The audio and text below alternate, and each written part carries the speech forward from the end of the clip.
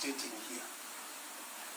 What article of the Constitution was the National Assembly stating had been violated by the first petitioner criticizing the NIS director? My Lord, you will see from Article 239, and in fact the NIS Act, that the NIS, under the Constitution, 239, sub-article 5, is supposed to be under civilian oversight authority. And the Act itself clearly recognizes that, which is why you will find in the NIS Act, it is 206 of the laws of Kenya. You will find in Part 3, Civilian Authorities, the heading, Effective Civilian Authority. They then say that the Cabinet Secretary will be the civilian authority oversight. The Cabinet Secretary is part of the executive. That is not civilian oversight.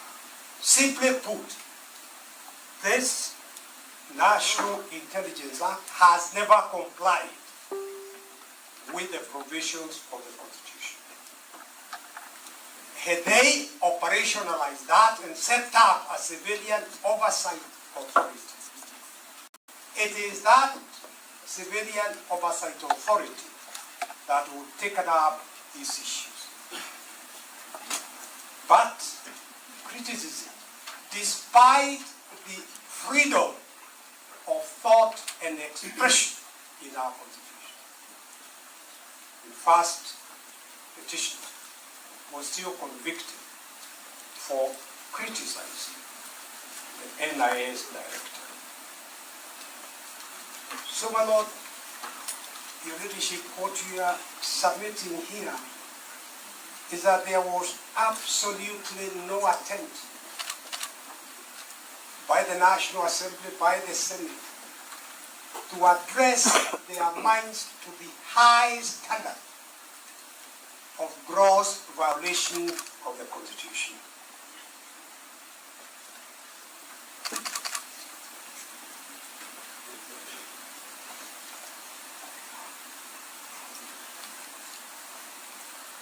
My Lord, Ground 5 accused the Deputy President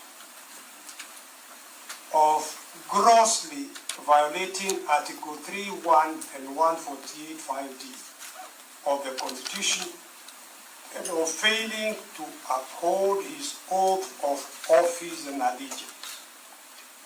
There were no details provided. Instead, Ground 5 simply referenced Ground 1, 2, 3, and 4. This unfair and confusing charge was such that even though the Senate cleared the Deputy President of Ground 2 and 3, it still voted to impeach him based on Ground 5. There was no attempt to explain, even vaguely, how the Deputy President had violated his oath of office.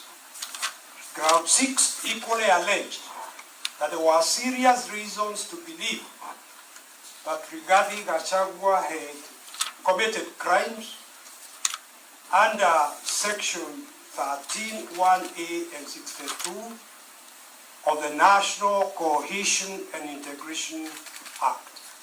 As I mentioned, my Lord, and I now put this on record, why wasn't he taken first to the National Cohesion for prosecution before invoking the last resort remedy of impeachment?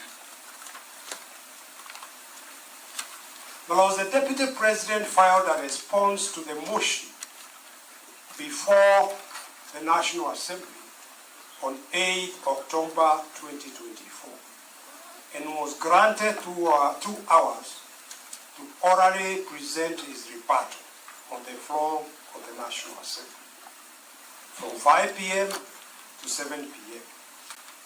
In the presentation, the petitioner made a cogent, irrefutable, factual, and legal response to each of the 11 grounds cited in the impeachment motion. Lord, you see that in Exhibit RG2, Volume 2, pages 211 to 240. For instance, concerning the claim in... Does this conflict structurally change inflation? The energy crisis might persist for a lot longer. You know, everything that we million Kenya shillings from proceeds of corruption and money laundering. The Deputy President explained that no valuation had been done, so where the National Assembly, Honorable Mwengi Mutusi, got 5.2 billion is anybody's guess. If you want to charge somebody, you present evidence that this is the value of this property. Further, from his brother's will, the bulk of those properties to which the sum of 5.2 billion was erroneously and maliciously attached belonged to his late brother, the late Honorable James Dirito Gachagua. May his soul rest in eternal peace. Some, like the Olive Garden Hotel, Vipingo Beach Resort, Queen's Gate Serviced Apartment, he did not even own. And yet, this was what he was impeached on. But we are falsely attributed to him. He produced ownership document showing otherwise, and you will find that, my lord, in RG2, Volume 2, pages 211 to 214.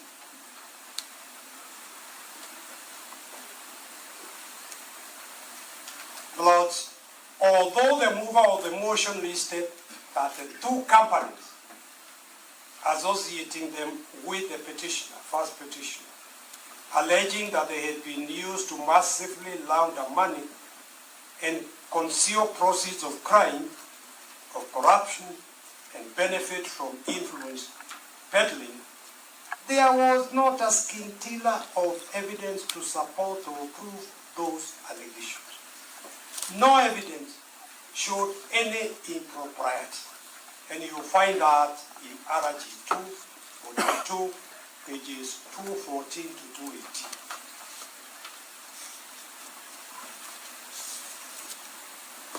The Speaker of the National Assembly, again, a good professional colleague who I respect, did not direct the members to the threshold test,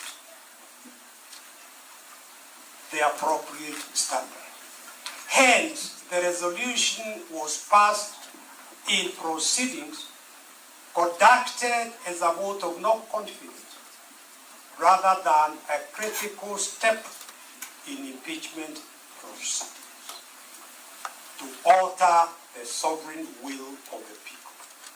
And you will find that as message of the Senate, number 025 of 2024, approval of special motion, RG3, Volume 6, 745 to 745. Equally, the National Assembly's decision of 8 October 2024 was invalid on the grounds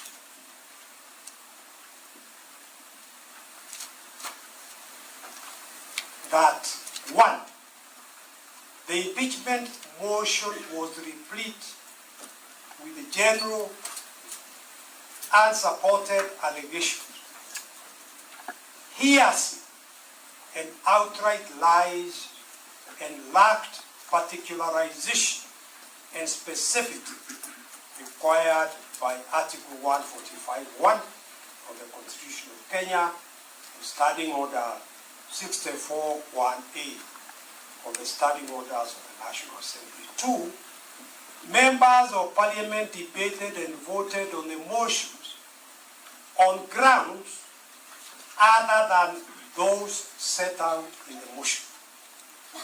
The impeachment was converted into a vicarious assault on family rather than investigation of constitutional violations by a public servant. Members of Parliament, let me skip that and go through the next one.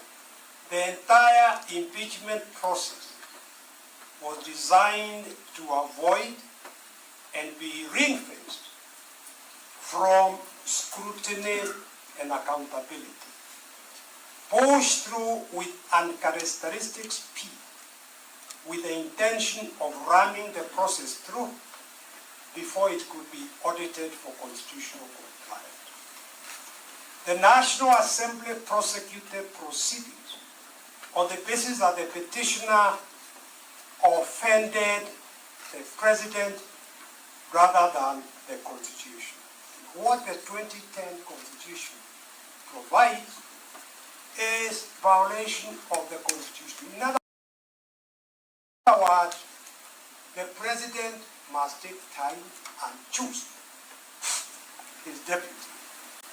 My Lord, I don't need to take time to go through what the country was put through between His Excellency Daniel Toroitich Arap Moi and his Vice President George Saitoti dangling the Vice Presidency, requiring the President to choose his or her deputy before the election so that the people could themselves vote is a very important aspect of our Constitution.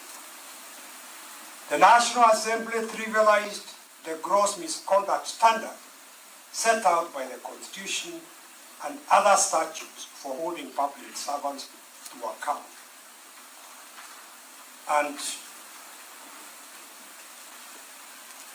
my Lord, I will not repeat the Wambora case, but I would state the impeachment motion was replete with generalized statements, unsupported allegations, hearsay, outright lies, lack of particularization and specificity as required by Article 145(1). My Lord, the exposition on all that is set out in paragraph 36 of our written submissions, and I will not take the time of this court going through them.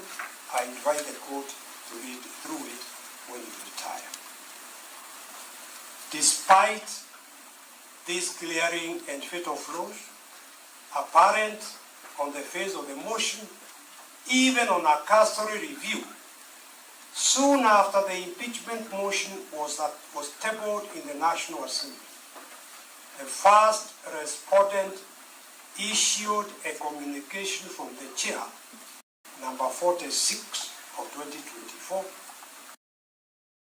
in which at paragraph 16, 18, and 20, he stated that he was satisfied that all the grounds in the impeachment motion met the requirements of the threshold under the Wambora case. The first respondent legally incorrect decision to allow the motion to proceed for debate, despite its clear failure to meet the specific and accuracy requirements of the standing orders, seems to have been motivated by Parliament's bias and reckless haste to pass the motion as quickly as possible in order to shield the process and its obvious serious flaws from judicial review. It is our submission that that was the real reason for the rush. My Lords, Article 50 Article 2B of the Constitution states that every accused person has the right to a fair trial, which includes the right to be informed of the charge with sufficient detail to answer, to be informed in advance of the evidence the prosecution intends to rely on, and to have reasonable access to that evidence. The motion thus violated Article 50, Sub-Article 2B and Article 50, Sub-Article 2J of the Constitution by setting out vague allegations, criminal conduct, including the Deputy President had violated and repealed sections of the penal code, the leadership and integrity without ever charging him.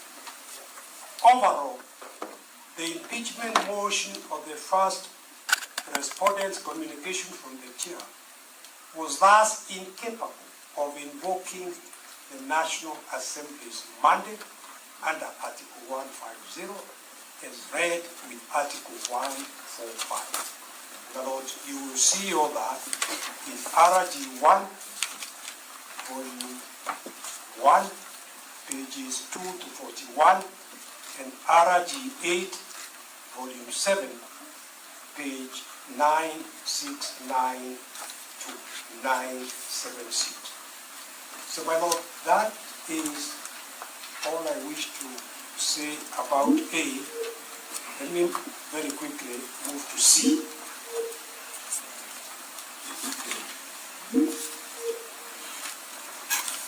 My Lord, issue C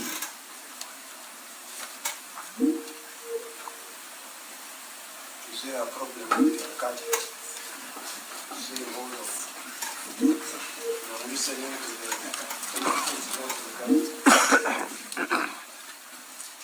My Lord, issue C is whether the Senate. I need to remind you about time. Only another 10-15 minutes. You have barely 5 minutes. Yes. Moving as quickly as I can.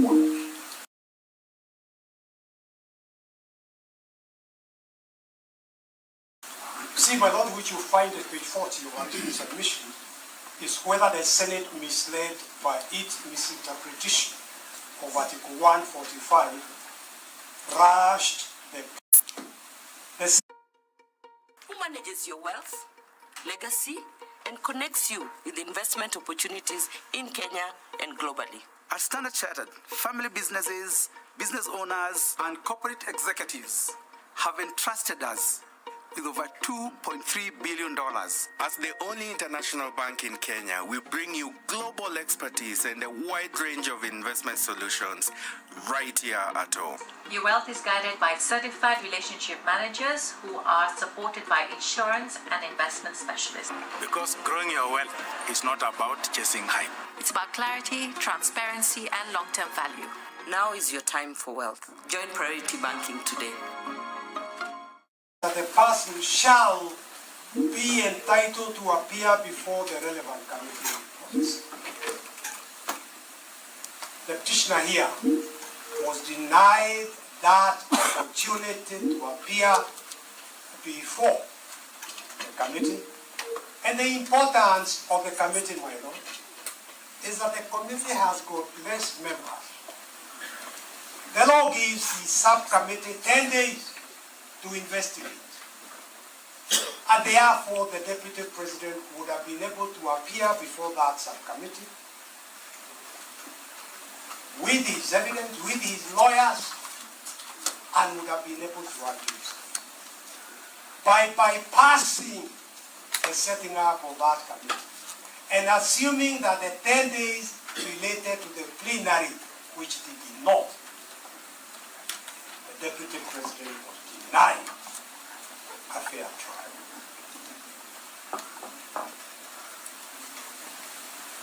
Lord, when the Deputy President had all along appeared in person and signaled his willingness to take the stand, he became mute. And none of us, all of us are human beings.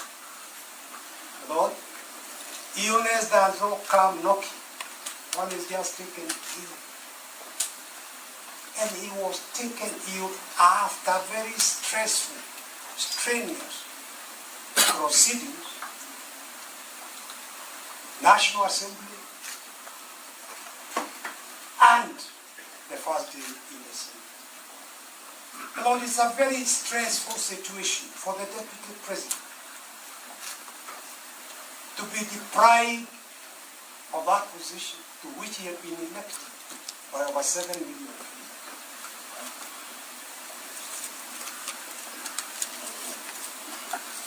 Lord, when counsel for the Deputy President stated that he had been taken ill, the Speaker ruled of the Senate, I said we were going to execute with military precision owing to the fact that we need to conclude business today.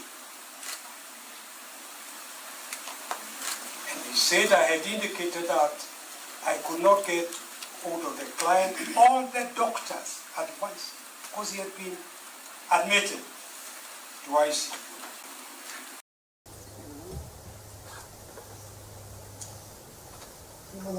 First, the 10 days did not apply to the Senate. That was a misreading of the Constitution in the law. But secondly, there was time we were requesting adjournment up to Tuesday to see about the Deputy President improvement. But the Speaker said they could only adjourn up to Saturday. His proposal for adjournment to Saturday was shut down by the senators voting and saying they would not allow adjournment even to the following. And no reasons were given for rejection of an adjournment to the following day, Saturday.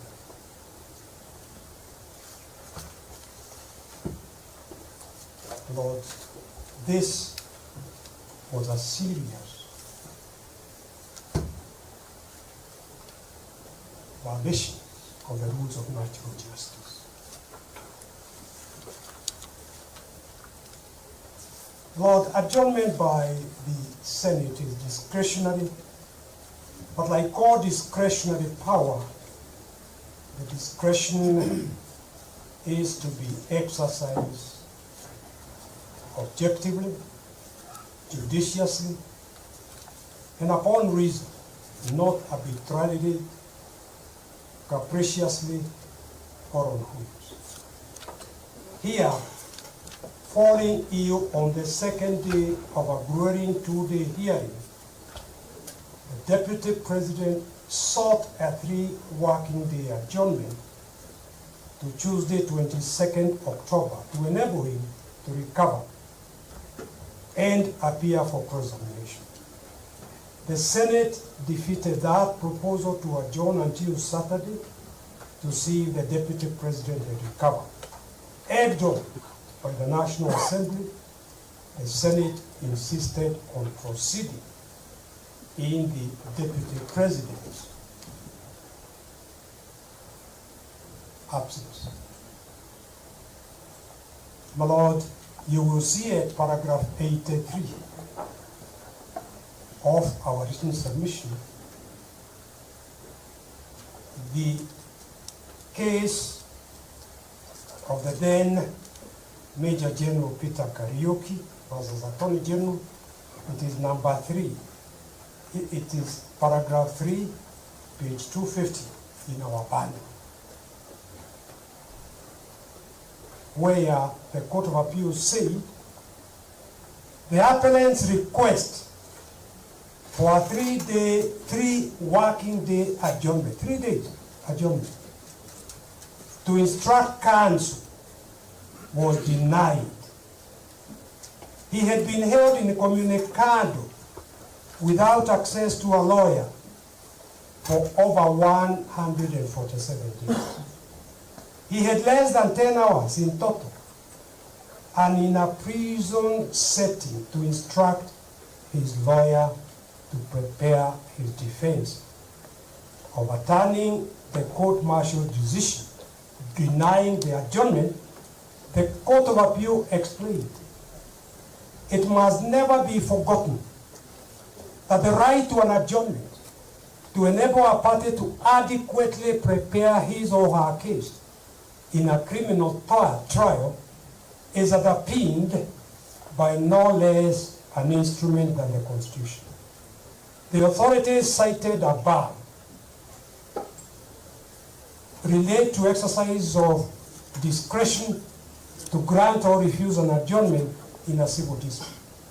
We are of the opinion that although the same principles are relevant in respect of application for adjournment of criminal trials, nevertheless, because of the constitutional basis of that right, the potential impact on a citizen's liberty, the court is obliged to be more circumspect in rejecting an application for the adjournment and to specifically consider whether denial of such a right guaranteed by the Constitution would result in miscarriage of justice. And there are very many cases cited, even in the common law. My Lord, again,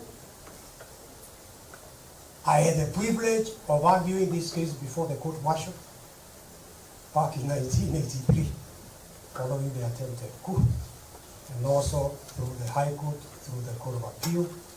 The conviction by the court-martial was quashed on the basis that Major General Kariuki, the commander of the Air Force, had been denied a fair trial.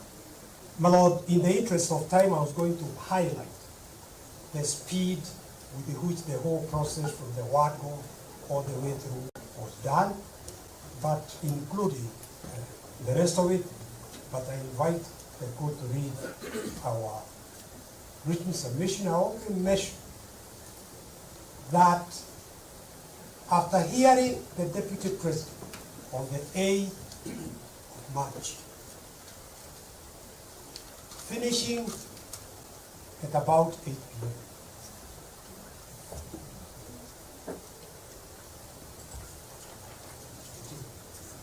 Anyway, on the date that the National Assembly considered this motion, they voted to impeach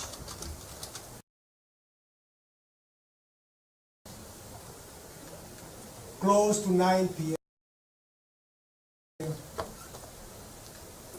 The normal working hours are daylight hours.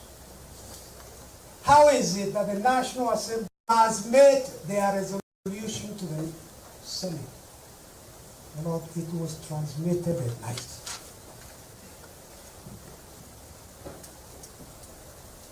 And the following day, the Senate set the date to commence the procedures. Equally, when the Senate, after depriving the Deputy President a fair opportunity to defend himself, impeached on 5 out of 11 grounds. Equally, they had to transmit the impeachment resolution back to the Senate close to midnight on the same night. My Lord, I'm inviting this court to see this breakneck speed. Somehow, the Speaker of the National Assembly had in advance issued a notice convening a sitting of the National Assembly.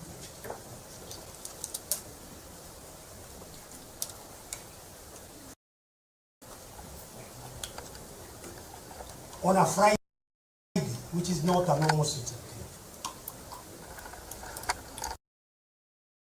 Any thinking person will wonder how the charcoal has two of nature's powerful whitening ingredients. With the power of activated charcoal and lemon essence, it removes stains and whitens teeth naturally. Convinced? Well, I am. Just look at your beautiful Pepsodent smiles. Pepsodent charcoal.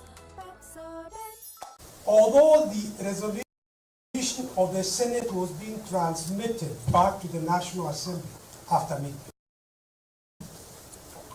between midnight and the following day,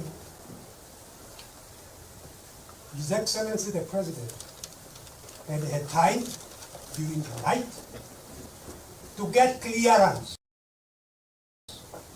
for the person he wanted as his Deputy President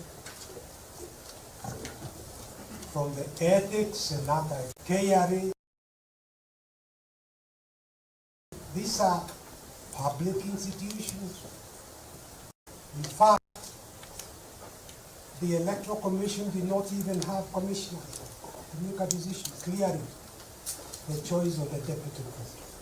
But I mention these to demonstrate the unholy rush. I invite this court to see through the smoke screen, cotton thrown about by the National Assembly and the Senate to confuse issues. They were mere. There was no attempt to address serious violation of the Constitution. Lord, I hand over to Ranking.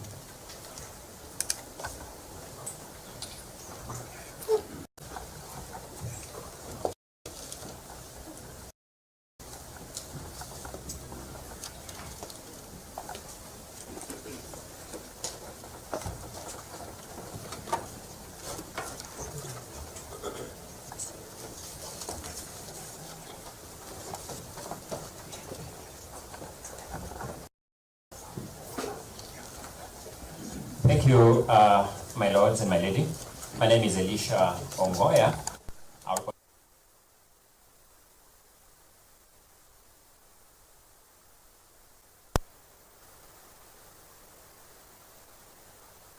Number one, I have reflected on a number of unjust trials in human history.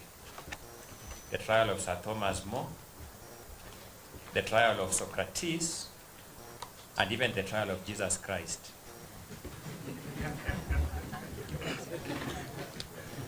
One element characterizes these trials. When you read history, they are trials that are carried out with predetermined outcomes. Those who are taken through the trials are taken through the motions for the sake of it. My learned friend, Mr. Wachira Maina, whom I've had the chance to work with, reminds me all the time that behind every constitution lies a moral idea and a moral expectation that there will be good faith compliance with the commands of that constitution. In fact, Mr. Wachira Maina informs me, and I believe him, that in management theory, there is a concept described as malicious compliance.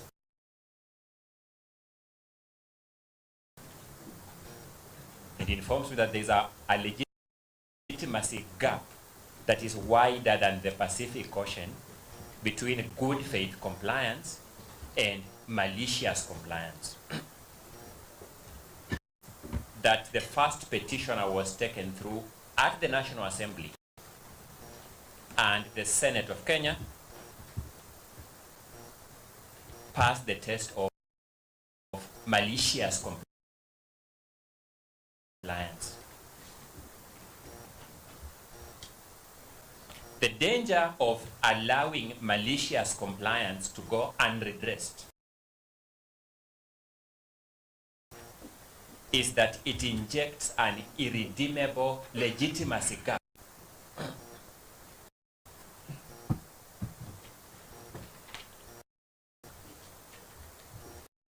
The second inspiration that I wish my lords to bear in mind as you determine this matter was set out by the Court of Appeal of Wambora and 3 others versus the Speaker of the Senate and 6 others. This matter traversed our entire Superior Court system. I'll therefore be very emphatic of which particular court I'm referring to when I refer to the Wambora case. So I'm looking at the Court of Appeal 2014. In that matter, the Court of Appeal began by setting out what would inspire it. And paragraph 3, case at the Court of Appeal, the Court of Appeal observes that, I quote, no parliament, no official, and no institution is immune from judicial scrutiny. I say this because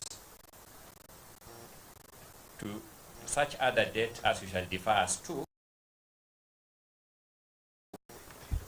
some people will take this stand and tell you that there are political issues here that are immune from your scrutiny. The second inspiration that the Court of Appeal set out in the Wambora case, not parliament, not the executive, not the judiciary, which is supreme. It is the Constitution.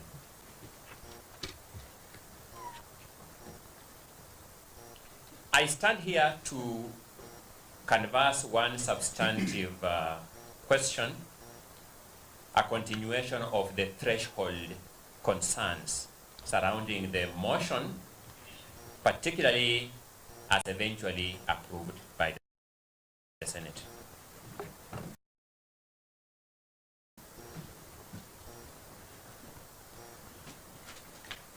Your brother, Mr. Justice Bahati Mwamuye, has observed in the now famous Kawira Mwangaza case, law or allowing it to become a facade that masks hidden political interests runs the risk of Kenyans losing confidence in the process.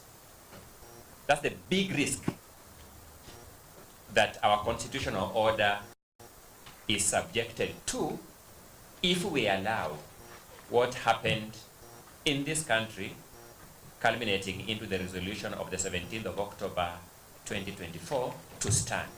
It's a threat to confidence in our constitutional democracy itself.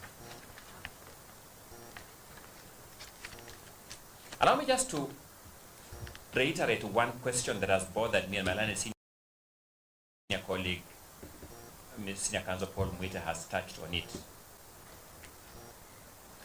On 17th of October 2024, when you go through the Hansards of the Senate that I will draw your attention to in a short while,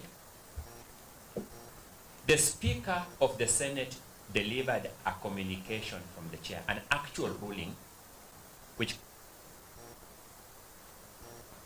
informed the members that the first petitioner was in fact indisposed and not available to be heard as guaranteed by law.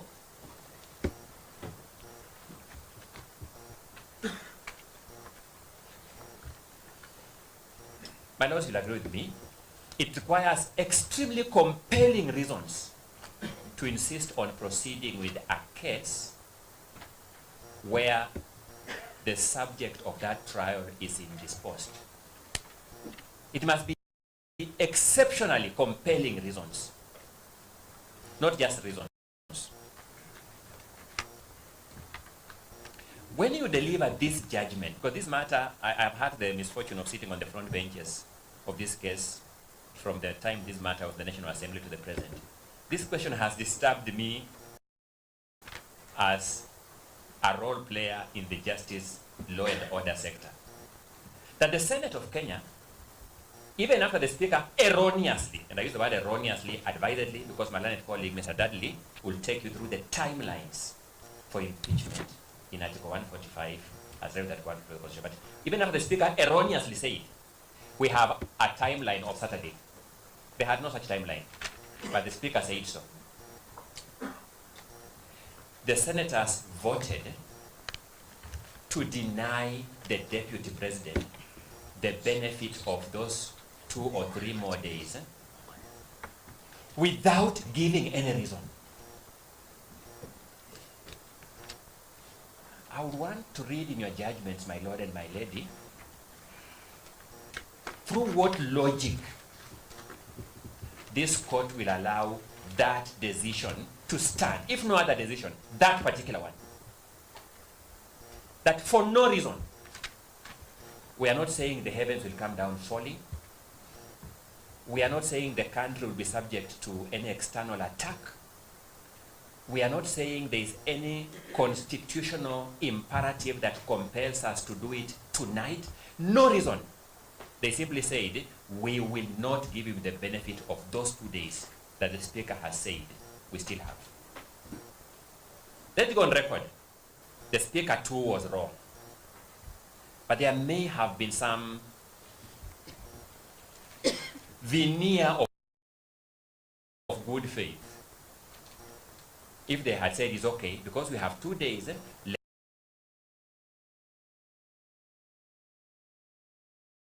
give him the 2 days for whatever it is worth.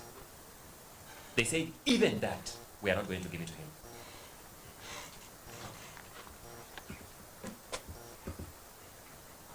Tasked to bring to your lordship's, ladyship's attention are the following. Number 1, Article 150 Clause 1 of the Constitution sets out the constitutional textual threshold. Wako ni comfort ama survival, upgrade life na lovers furniture, sofa soft, ka life ya liye na mbabas, bed strong, kuliko relationships za Kanairo. Hakuna kushake ama kubreak ka promises za ex wako, kaka boss, siko nangoja mati jae, WhatsApp sahi, delivery leo. Secondly, it says is on the ground of serious reasons to believe that the Deputy President has committed a crime under national or international law. Serious reasons.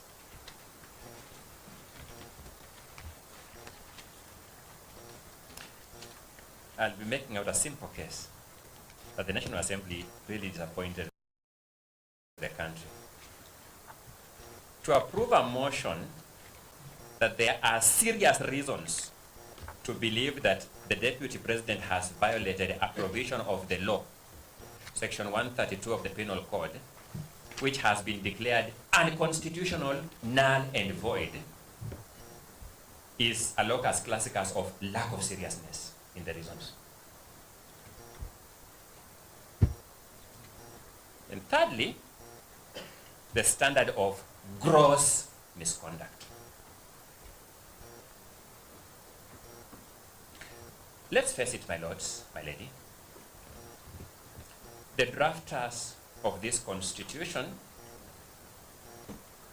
could as well characterize these wrongs as violation of the constitution, because that's also a wrong, or reason to believe that the DP has committed a crime, or misconduct. Those are wrongs. But they were particular to add these descriptive words, gross, to the violation, gross to the misconduct, and serious to the reasons. The conclusion I draw from this is that they set a very high threshold for removal of a Deputy President from office.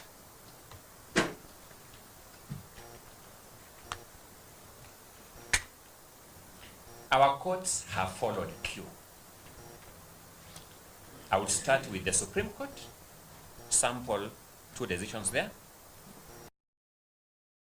Go to the Court of Appeal, sample 1 decision there. Then go to the High Court and sample 1 decision there.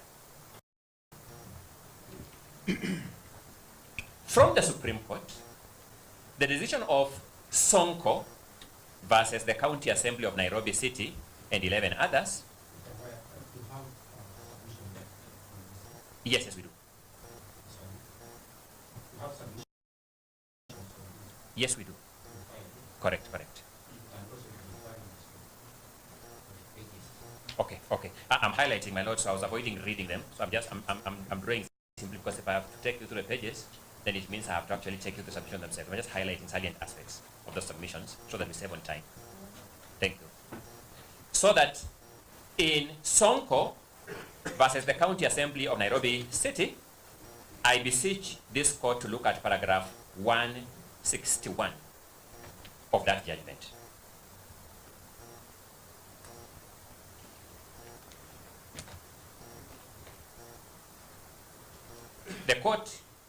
The Supreme Court observed that the grounds for impeachment and removal from the office must be substantiated. The grounds for impeachment and removal from office must be substantiated.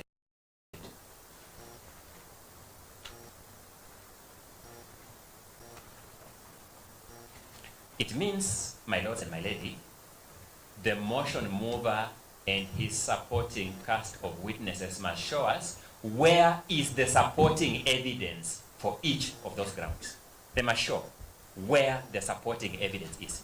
Because substantiation simply means adduction of adequate evidence to lend credence to the ground.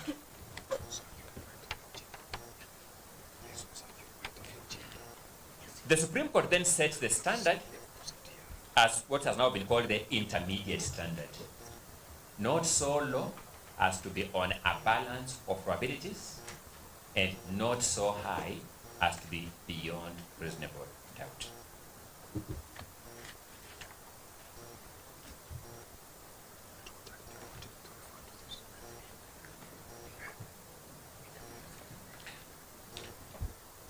You will find these descriptive words of grounds for removal from office in removal of other office bearers from office under our constitution, like judges of superior courts. They'll be removed on similar grounds.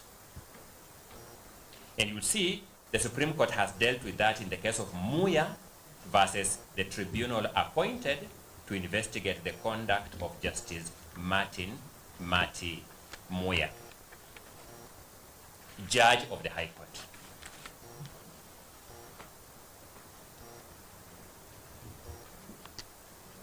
In that matter, the Supreme Court now attempts to give us the meaning of the word gross. And we'll find that at paragraph 181 of that judgment of the Supreme Court. And it says, and I quote, clearly, all the words used to describe gross express some extreme negative conduct. Not just negative conduct. It says extreme negative conduct. Then it proceeds to say a degree of misconduct of such a serious, outrageous, and flagrant nature that would warrant removal of a judge from office. That is how serious it ought to be. Those are the words of the Supreme Court.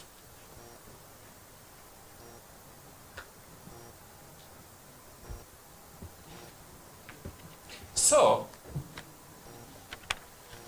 the Court of Appeal, I have already observed, sets that standard in the Martin Nyaga Wambora and 3 others. I'll just refer you to paragraphs 42 through 45 of that judgment. But there is something else that I want us to draw from the Martin Nyaga Wambora case. How to frame charges for an impeachment motion. Because the Court of Appeal also dealt with that question. And when you look at paragraph 44 of the Martin Nyaga Wambora decision, the 2014 Court of Appeal decision, that's the one I have in mind. If you look at paragraph 44, you will see that the Court of Appeal draws similarities in drawing charges for an impeachment motion to drawing criminal trial charges for court.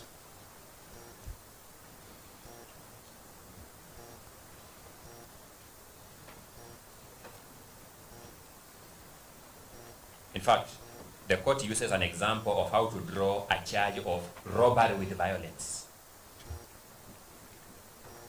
in trying to explain how specific a charge for impeachment should be.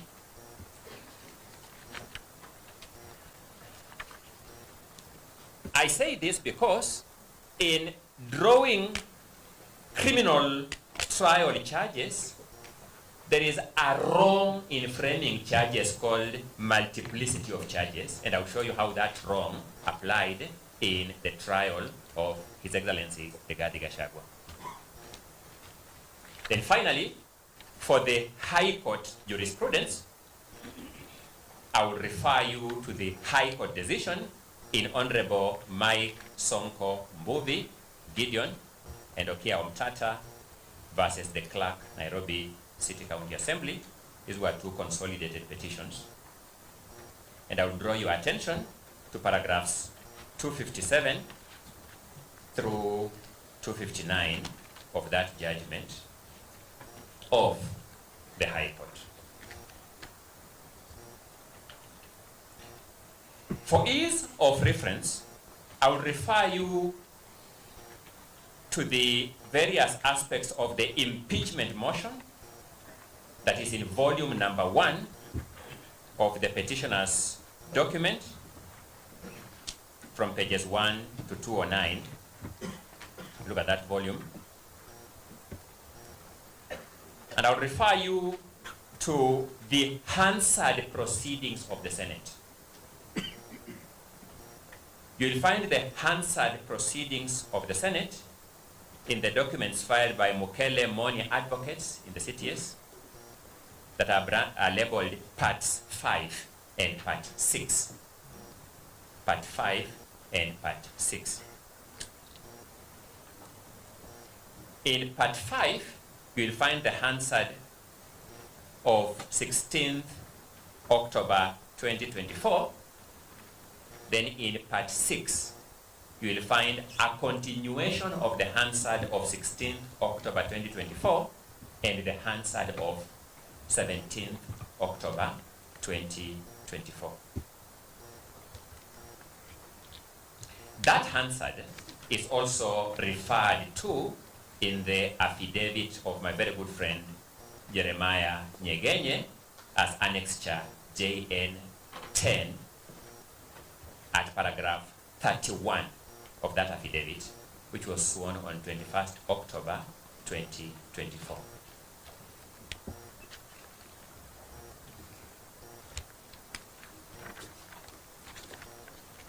So, returning to the question under scrutiny from my end, I would invite you to look at page 59 of the Hansard of 16th October 2024. This is now the page of the Hansard itself, not the page of the bundle, because my learned colleague, Mr. Mukele, did not paginate the full bundle. So you look at the page of the Hansard itself. Something very interesting happened. I want to paint the picture so that I abridge on time. Before the trial of His Excellency Rigathi Gachagua at the Senate issued a trial schedule, a schedule of the proceedings. My work is easy because I use ClickUp. Here's how I keep track of all my tasks. I start by brain dumping everything I need to get done in a list view. Next, I set a priority and a due date to keep things on track. I create custom statuses to organize my progress exactly how I want it. I like to add the action items field so AI can show me the next steps. I add my teammates as watchers so they're in the loop. ClickUp makes work easy, from personal projects to running a multi-billion-dollar company. Click the link below to create your workspace for free. Gave the TP's team 2 hours to cross-examine the 5 witnesses of the National Assembly and 3 hours to lead the evidence-in-chief of the Deputy President. The Deputy President's team took the view that it did not need 3 hours to take their witness in exam in chief. This is their own case. they suggested to the Speaker that we need these 3 hours for our exam in chief, and perhaps the 3 hours for our cross-examination of the National Assembly witnesses, and perhaps the 2 hours for our exam in chief. So we are not taking any more time of the Senate. We are just reordering our own time, the one you have given us. At page 59 of the Hansard of 16th October 2024, the Speaker dismissed that literally by wave of the hand. I mentioned three significant trials that have shown me that when these kind of things happen, it means there is malicious compliance. We are simply going through the motions. No one is asking for the Senate any more time. We're just saying of the time you have allocated us, we have a lot more duty in cross-examination. Give us more time towards that. We have lesser duty in exam in chief. From our own time, give us less time on that. It is judicially noticeable that the Speaker of the Senate is a lawyer of many years standing. It cannot be that he didn't understand the injustice inherent in the disproportionality in that time allocation. It cannot be he didn't understand. He understood it by virtue of the trust bestowed upon him as a trained lawyer. He breached that trust.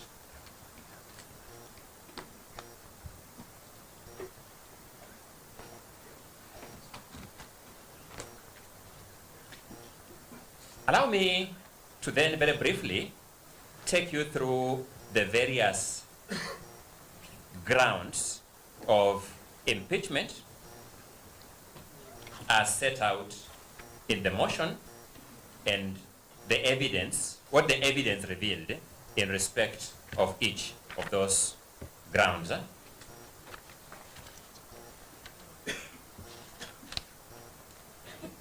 I will start with the ground number 4 of the impeachment motion.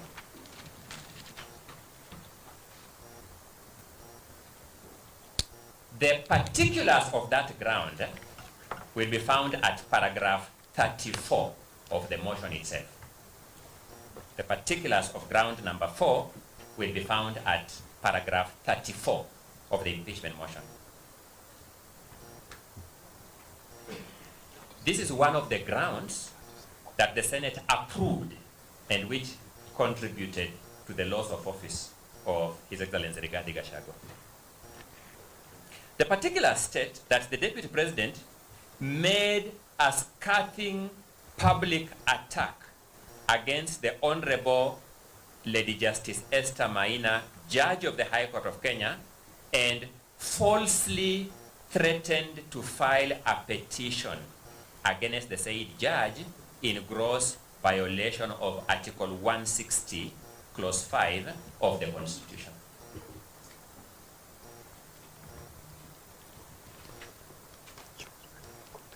It is a requirement in impeachment proceedings that the impeaching house cannot introduce any new grounds at the Senate stage. They are held to account on the grounds as approved by the National Assembly.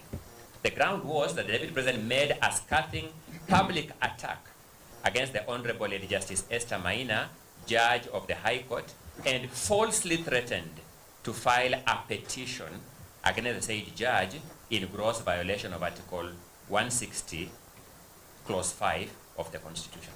So a number of things are important, my lords, my lady. One, what does Article 160, Clause 5 of the Constitution provide? It provides that a member of the judiciary is not liable in an action or suit in respect of anything done or omitted to be done in good faith in the lawful performance of a judicial function. It's not liable in suit. You can't take them to court. If you look at ground number 4 and particulars of paragraph 34, it is alleging that the threat to take a judge to the Judicial Service Commission is a violation of Article 160, Clause 5.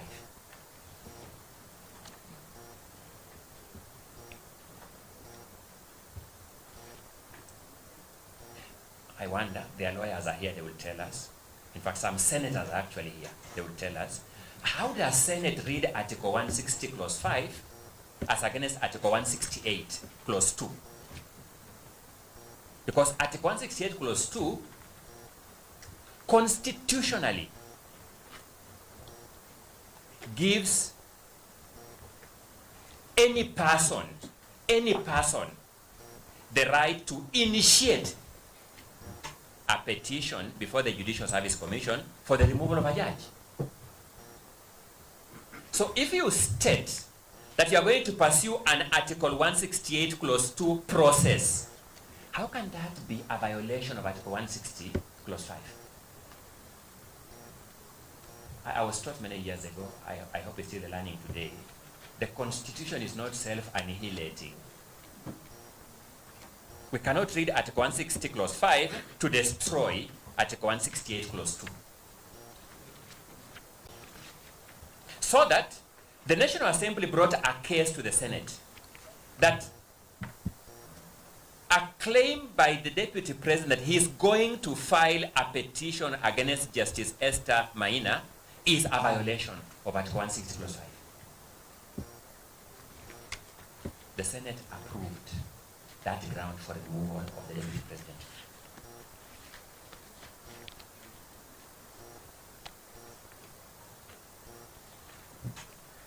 Now, let's not lose focus of this, my lords. The express text of the ground and the particulars at paragraph 34 of the motion is that the Deputy President had falsely threatened to file a petition against Justice Maina. Now, the Supreme Court has told us the ground must be substantiated. So I will now take you how the motion mover substantiated the ground. If you look at page 60 of the Hansard of 16th October 2024, it's on the attached the affidavit of Jeremiah Nyegenye as Annex JN10. The following conversation takes place. The motion mover is being cross-examined by yours truly.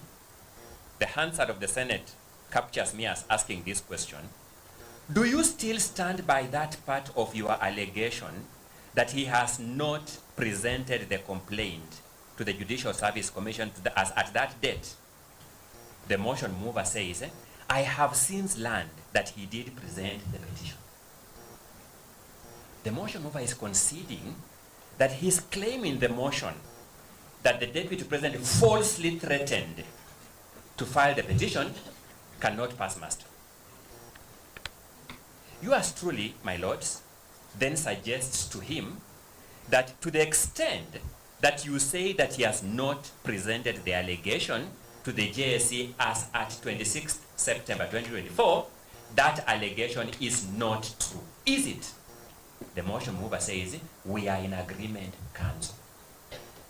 The motion mover concedes that the ground on which his motion is founded, ground 4, cannot be substantiated. With this Hansard before them, members of the Senate voted to approve this ground. Can it be said that in view of this concession by the motion mover, that ground had been substantiated, that it passed the threshold? The third aspect I want my lords to reflect on when you retire, you can answer this question either way. Some of us enjoy reading these judgments either way. But I want direct answers to these questions. A judge has had a case and delivered a judgment and become functus officio. Can a verbal criticism of the manner in which that judge conducted herself in that case constitute a violation of the decisional independence of the judge? That's what the ground said. It said gross violation of Article 161 of the Constitution on the institutional and decisional independence of judges. Can a verbal criticism of a judge, because of a decision she has already rendered and become functional official, amount to a threat to the decisional independence of that judge. Which decision? She has already rendered the decision.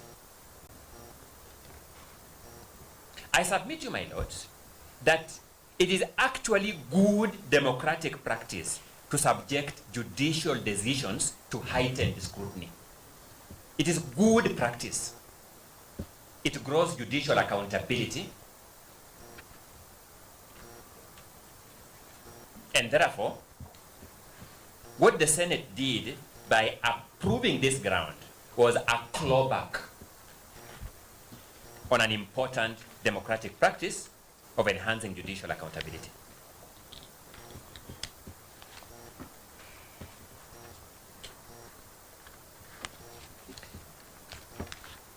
The two grounds that I want to deal simultaneously are grounds 5 and 6, because they suffer the same fate of inadequacy. Grounds 5 and 6. Ground 5, and both of them were approved. So I've already dealt with one that was approved. I'm dealing with two others. Then I'll deal with two others to finish the 5 that were approved.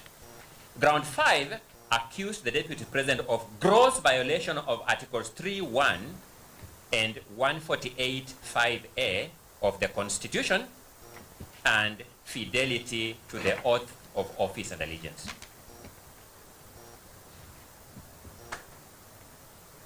Then ground 6 provided that the Deputy President, that there were serious reasons to believe that the Deputy President had committed a crime under sections 13(1)(a) and 62 of the National Cohesion and Integration Act. Those were the two grounds. So, a ground must be supported by particulars. That's what the Supreme Court has said. Then the particulars must be substantiated. Now, when you look at the motion, ground 5 had no particulars of its own. Ground 6 had no particulars of its own. Instead, what the drafter of this motion, in his drafting wisdom, did was to say the grounds in support of ground 5, the particulars in support of ground 5 are the particulars in grounds 1, 2, 3, and 4. That's what he said. Similarly, in respect of ground 6, the drafter didn't supply particulars. Instead, he said the particulars in support of ground 6 are the grounds set out in the particulars set out in grounds 1, 2, 3, and 4. My lords, as experienced jurists, you know better than I do that particulars are the specific acts or omissions constituting the wrongdoing. The specific acts or omissions constituting the wrongdoing.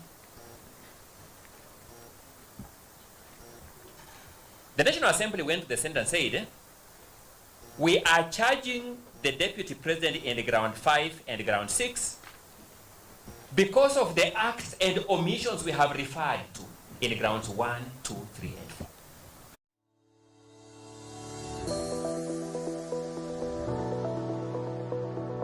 My name is David Kimani. I'm the CEO and founder of Apollo Children's Science Park. We are an integrated science park, the first science park in the country, the first science park in the East African region. We have built this space on 5 acres. Initially, we had bought 4 acres of land, but because of the size and the scale of the project we're working on, we needed to expand our space. And it is to my credit that we went to, and they supported our expansion program. Many other people could not see the idea that we are working on, but my credit listened to us. The CEO visited this space because he wanted to confirm that the idea that we are working on was legit, and he approved our credit facility here on site. Tiang versus Republic, 2022, EKLR.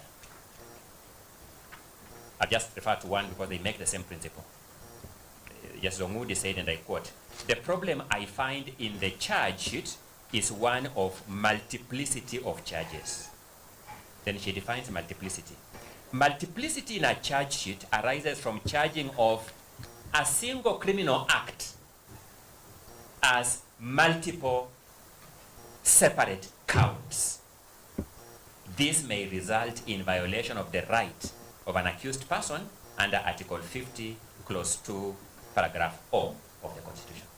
That multiplicity of charges is a violation or a threat to Article 50, Clause 2, Paragraph O.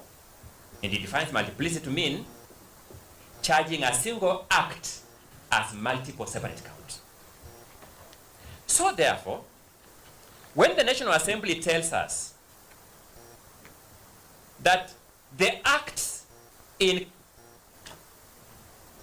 ground 1, 2, 3, 4 are the same acts that constitute the ground 5 and ground 6, these two grounds were bad for multiplicity. They were a violation of Article 50 of the Constitution. They cannot found a threshold for impeachment. Both of the two grounds were approved by the Senate as constituting the basis for removal of the Deputy President from office. But there's something very bad about it. The Senate voted to approve grounds 5 and 6 on the particulars set out in 1, 2, 3, and 4, and ground 5 on the particulars set out in grounds 1, 2, 3, and 4, but acquitted the Deputy President of grounds 2 and 3. And remember, they gave no reasons for convicting. And that's how obscene this trial in plenary is, as my learned colleague, Mr. Chell Dudley, will take you through in a short while. Then finally, ground 1.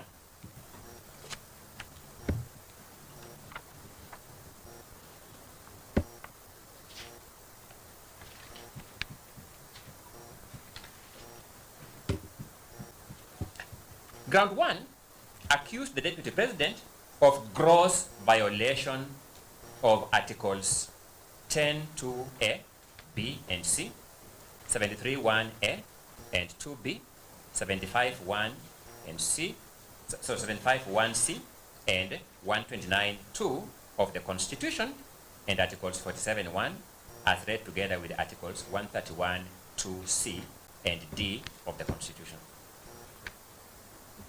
In summary, my lords, these were the grounds that accused the Deputy President of talking about shares in government and shareholding in government. Let me just paraphrase it like that. That's in summary what this is about.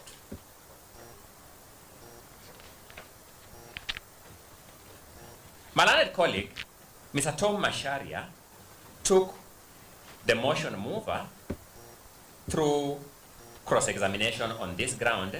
You will find that at pages 88 to 94 of the Hansard of 16th October 2024.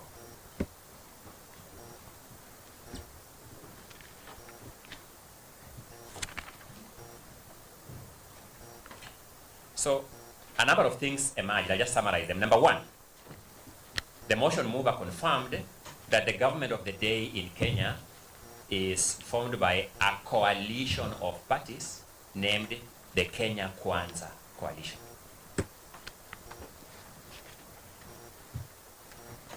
Motion mover confirmed that as a fact. Number two, he confirmed that the Kenya Kwanza Coalition was formed of pre-election coalition agreements involving various parties.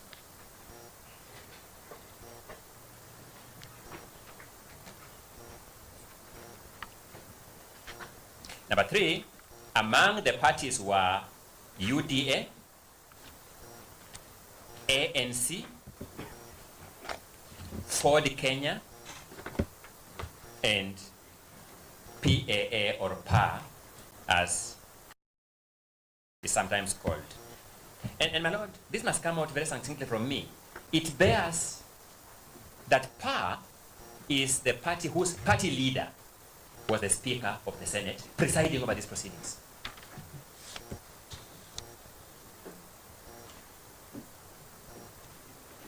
When you finally take time to read pages 88 to 94, the motion mover confirmed that each of these coalition agreements made references to sharing of government. And they expressly spoke about sharing government positions and sharing resources. You'll see the coalition agreement between Ford Kenya and ANC talking about certain roads in Western Kenya, nowhere else. You will see the coalition agreement with the PA talking about development of marine resources in coastal Kenya.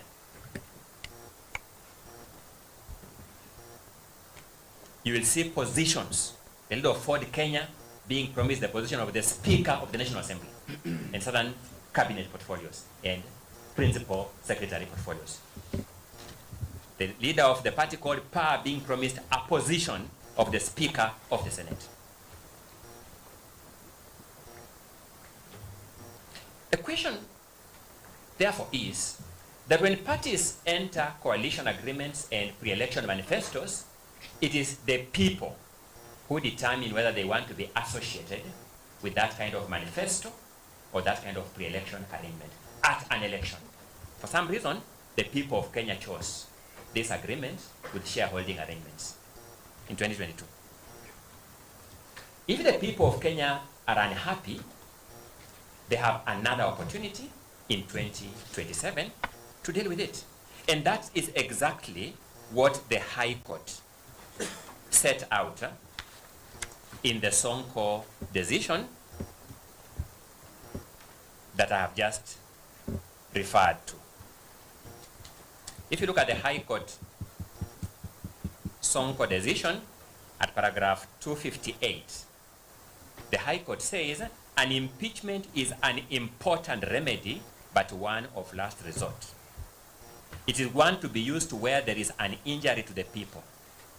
The remedy should be limited to only the gravest political wrongs.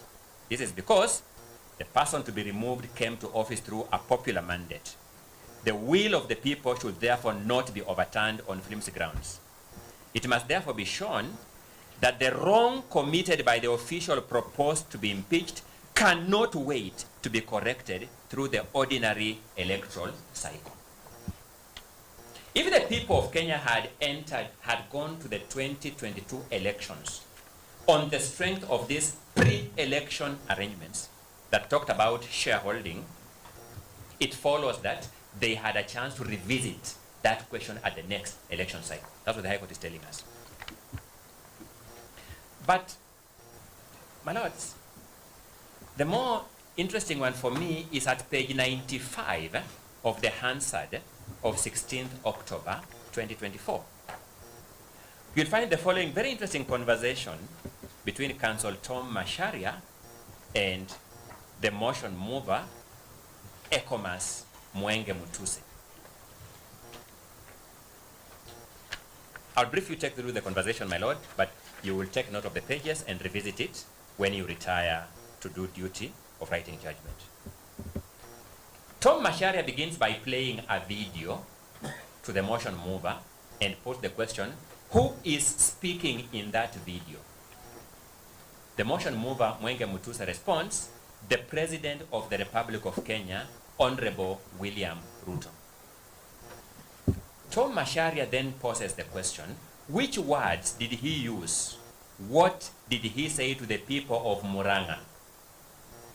Mwenge Mutuse says he has appointed many of the locals into his government. Tom Macharia prods further, did he say, nyinyi watu wa Murang'a ni shareholders wakubwa wa hii serikali? Mwenge Mutuse says, yes, he did.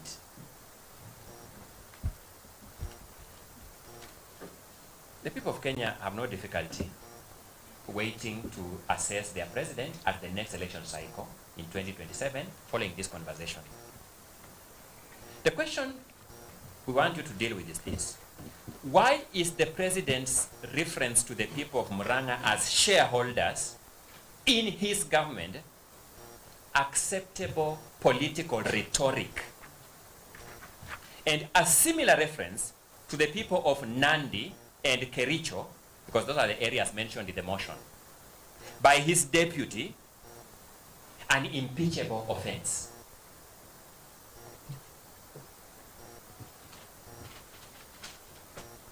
It's worth noting that when you read the conversations I've told you at pages 88 to 94, you'll find that the person who witnessed the pre-election pact in Kenya Kwanza was Professor Kithure Kindiki, and despite witnessing agreements with the shareholding model in it, the National Assembly had no difficulty approving it now to become the deputy president.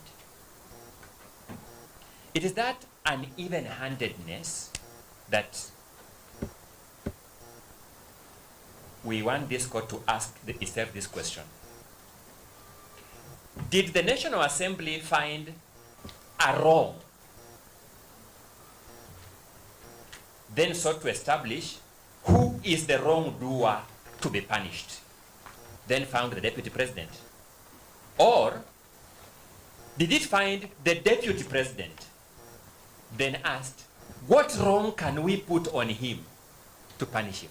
Which is what appears to me to have transpired in this set of circumstances. I have taken you through the 5 grounds that were approved by the Senate to demonstrate to you that they were bad for multiplicity. That's grounds 5 and 6. They fell short of the threshold as set out in Article 150 of the Constitution, as expanded upon through judicial interpretation. And therefore, generally, they could not found a motion for removal of the deputy president from office. While principally, therefore, beseeching this court to allow this petition, allow me now to invite my learned colleague, Mr. Chell Dudley, to take you through the reading of the constitutional prescription on the impeachment procedure and how the interpretation of those provisions by the Speaker of the Senate fell way off the mark. Mr. Dudley, you're welcome. Thank you, my lord. Thank you.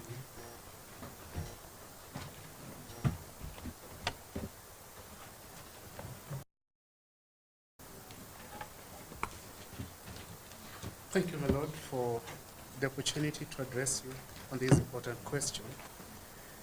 When we last left the court, I had thought that we were done with jurisdiction, but the National Assembly spends the first 32 pages of their submissions saying that you either lack jurisdiction, or if you have it, then you're limited to looking at the process.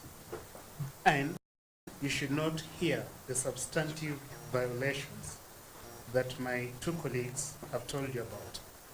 They cite, quite helpfully to us, a Filipino case, Francisco versus House of Representatives, where the Filipino Parliament had similarly argued that the Filipino judiciary had no jurisdiction to review impeachment proceedings.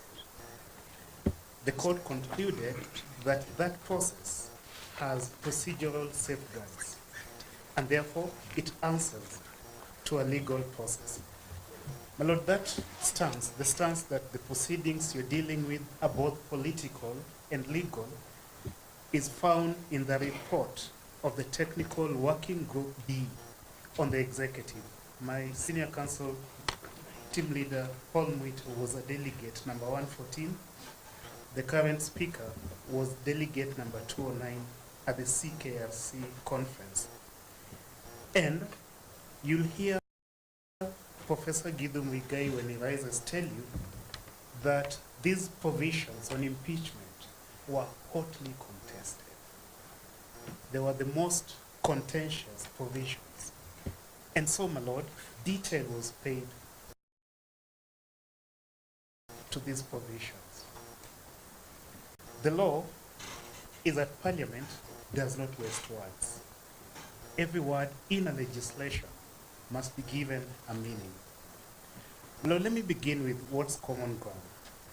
On 9th October 2024, JN4, the affidavit of Jeremiah Nyegenye at paragraph 22, the morning sitting, in the Hansard, the Speaker of the Senate misleads the Senate, saying that we have two options to deal with this motion, alike the procedure for governors and deputy governors. He says we have a motion, is the first, for impeachment of deputy president, but we have two options that we have when it comes to the impeachment of deputy governors and governors. My lord, that is a heresy. And because of that, just common ground again, the Senate does not form the committee. The special committee under Article 145(3) is not formed. Why? The Speaker misleads the House that they have two options. They can either investigate the charges by committee, Article 145(3)(a), or they can investigate by plenary, like they do for governors. My lord, I request that my lords be given our rejoinder submissions, table 1, because I intend to spend a moment or two there. My lord, the Senate picks the 10-day timeline applicable to the special committee. Remember, they've dropped the committee. They've said, no, we have two options. We are investigating it in plenary. But they retain the 10-day timeline applicable to that special committee. And so, when the deputy president falls ill, my colleagues have addressed this, the Speaker holds on to the 10-day deadline applicable to the special committee for a plenary hearing. And the members of the Senate vote to deny the deputy president even the benefit of that 10 days, the balance of it. They say we must conclude our business today. In doing that, the Senate grossly violated the Constitution. My lord, let me bring your attention to Table 1. In Table 1, we've tabulated the differences between Article 145(3), Senate Standing Order 78 and 80, and Rule 2, Rules of Procedure for removal of the Deputy President by impeachment and governors. My lord, Article 145(3) does not give two options. It gives one option, and it says that within 7 days after receiving notice of the National Assembly resolution, the Senate Speaker shall convene a meeting of the Senate to hear charges against the President. And the Senate, by resolution, may appoint a special committee comprising 11 of its members to investigate the matter. The special committee has a constitutional function. It investigates the charges for seriousness. Then it reports to the Senate. My lord, there's a may which seems problematic here, but we'll tell you where that may originated. But as it is, it makes grammatical sense. The Senate must convene within 7 days, and if the Senate convenes in 7 days and the motion is approved, there's something worthy of investigation here, the Senate may appoint the committee. It must not appoint the committee always. Why? Because sometimes you'll find that it's flimsy. The charge is that the deputy president, the president, wore a yellow shirt. He should have worn green. or you wore a blue shirt when you should have worn a red one. Flimsy charges. My Lord, the test on threshold has already been laid to you. So literally, grammatically, Article 145.3a has an and. If you go to 143.5b and you begin with the Senate, by resolution, may appoint a special committee comprising 11 of its members to investigate the matter, and you leave the A, what have you done to the and? And is disjunctive. It means you must bring both elements of the law together. Parliament does not waste words. Every word used by Parliament in a law has meaning, and the court must give each word in the law meaning, especially if that law is a constitution. My Lord, staying with Table 1, Standing Order 78, which is a provision applicable to the President, reflects faithfully the wording in Article 145.3, word for word. Then, this is where the original sin happens. Standing Order 80, and that is on page 2 of our Table 1. I really hope that my Lords have it so that we take this argument, because it's a technical one and it's on the details. But when you come to Standing Order 80, which is, it allows the Senate to investigate in plenary. Standing Order 81 says, within 7 days after receiving the resolution, the Speaker of the Senate shall and the Senate may, 1, by resolution, appoint a special committee comprising 11 of its members to investigate the matter, or investigate the matter in plenary. The Speaker imports this or in Standing Order 80, brings it to Standing Order 78, replaces the and there. The Senate shall convene and may by resolution appoint a committee. He replaces that and, he deletes it. He uses or. So he tells the senators, you have two options. You can go investigate these by special committee, or you can investigate it by plenary, like we do for governors. My Lord, if you look at the constitutional article for impeachment of governors, you will not find the kind of detail that you have in Article 145. Why? My learned friend, my senior Professor Guido, will tell you that this article, 145, was intensely debated. It was one of the most contentious provisions in the history of the making of the Constitution. So it comes complete with detail. But the Speaker here replaces the word or in Standing Order 80 and takes it to Standing Order 78 to Article 145.3. He deletes and implants or. What misled the Speaker could be is Rule 2. My Lord, that's the last item, number 4, on page 2 of our Table 1. Rule 2, Rules of Procedure, also makes the same mistake. It replaces the legislative word and in Article 145 with the or, disjunctive. My Lord, Rule 2 says the Senate may in plenary investigate the matter and determine whether the particulars of the allegations against the President have been substantiated. It has now omitted. The special committee is gone.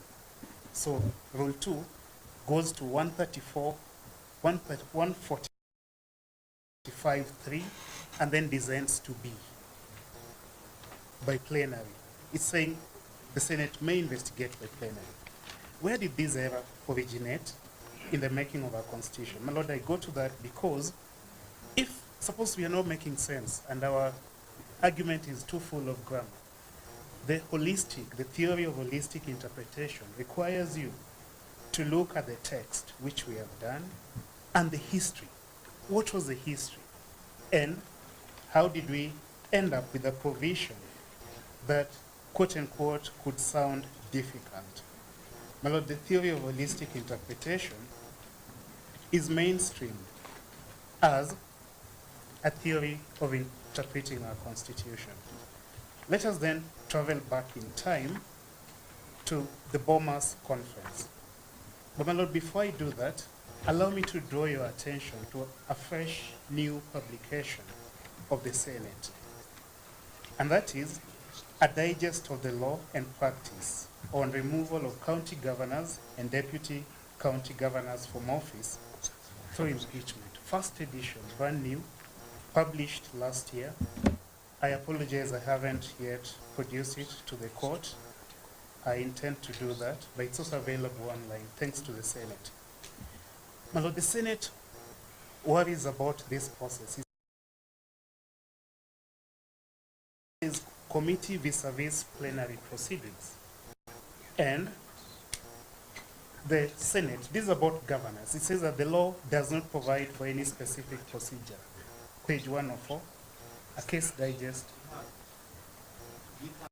yesterday because it's a new publication, but I will put it on record. When you turn to it and you look at page 104, you find that the Senate says that the law does not provide for any specific procedure. As a result, the county assemblies and the Senate are not bound to follow any route. That is what informs the rules of procedure, where the Senate may investigate. And that is also what informs Standing Order 80, where the Senate may use plenary to investigate. But, my lord, the Senate recognizes what this court has in Sonko High Court. This court said that we are of the considered view that impeachment of a governor is a serious undertaking. The impeachment of a deputy president, of a president, is a more serious undertaking. For this reason, we recommend that it will be desirable in future impeachments to proceed through the committee route as opposed to the plenary. This High Court has recognized the inherent risks in investigating through plenary. Why? We say so because when the special committee is appointed, the Article 145 3A committee, it has 10 days to deliberate on the matter, thus giving many opportunities to the parties to prepare their cases adequately. The committee gives the perception that each member is actually engaging in the process as opposed to the plenary, which can be perceived to be a mob lynching process. That's exactly what happened here.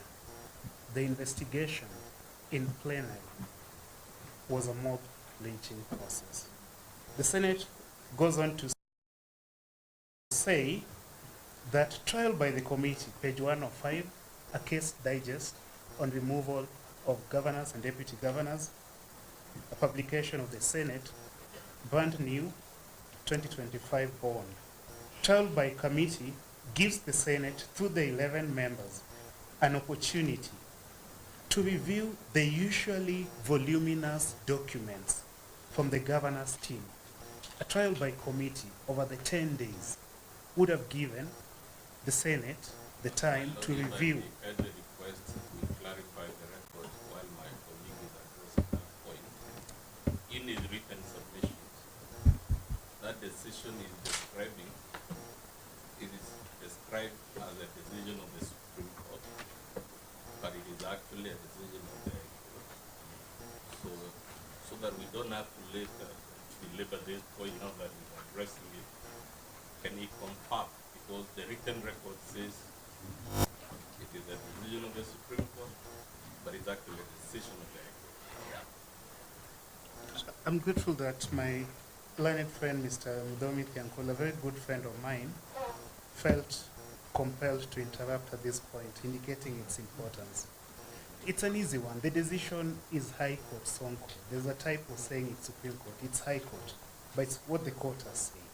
Now here, at page 105, where I was, the Senate is speaking to a member of staff of the Senate involved in this process. That's what this report highlights there. And this member of staff, I hope it's my learned friend, Ms. Tanji, is saying that trial by committee, the special committee under Article 145, 3A, gives members and would have given the deputy president's team enough time to interact with the senators on the voluminous record. Because of the fewer members, the committee is able to probe and follow up on specific questions, especially where the grounds for impeachment are technical. Perhaps the committee would have caught out that in Robert Alai, a case I was fortunate to argue with my learned friend Mr. Ongoya, the court had already nullified Section 132 of the Penal Code on undermining the authority of a public officer. But this did not happen in this case. And finally, it records here that the plenary, it also says that there are some benefits to the plenary report as well. My Lord, in short, what you are saying is that the motion to impeach the deputy president was contingent on the special committee's report. It's not just procedural. There's also a substantive right given to him before that committee. Look at Article 145(5) of the Constitution. The deputy president has a right to be heard before that committee. The committee investigating the serious charges leveled against him. That step was omitted. That's a grave violation of the Constitution. My Lord, the final chance that he had to be heard was also denied to him, the adjournment. When something like that happened, in a case that my friend, Professor Ojenda, Senior Counsel, argued with his usual merit, Onyango Law versus Kisumu County Assembly, Service Board, 2025 Kenya Court of Appeal, 333. The Court of Appeal was persuaded that Onyango Law had been denied a fair hearing.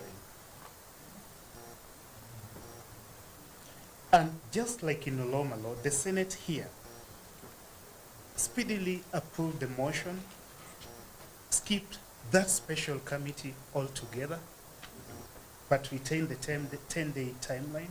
I wonder what the 10-day timeline was doing in a plenary setting where the Constitution does not impose that 10-day timeline, but requires reasonableness. It obviously can't delay until the end of the term, but that 10-day timeline was a stranger in the process. And so the Court of Appeal was persuaded that Onyango Law was unfairly impeached. My Lord, we ask you to take the Onyango Law decision and... I don't like interrupting things at all. But just Onyango Law was given 1 hour. The Deputy President had 10 minutes. My Lord, whereas the special committee would have had the deputy president over 10 days, he was investigated in plenary over 24 hours and impeached in his absence. So I ask you again to take the Onyango Law decision, and where it says Onyango Law, please substitute Rigathi Gachagua and make your decision. My Lord, let me take you to the drafting history of our Article 145. It was not initially there as Article 145. And my Lord, the theory of holistic interpretation requires you to consider our social, our political, our historical context as a people. That history has names like Oginga Odinga, mistreated by the president, unfairly removed from office. It has Kungu Karumba, George Saitoti, at some point, not appointed at all, reappointed after the elections. I forget which year, I was a young boy then. But in your ruling of 31st October 2024, my Lord, you recognize this history, and you said that the vice president served entirely at the president's mercy. That was a framework that the 2010 Constitution sought to transform. And under the 2010 Constitution, the office of the Deputy President is fundamentally redefined. Your words? It was safeguarded from arbitrary and capricious actions by the President. Before the Senate, on 16th October 2024, another good friend, Senior Counsel Otiende Amolo, a former member of the Committee of Experts, who was familiar with the drafting history of Article 145, reflected as follows, and I quote, "Before the 2010 Constitution, we would not have been here for this process for 2 days. We would not have been taking this process in the National Assembly. The President would sack the Vice President at whims, including for not liking the color of his shoes." So my example of the color of his coat was not so far-fetched. It is on the Hansard record. My Lord, that's a correct reflection on the intention, on the history, on the motivations, on the framing of Article 145. In the National Land Commission versus Attorney General Supreme Court advisory opinion, the court held that unlike the independence constitution that failed to articulate the history and struggles of the people, the 2010 Constitution integrates that history and the people's view. And so, my Lord, when you turn to interpret Article 145 and you encounter the challenge with the may appearing in the second part of it, in 135 3b, and you wonder why does it appear this way, you must remember the history. Speaking of history, at page 182 of the CKFC final report, and that, my Lord, is the lawyer's Bible, it is the constitutional lawyer's Bible. It is the reference point for ambiguous text. We go back to it to see what was the intention here, what was the struggle, what was the mischief. The people said that, I quote, "there should be adequate mechanisms to avoid the risk of impeachment being used for purely political motives." Page 802 of that CKFC final report records that impeachment was one of the most contentious issues leading to extreme polarization amongst delegates. And the issue was not about the desirability of impeachment. No, it was about the procedure. What procedure do we use? Because we agree that the president must be amenable to impeachment. It is a remedy of last resort. But what procedure do we use? My Lord, in the Bomas draft that came out of that conference, the CKFC proceeding, we had Article 164. Article 164 of the Bomas draft is an exact replica of today's Article 145, except it had a bit more clarity. Why? Because the kind of Thank you, my Lord. My Lord, because the kind of contestations that attend the making of any constitution had not been there. Remember, by the time we are getting to 145, we've gone through a failed referendum. We've had the WACO draft. We've also had the Naivasha process that messes up and moves articles around. So back in Bomas, Article 164, this is what 164.4 said. If a motion is passed under Clause 3, Clause 3, the Speaker of the Senate is considering what has come from the National Assembly. The Senate shall appoint 13 of its members as a special committee in accordance with the standing orders to investigate the matter. So this committee was there, 164.4 Bomas draft. The special committee shall investigate the matter, 164.5 Bomas draft, and shall within 10 days. So the 10 days is also there. It's not a new invention under 145. 164 Bomas draft had it. And the president shall have the right to appear and be represented before the committee. So this right also to be heard before the committee was also there, 164 Bomas draft. My Lord, we then had the Guy draft, 163. This clause appeared at Article 163 of the Guy draft, and it also said that if a motion is passed under Clause 2, the Speaker shall constitute a special committee comprising the Chief Justice and 13 members of the National Council. So even when this committee was thought the Chief Justice should sit on it, it was there. When the name changed to National Council, the committee was there. It has consistently been there.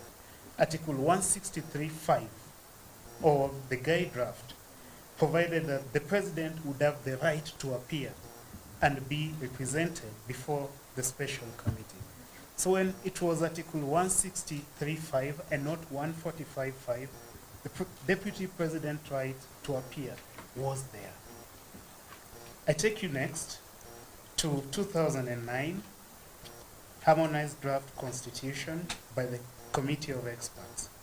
My Lord, 163(4) of the Guy draft also required the committee to investigate. So its function was there. Its composition changed a little bit, but the entitlement to appear before this committee and to be heard during the investigation of the charges was consistent. Article 170, 2009 Harmonized Draft. Now we are getting closer to the referendum. 173,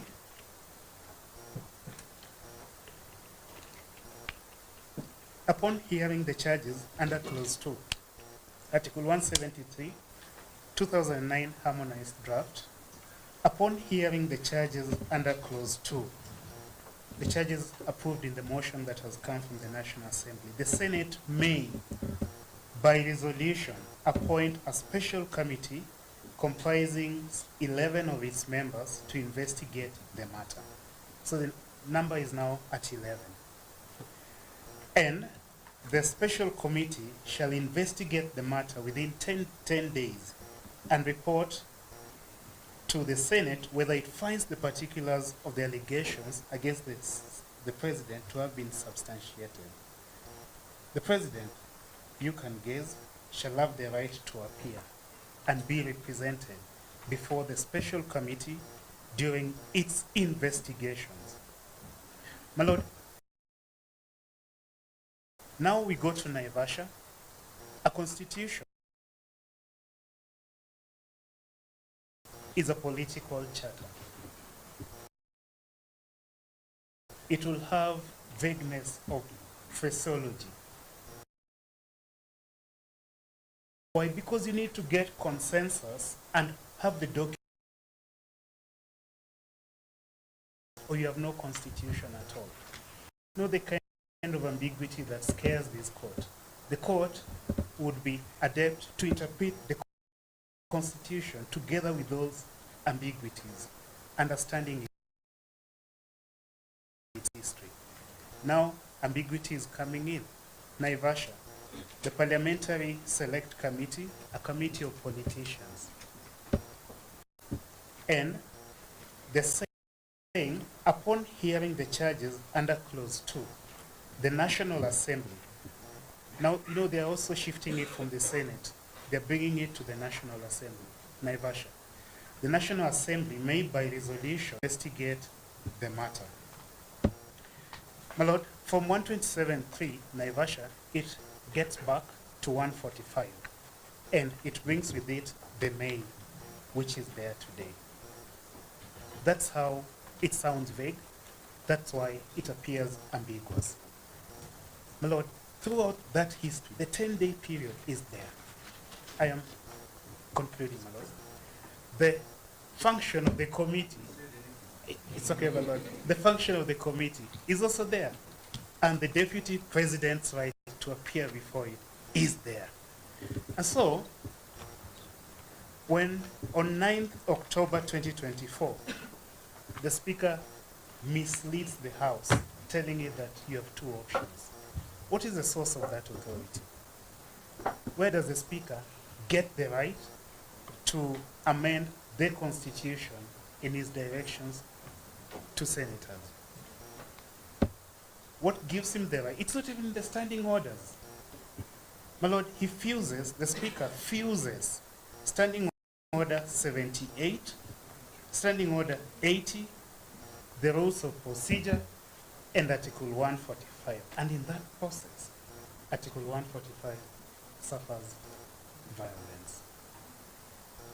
Just clarify, you said that it appears ambiguous.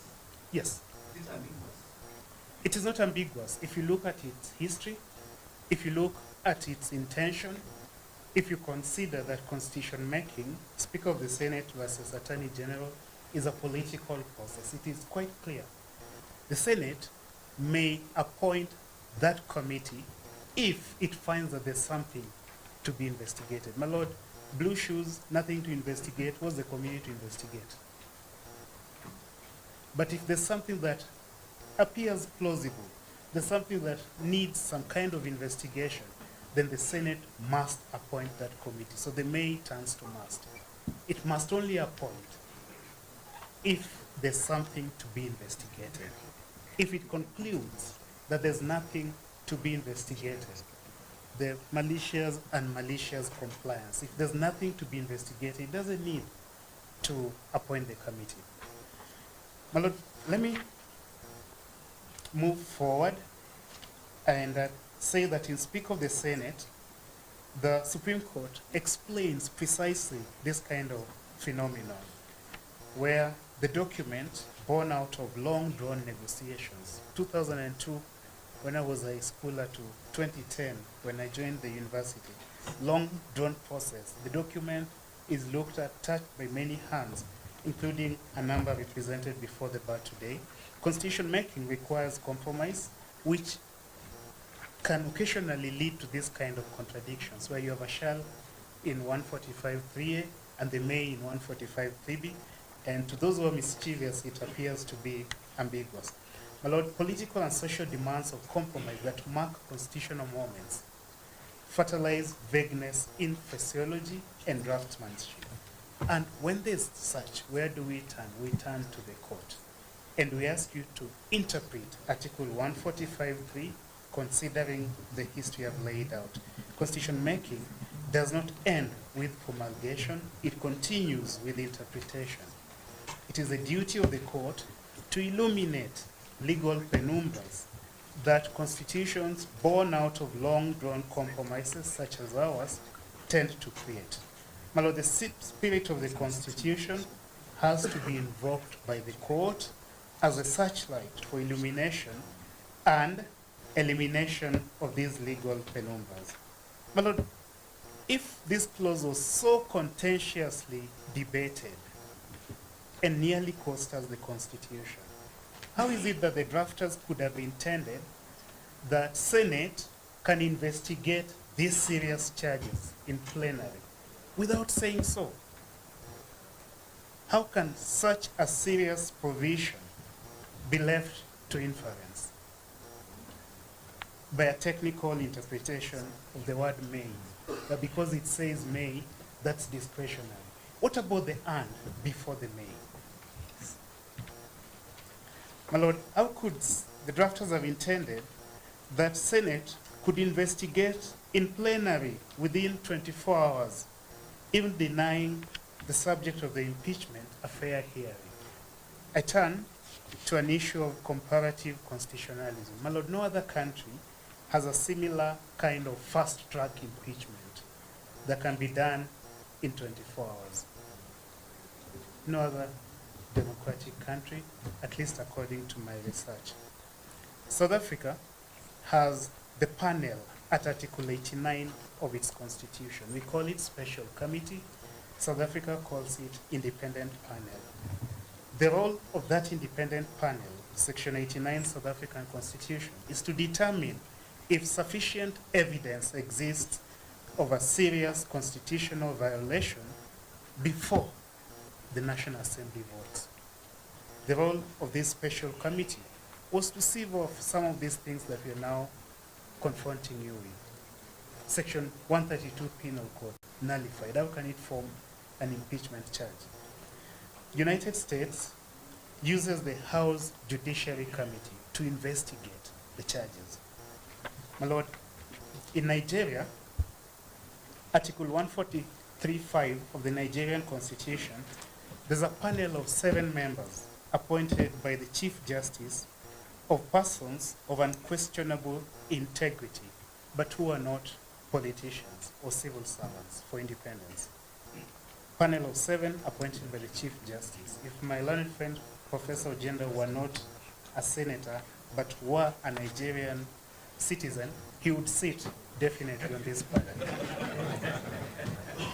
In Philippines, Article 11, Section 3, that it's called the Committee on Justice, this special committee. In South Korea, Article 65, the committee is called the Legislation and Judiciary Committee.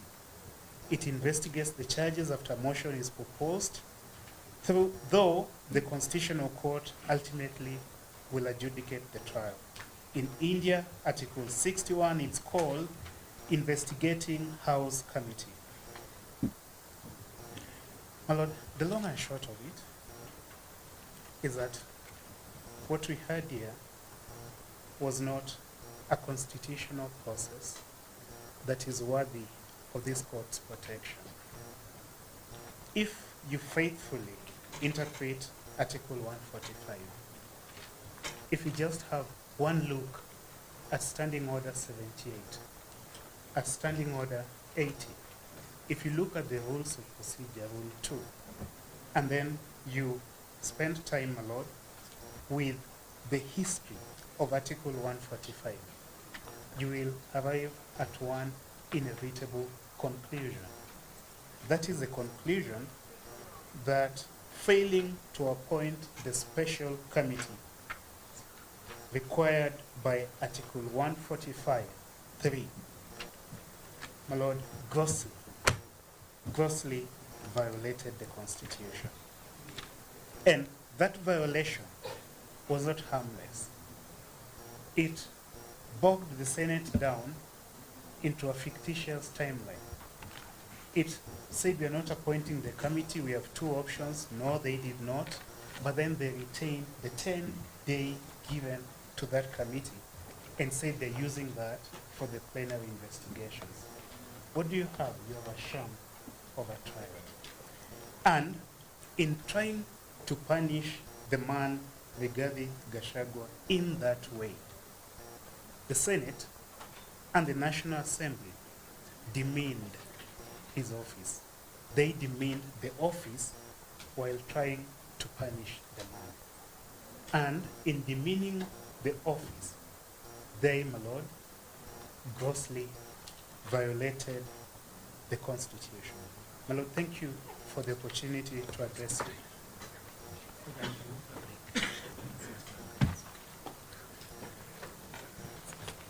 I think we have made good progress. We adjourn for lunch, then we come back at 2:30. That's right.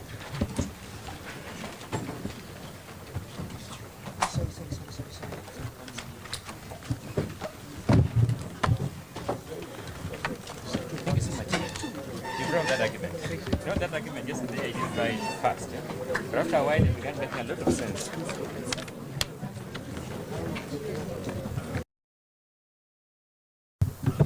My Lords, your leadership, the court will recollect that when we last appeared before this noble court on the 24th of February 2025, I stated to this honorable court on record, on behalf of His Excellency Rigathi Gachagua, that he was abandoning his prayer for reinstatement as Deputy President of the Republic of Kenya.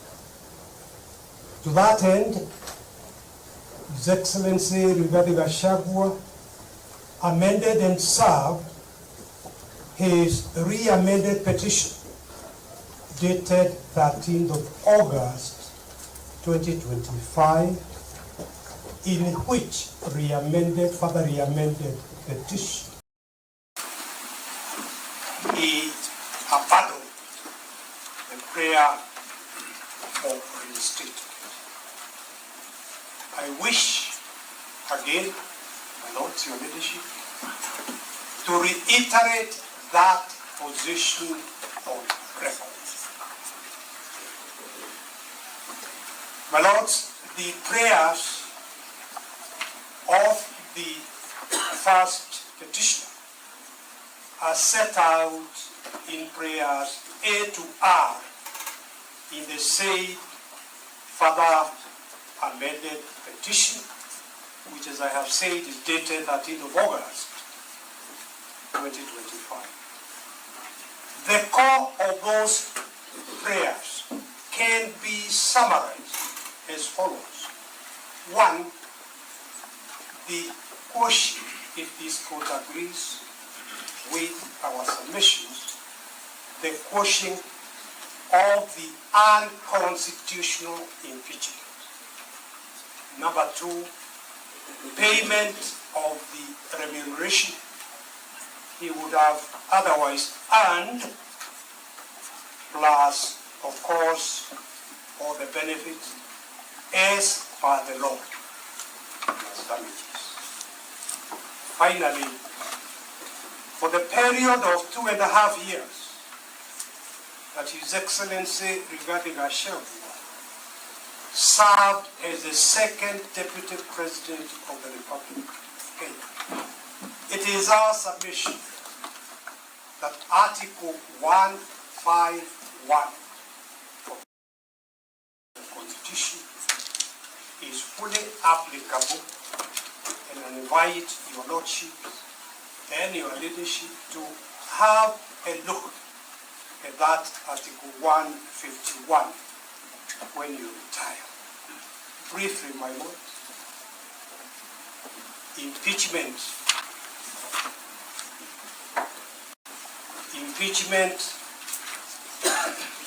cannot and could not have been retrospective. That is the solution.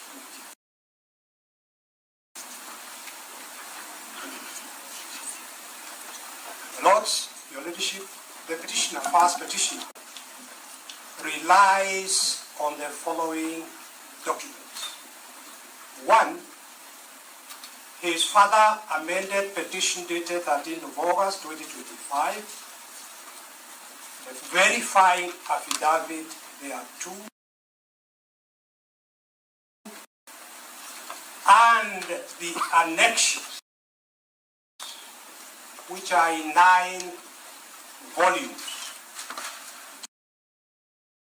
dated 18th of October 2020, of authorities and case digest, dated 7th of October,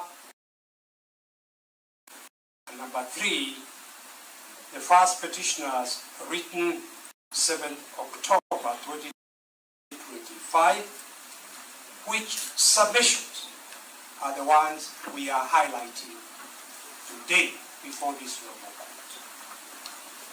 My lords, paragraph 1 to 19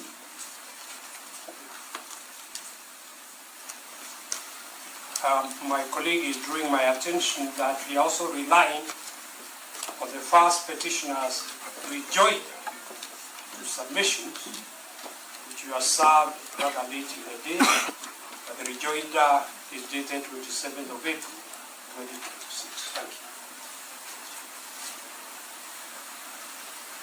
My lords, your leadership, paragraph 1 to 19 of our written submissions sets out the critical background and gives context to the impeachment and the submissions we have made with regard to that impeachment.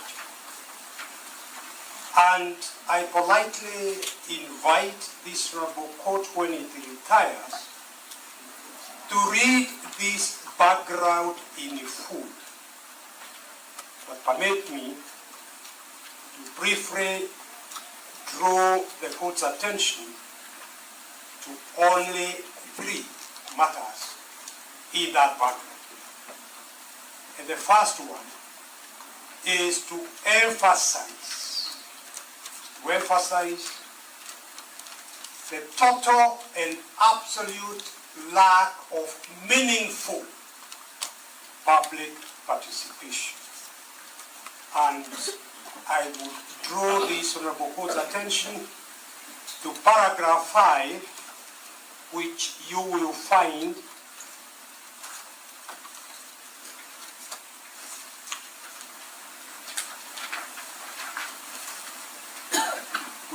at page 7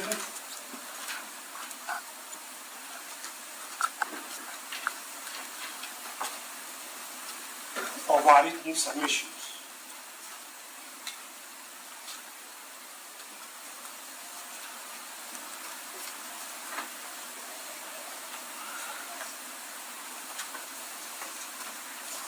My Lord, page 7 of our written submission, paragraph 5, is what I'm briefly referring to. The National Assembly conducted a public participation exercise on the 4th and 5th October 2024. However, the exercise was not adequate or meaningful. The exercise did not provide the public, for example, with the Deputy President's side of the story. The public was only presented with the allegations made by the National Assembly. And our submission is that if there is going to be effective public participation, it was essential for the public to be presented with what the Deputy President was saying. But that was never done. In Nairobi, for example, in the county of Nairobi, the National Assembly public participation for the county of Nairobi, capital city. The public participation at the Bomas of Kenya was presided over by select ODM members of parliament from Nairobi County, who repeatedly asserted that the event was for invited guests only. Lord, it is our submission that that is a mockery of effective public participation under the Constitution. And you'll find what I'm saying in the exhibit, my Lord, in exhibit marked RG 5 in volume 6, page 757 to 758. And also exhibit marked RG 7 in volume 6, page 764 to 765. My Lord, the second issue I would like to highlight is the rush from the word go, that the entire process was conducted by the National Assembly through to the Senate, breakneck speed, lightning speed. And the question that arises is why this speed? And our submission is that the only inference that can be drawn, and we drew, and we invite this report to draw, is that there was a predetermined result that the National Assembly and the Senate were rushing to achieve. Technical perception that they were doing what the Constitution requires, when in fact nothing of the sort was happening. Lord, if you look at paragraph 8, 9, and 10, and 11, and they appear from page 8 of our written submission. Paragraph 8, my Lord, you see, the respondent, the third respondent, convened a session of the Senate on 8 October 2024, which then passed a resolution that the plenary would hear and consider, and I pause here to emphasize the word plenary, because both the Constitution and the standing orders of the Senate divide impeachment proceedings into stages: committee and plenary. And if the person to be impeached is to get any fair trial in the impeachment, the Senate cannot legally, constitutionally bypass the committee. It is the committee that accords an opportunity to the person to be impeached to be fully heard, not the plenary. And we will be highlighting our understanding, our interpretation of the law, that the rules of natural justice and on a correct interpretation of the relevant provisions of the Constitution and the standing order, it was not open to the Senate to bypass the committee of the Senate, where the law gives the Deputy President, the first petitioner, the opportunity before a smaller committee to fully present his evidence, be represented, and be heard. And the 10 days that later the Senate imposed itself on refer to the committee of the Senate, not to the plenary. Lord, paragraph 9,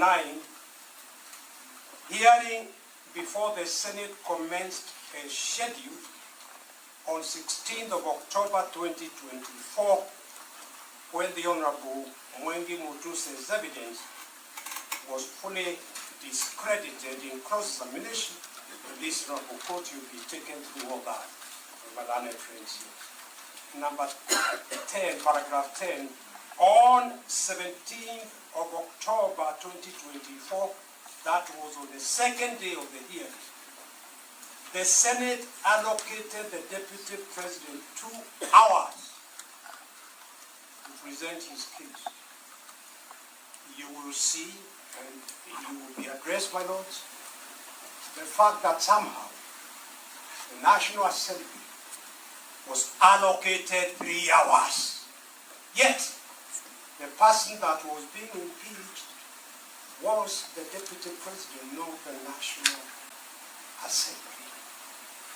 Lord, all this and many more is evidence of clear bias on the part of the National Assembly, despite on the part of the Senate, despite the Senate being presided, and I must state this, by a speaker who I personally have the highest regard for as a professional.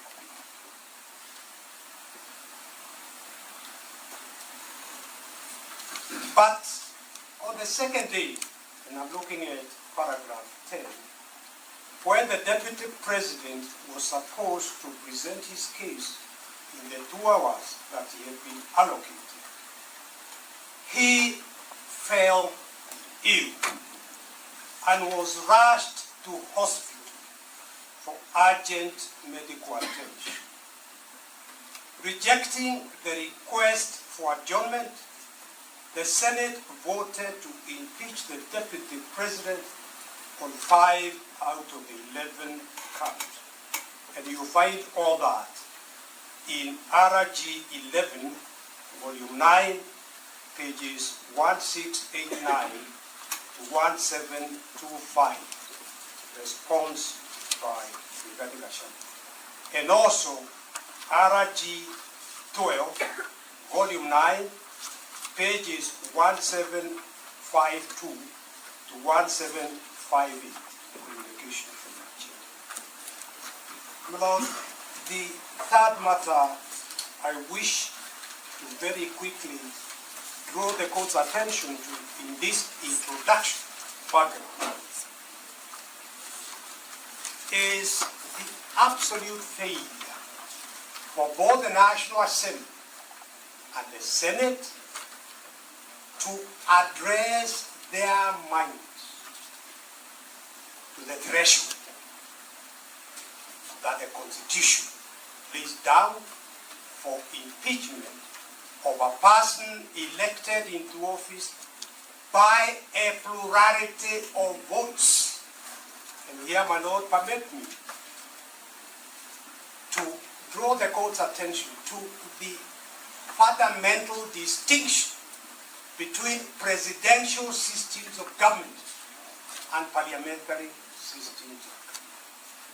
In a parliamentary system of government, members of parliament are entitled and have the right to kick the Prime Minister out of office simply by passing a no confidence resolution.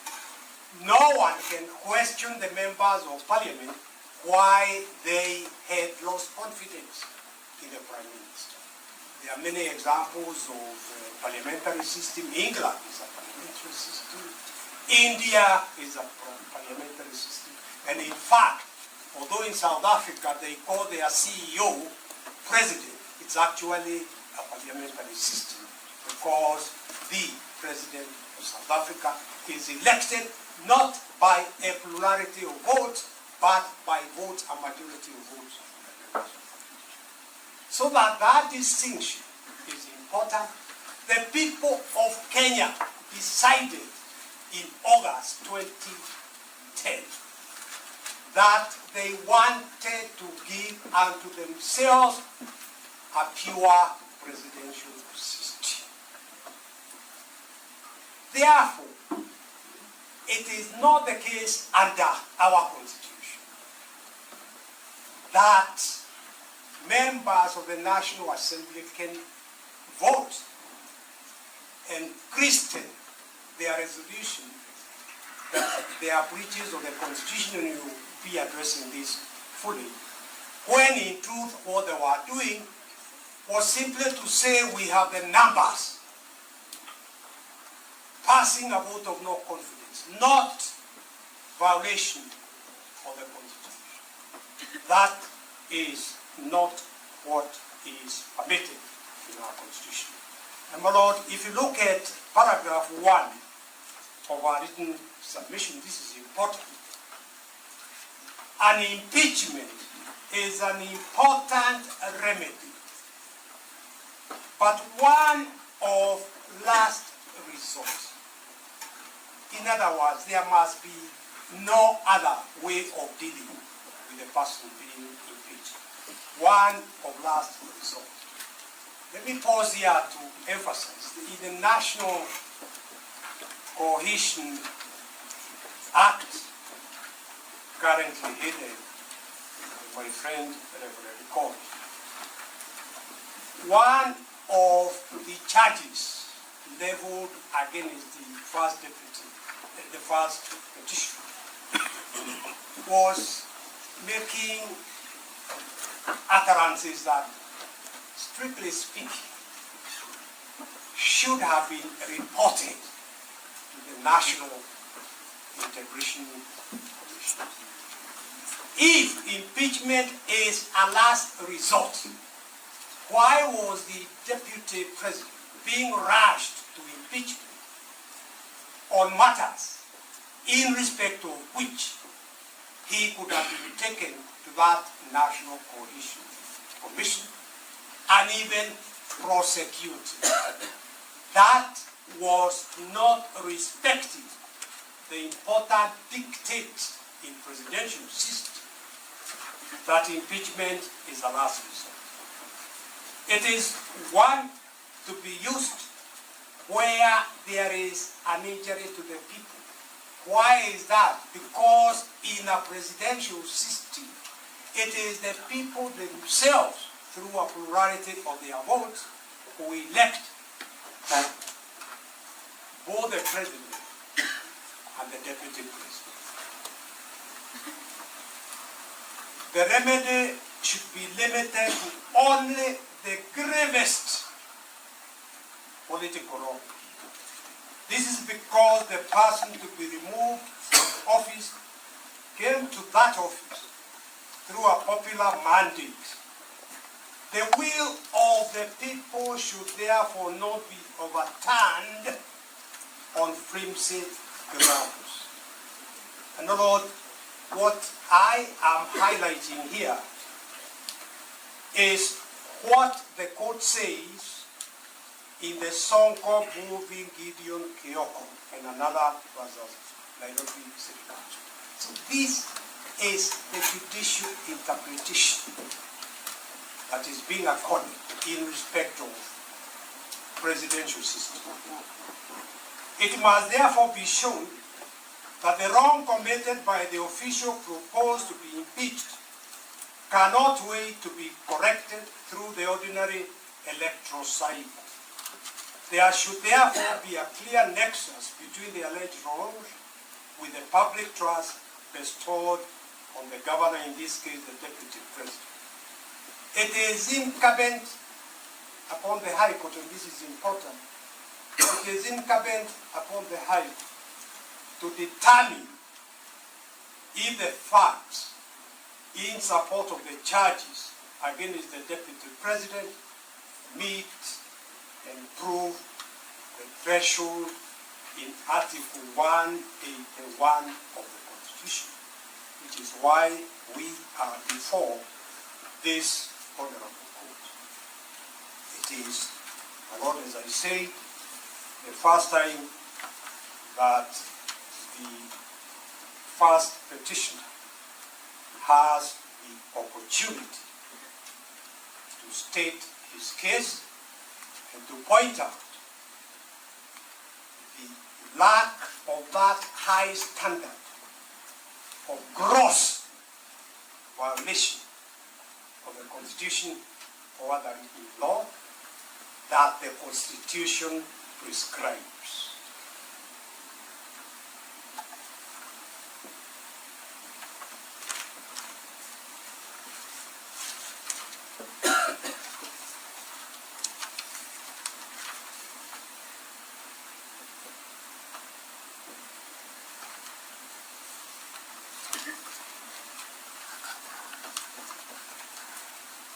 Lord, let me now, that was a few words about the introduction. Let me now go to the issues that I need to highlight. Lord, if you go to page 11 of our written submissions, you will see 8 issues we have drafted arising from the first petitioner's petition and our written submissions as the issues we suggest that this honorable court should address in determining this issue. Lord, those 8 issues are the ones we have divided amongst ourselves as council, appearing for the deputy president to be addressed by each one of us. But Lord, we will avoid as much as possible not to be repetitive, but there will be different dimensions to each of the issues that will be addressed by different countries. Lord, the issues I want to address in those issues listed in paragraph 17 are 1, or rather A, whether the motion at the National Assembly met the constitutional threshold under Article 145 and whether there was adequate public participation. And the second one is C, whether the Senate, misled by its interpretation of Article 145, rushed the process and denied the Deputy President a fair hearing. And it is our submission, very critical submission, as we shall be seeking to do here, that the Deputy President was denied a fair hearing. And a fair hearing is cardinal in our administration of justice from time immemorial, even prior to the 2010 Constitution. And the third one is whether the overnight clearances for the replacement Deputy President evidenced a predetermined process compounded by the violations, whether that was unconstitutional. My Lords, Your Leadership, the motion by the National Assembly was defective and failed to meet the constitutional threshold. First, the allegations and evidence in the impeachment motion at the National Assembly simply did not meet the constitutional threshold of Article 145(1). And you will find that in Exhibit RG1, Volume 1, page 2 to 41, the notice of motion. My Lord, in Martin, Nyaga, Wambora, and 3 others, the Court of Appeal held that the facts that prove gross violation must be proved before the relevant constitutional order. My Lord, Your Leadership, my learned friend Dave Wanjiru here, and myself had the privilege of arguing the Wambora case. It is a high standard in presidential systems. Not each, and you'll find that in the Wambora case, our Battle of Authorities, paragraph 45, pages 45 to 46. Not each violation of the Constitution amounts to gross violation. You know, the drafters of the Constitution could have said violation of the Constitution or other reasons. They didn't. The word gross must carry the true intention of the drafters of our Constitution. This is the Court of Appeal in the Wambora case saying not every violation amounts to a gross violation. The charge must expressly state that the alleged violation is gross and give particulars of the alleged gross violation.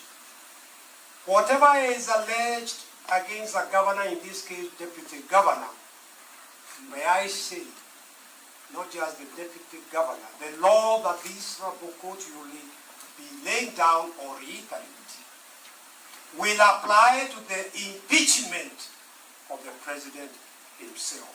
It's a very weighty issue that this court is asked to confront.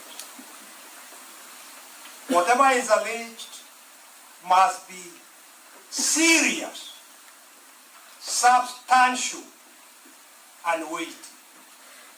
There must be a nexus between the person to be impeached and the alleged gross violation of the Constitution or any other written law.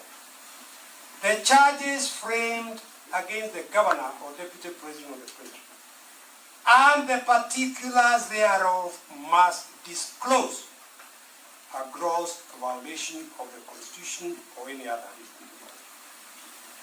D, the charges as framed must state with a degree of precision the article or articles, even sub-articles of the Constitution or the provisions of any other written law that have been allegedly been grossly violated. Here, my lords, in the case before this honorable court, the allegations were vague, lacking in detail, and wholly unfounded. Besides, the National Assembly erred in failing to apply the threshold and standard of proof applicable to impeachment proceedings, thus violating Article 145. For example, although the court in the Robert Alive as the Attorney General case, which is reported in 2017-6090, nullified Section 132 of the Penal Code. The court nullified Section 132 of the Penal Code 5 years before the Deputy President's election to office. Ground 8 of the impeachment motion alleged that the Deputy President had violated that nullified law warranting his removal from office by impeaching the Deputy President on the basis of a section that had been nullified by this court. What he didn't know was the National Assembly sending to the public who had elected the Deputy President with over 71 million votes. This is demonstrative of the casualness of the National Assembly in performing a very important duty imposed by the Constitution of impeachment. My Lord, you find that authority, paragraph 62, case, pages 62 to 63. And although Article 145(1)(b) only applies where there are serious reasons for believing that the Deputy President has committed a crime, in Ground 8, the National Assembly resolved to impeach the Deputy President for, among others, violations of a nullified law. The National Assembly then informed the Speaker of the Senate of that resolution, finding that the charge of violating a repealed law had been substantiated. My Lords, Your Leadership, the Senate voted on that impeachment charge on the basis of a repealed section. You find that in Exhibit RG3, Volume 6, pages 745 to 747. And my Lord, although Article 10 on accountability and the allied case opened all holders of public offices to searching public scrutiny, in Ground 9, the National Assembly approved the charge that the Deputy President had grossly misconducted himself by publicly criticizing a public security. And my Lord, what offense was the National Assembly stating here? What article of the Constitution was the National Assembly, stating had been violated by the first petitioner, criticizing the NIS director. My Lord, you will see from Article 239, and in fact the NIS Act, that the NIS, under the Constitution, 239, sub-article 5, is supposed to be under civilian oversight of the matter. And the Act itself clearly recognizes that, which is why you will find in the NIS Act, it is 206 of the laws of Kenya. You will find in Part 3, civilian authorities, the heading, effective civilian authority. They then say that the cabinet secretary will be the civilian authority oversight. The cabinet secretary is part of the executive. That is not civilian oversight. Simply put, this National Intelligence Act has never complied with the provisions of the Constitution. Had they operationalized that and set up a civilian oversight authority, it is that civilian oversight authority that will take up these issues. But criticism, despite the freedom of thought and expression in our Constitution, the first petitioner was still convicted for criticizing the NIS director. So, my Lord, Your Leadership, what you are submitting here is that there was absolutely no attempt by the National Assembly, by the Senate, to address their minds to the high standard of gross violation of the Constitution.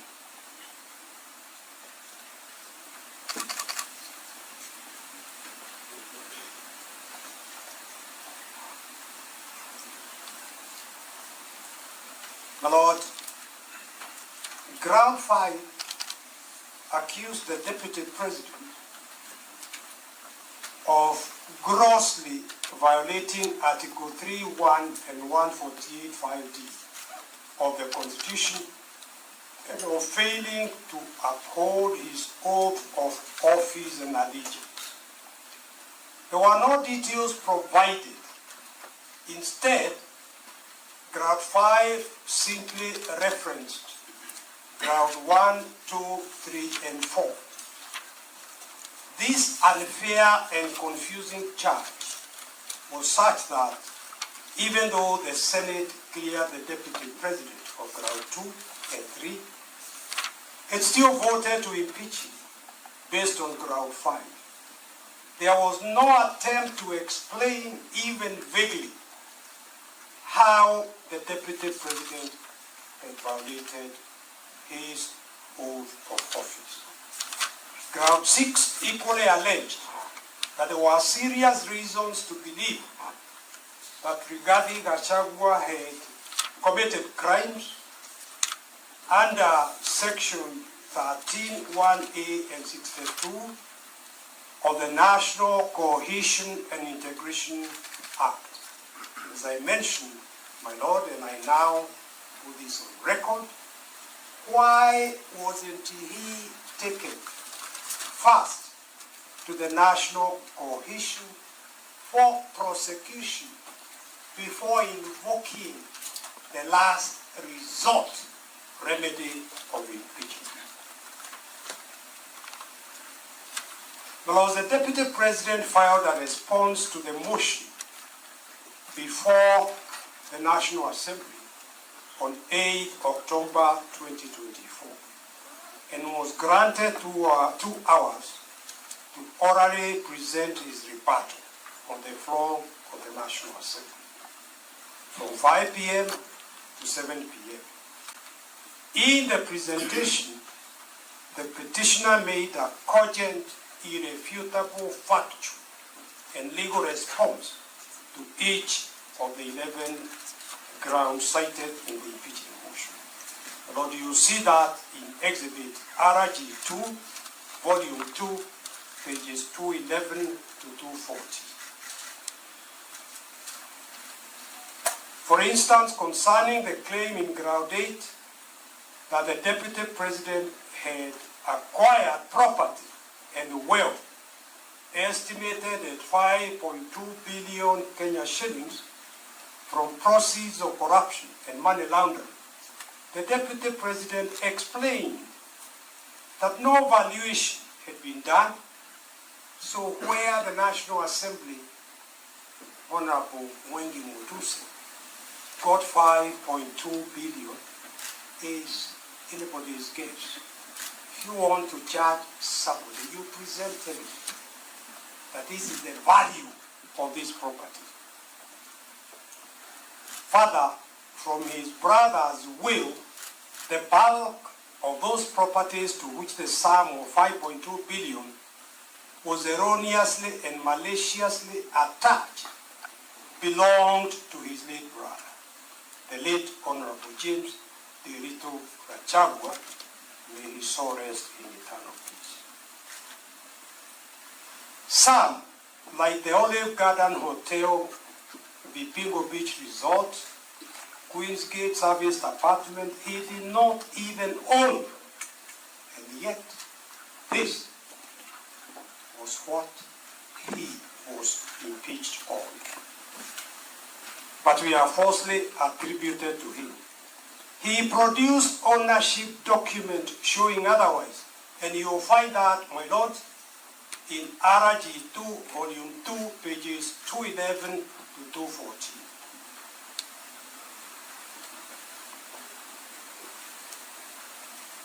Lords, although the mover of the motion listed that the two companies associating them with the petitioner, first petitioner, alleging that they had been used to massively launder money and conceal proceeds of crime, of corruption, and benefit from influence peddling, there was not a scintilla of evidence to support or prove those allegations. No evidence showed any impropriety, and you will find that in RG2, Volume 2, pages 214 to 218.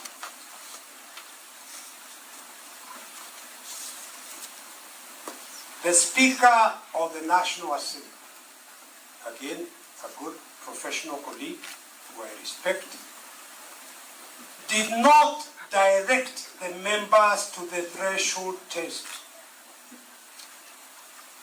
the appropriate standard. Hence, the resolution was passed in proceedings conducted as a vote of no confidence, rather than a critical step in impeachment proceedings to alter the sovereign will of the people. And you will find that as message of the Senate, number 025 of 2024, approval of special motion, RG3, Volume 6, 745 to 745.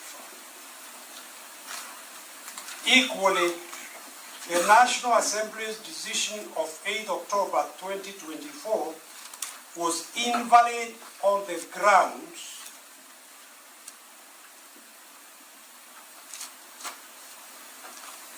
that, one, the impeachment motion was replete with the general unsupported allegations, hearsay, and outright lies, and lacked particularization and specificity required by Article 145(1) of the Constitution of Kenya and Standing Order 64(1)A. of the standing orders of the National Assembly. 2, members of Parliament debated and voted on the motions on grounds other than those set out in the motion. The impeachment was converted into a vicarious assault on family rather than investigation of constitutional violations by a public servant. Members of Parliament, let me skip that and go through the next one. The entire impeachment process was designed to avoid and be ring-fenced from scrutiny and accountability, pushed through with uncharacteristic speed, with the intention of ramming the process through before it could be audited for constitutional compliance.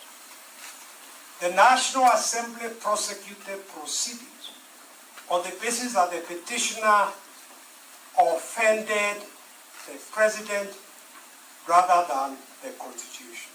What the 2010 Constitution provides is violation of the Constitution. In other words, the President must take time and choose his deputy.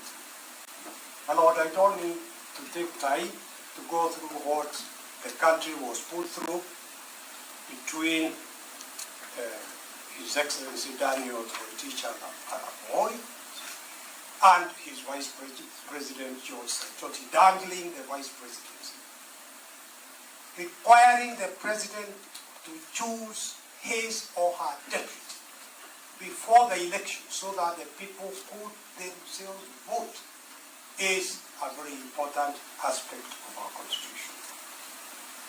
The National Assembly trivialized the gross misconduct standard set out by the Constitution and other statutes for holding public servants to account. And, my Lord, I will not repeat the Bambora case, but I would state the impeachment motion was replete with generalized statements, unsupported allegations, hearsay, outright lies, lack of particularization and specificity as required by Article 145. My Lord, the exposition on all that is set out in paragraph 36 of our written submissions, and I will not take the time of this court going through them. I invite the court to read through it when you retire. Despite these glaring and fatal flaws apparent on the face of the motion, even on a cursory review, soon after the impeachment motion was tabled in the National Assembly, the first respondent issued a communication from the chair, number 46 of 2024,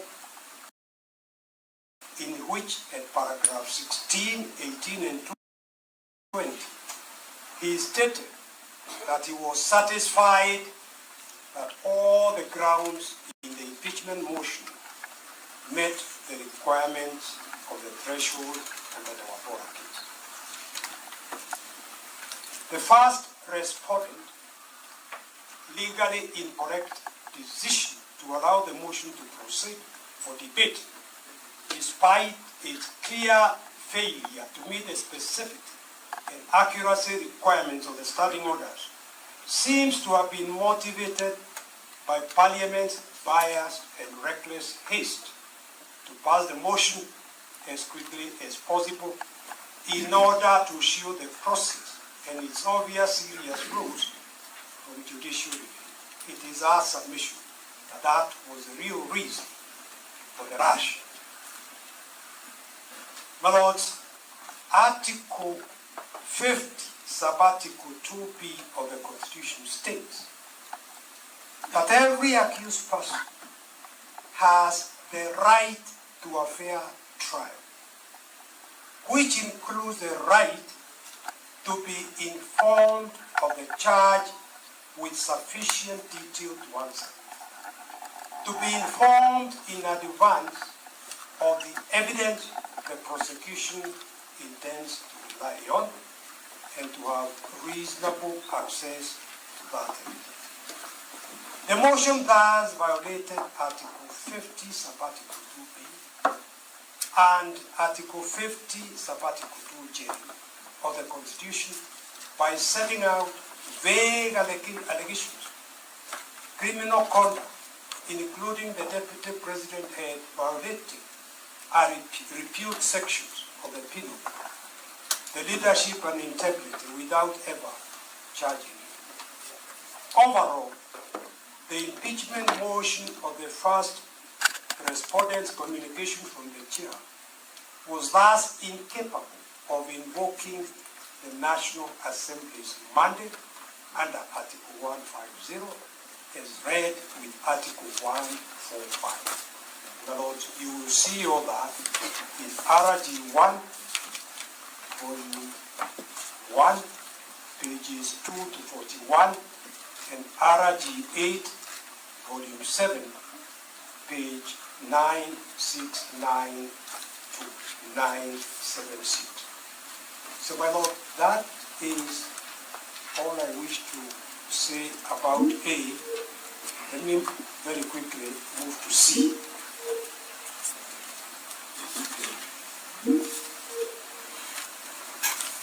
My Lord, issue C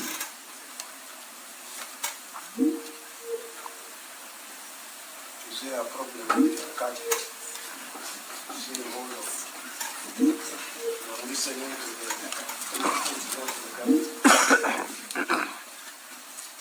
My Lord, issue C is whether the Senate. Do I need to remind you about time? Only another 10, 15 minutes. You have them 5 minutes. Yes.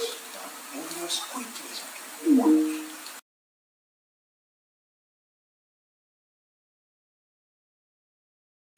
See, my Lord, which you find at page 40 of the submission, is whether the Senate misled by its misinterpretation of Article 145, rushed the Senate, my Lord, recognizes the right to a fair hearing in considering a petition for removal of a person from office, because they say so in their standing order number 81, the right to appear before the committee, the relevant committee.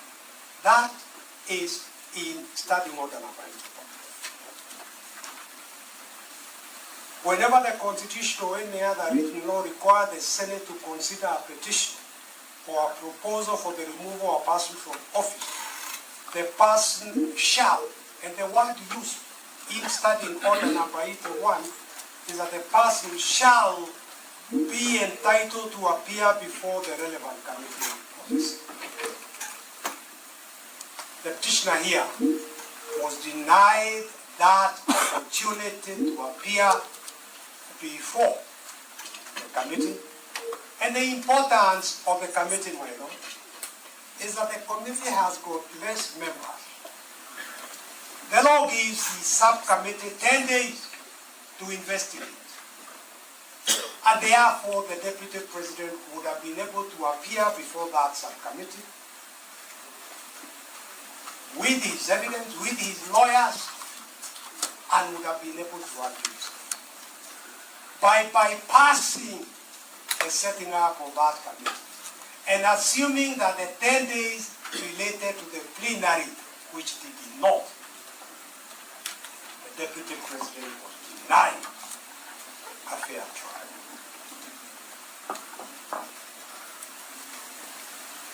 Lord, when the Deputy President had all along appeared in person and signaled his willingness to take the stand, he became mute. And none of us, all of us are human beings. Lord, illness does not come knocking. One is just taken ill. And he was taken ill after very stressful, strenuous proceedings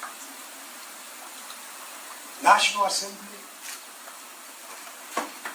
and the first day in the Senate. Lord, it's a very stressful situation for the Deputy President to be deprived of that position to which he had been elected by over 7 million people.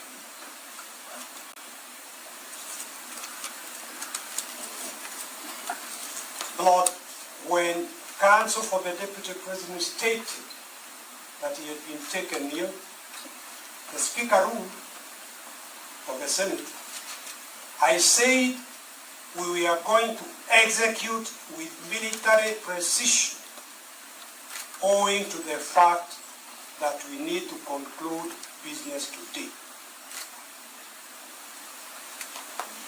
And he said I had indicated that I could not get hold of the client or the doctor's advice because he had been admitted to ICU.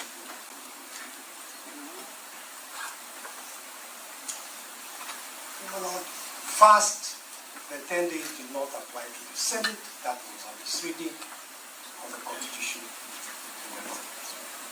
But secondly, there was time we were requesting adjournment up to Tuesday to see about the Deputy President improvement.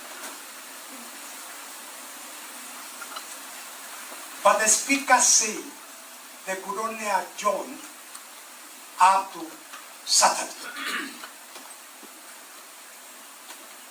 His proposal for adjournment to Saturday was shut down by the senators voting and saying they would not allow adjournment even.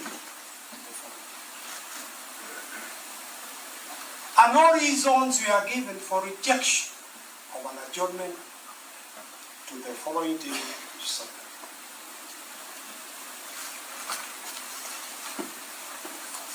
Lord, this was a serious violation of the rules of natural justice.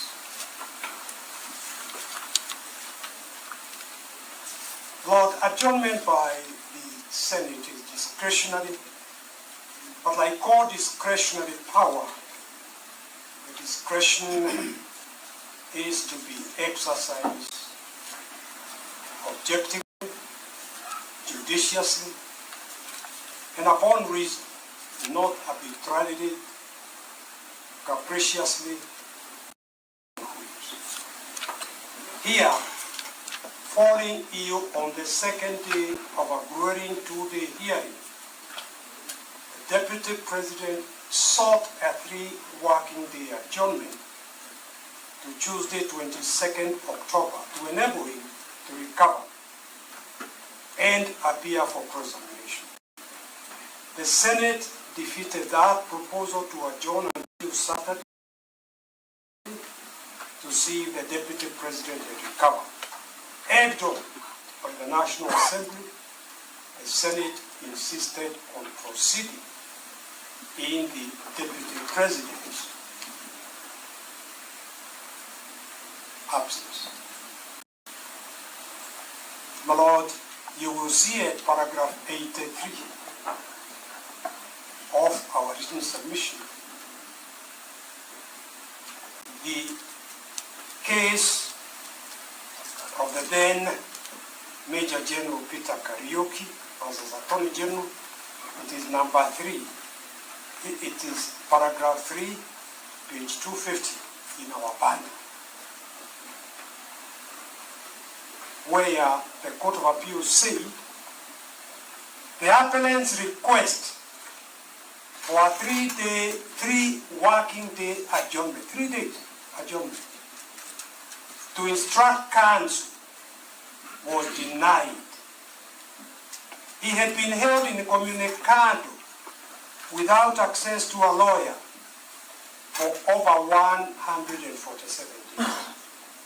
He had less than 10 hours in total, and in a prison setting to instruct his lawyer to prepare his defense, overturning the court-martial decision denying the adjournment, the Court of Appeal explained, it must never be forgotten that the right to an adjournment to enable a party to adequately prepare his or her case in a criminal trial is underpinned by no less an instrument than the Constitution. The authorities cited above relate to exercise of discretion to grant or refuse an adjournment in a civil dispute. We are of the opinion that although the same principles are relevant in respect of application for adjournment of criminal trials, nevertheless, because of the constitutional basis of that right, the potential impact on a citizen's liberty, the court is obliged to be more circumspect in rejecting an application for the adjournment and to specifically consider whether denial of such a right guaranteed by the Constitution would result in miscarriage of justice. There are very many cases cited, even in the common law. My Lord, again, I had the privilege of arguing this case before the court martial back in 1983, following the attempted coup, and also through the High Court, through the Court of Appeal. The conviction by the court martial was quashed on the basis that Major General Kariuki, the commander of the Air Force, had been denied a fair trial. My Lord, in the interest of time, I was going to highlight the speed with which the whole process from the word go all the way through was done, but including the rest of it. But I invite the court to read our written submission. I only mention that after hearing the Deputy President on the 8th of March,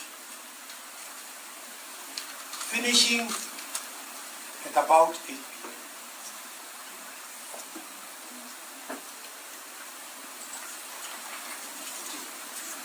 Anyway, on the date that the National Assembly considered this motion,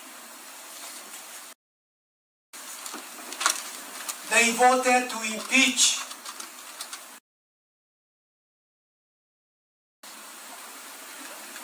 close to 9 p.m. The normal working hours are daylight hours. How is it that the National Assembly has made their resolution to the Senate? Lord, it was transmitted at night.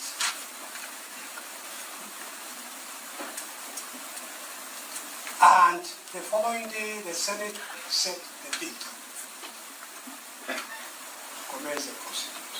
Equally, when the Senate, after depriving the Deputy President fair opportunity to defend himself, impeached on 5 out of 11 grounds.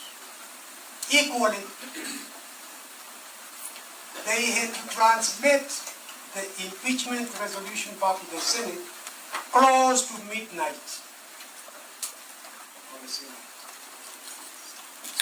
My Lord, I'm inviting this court to see this breakneck speed. Somehow, the Speaker of the National Assembly had in advance issued a notice convening a sitting of the National Assembly.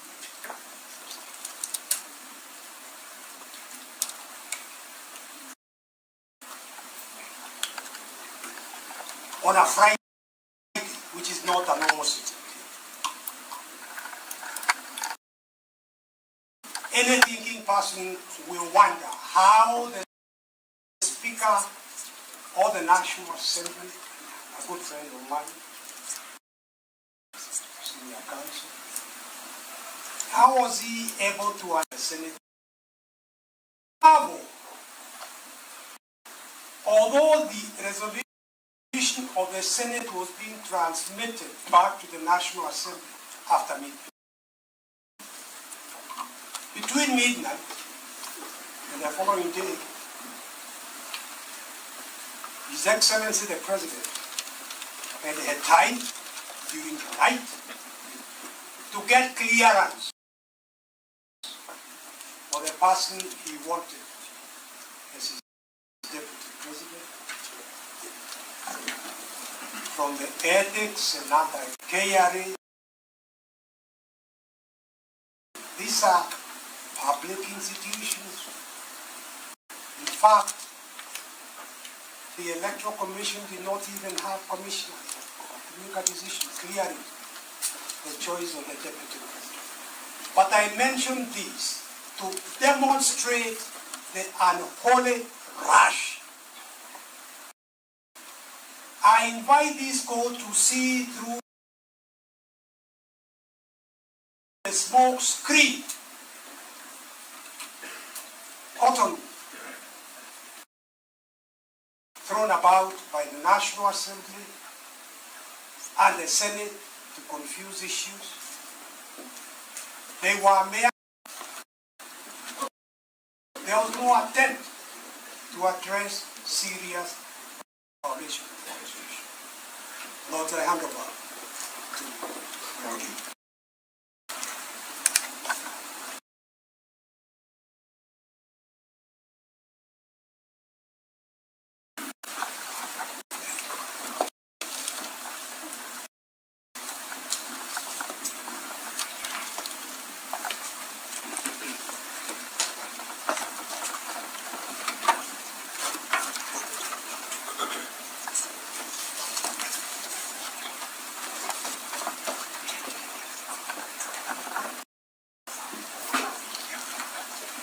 Thank you, my lords and my lady.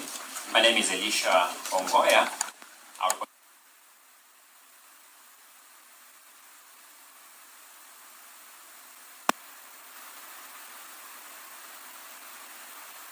Number one, I have reflected on a number of unjust trials in human history. The trial of Sir Thomas More, the trial of Socrates, and even the trial of Jesus Christ.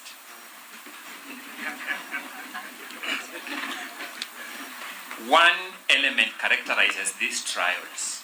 When you read history, there are trials that are carried out with predetermined outcomes. Those who are taken through the trials are taken through the motions for the sake of it. My learned friend, Mr. Wachira Maina, whom I've had the chance to work with, reminds me all the time that behind every constitution lies a moral idea and a moral expectation that there will be good faith compliance with the commands of that constitution. In fact, Mr. Wachira Maina informs me, and I believe him, that in management theory, there is a concept described as malicious compliance.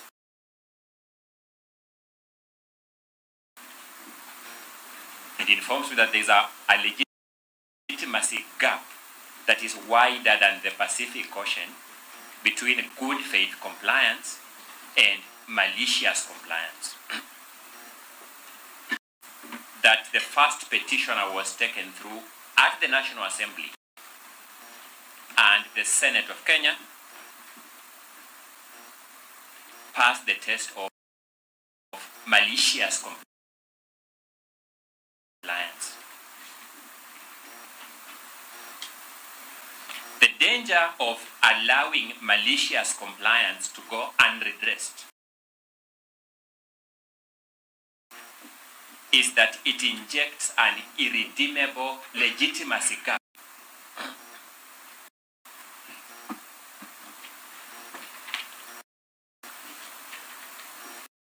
The second inspiration that I wish my lords to bear in mind as you determine this matter was set out by the Court of Appeal of Wambora and 3 others versus the Speaker of the Senate and 6 others. This matter traversed our entire superior court system. I'll have a very emphatic of which particular court I'm referring to when I refer to the Wambora case. So I'm looking at the Court of Appeal 2014. In that matter, the Court of Appeal began by setting out what would inspire it. In paragraph 3, case at the Court of Appeal, the Court of Appeal observes, and I quote, no parliament, no official, and no institution is immune from judicial scrutiny. I say this because to such other debt as we shall defer us to, some people will take this stand and tell you that there are political issues here that are immune from your scrutiny. The second inspiration that the Court of Appeal set out in the Wambora case, not parliament, not the executive, not the judiciary, which is supreme. It is the Constitution.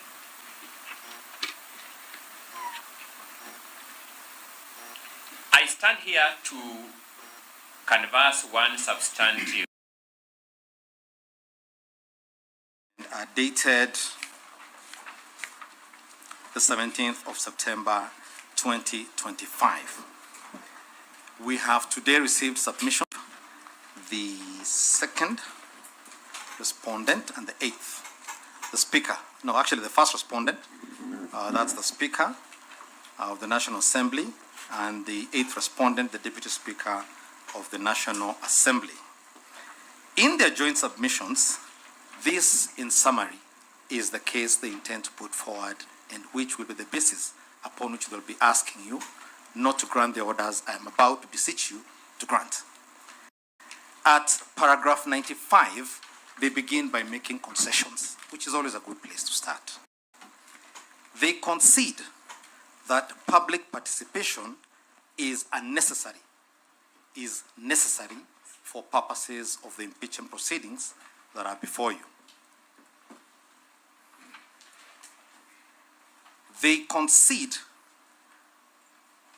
that judicial oversight is within the powers of this court as regards the impeachment proceedings.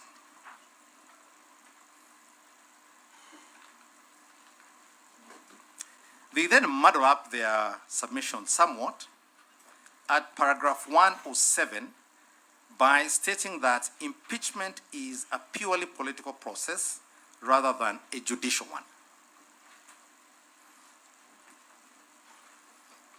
At paragraph 107,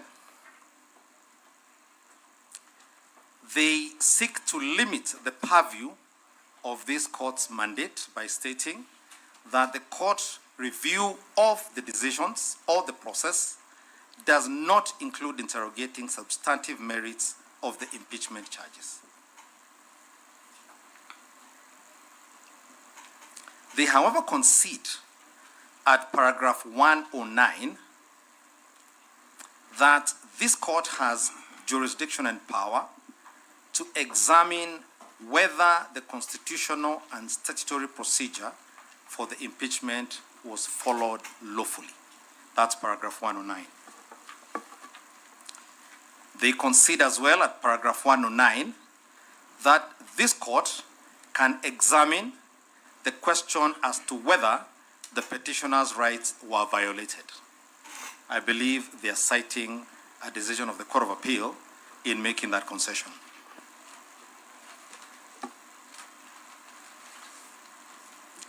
They then repeat at the same paragraph that the court cannot reevaluate or substitute or interrogate the substantive merits of Parliament's decision. And I'll be demonstrating to this honorable court why that is not the correct position.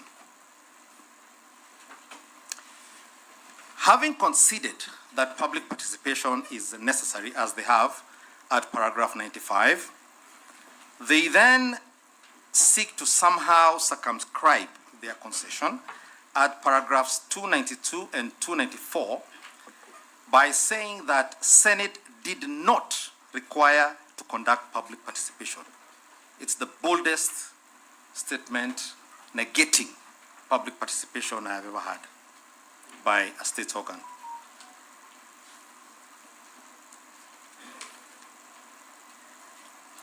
At paragraph 183, they make the point that fairness is required as a part of the process and that it requires careful consideration. And as regards what my learned senior counsel, Mr. Paul Muite, alluded to here earlier this morning regarding the events of the night when the IBC was consulted leading to the nomination of the current Deputy President, they make the point at paragraph 380 that the National Assembly was not conducting a normal vetting process, it was a vote. In fact, they make the point that it was an election. Those are the words they use. And this is now to be found in the submissions of the first and eighth respondent at paragraph 68 to paragraph 70, that the President, in consulting IBC on that night, was not doing so as a matter of constitutional requirement, but was doing so as a matter of abundant caution. He was being careful.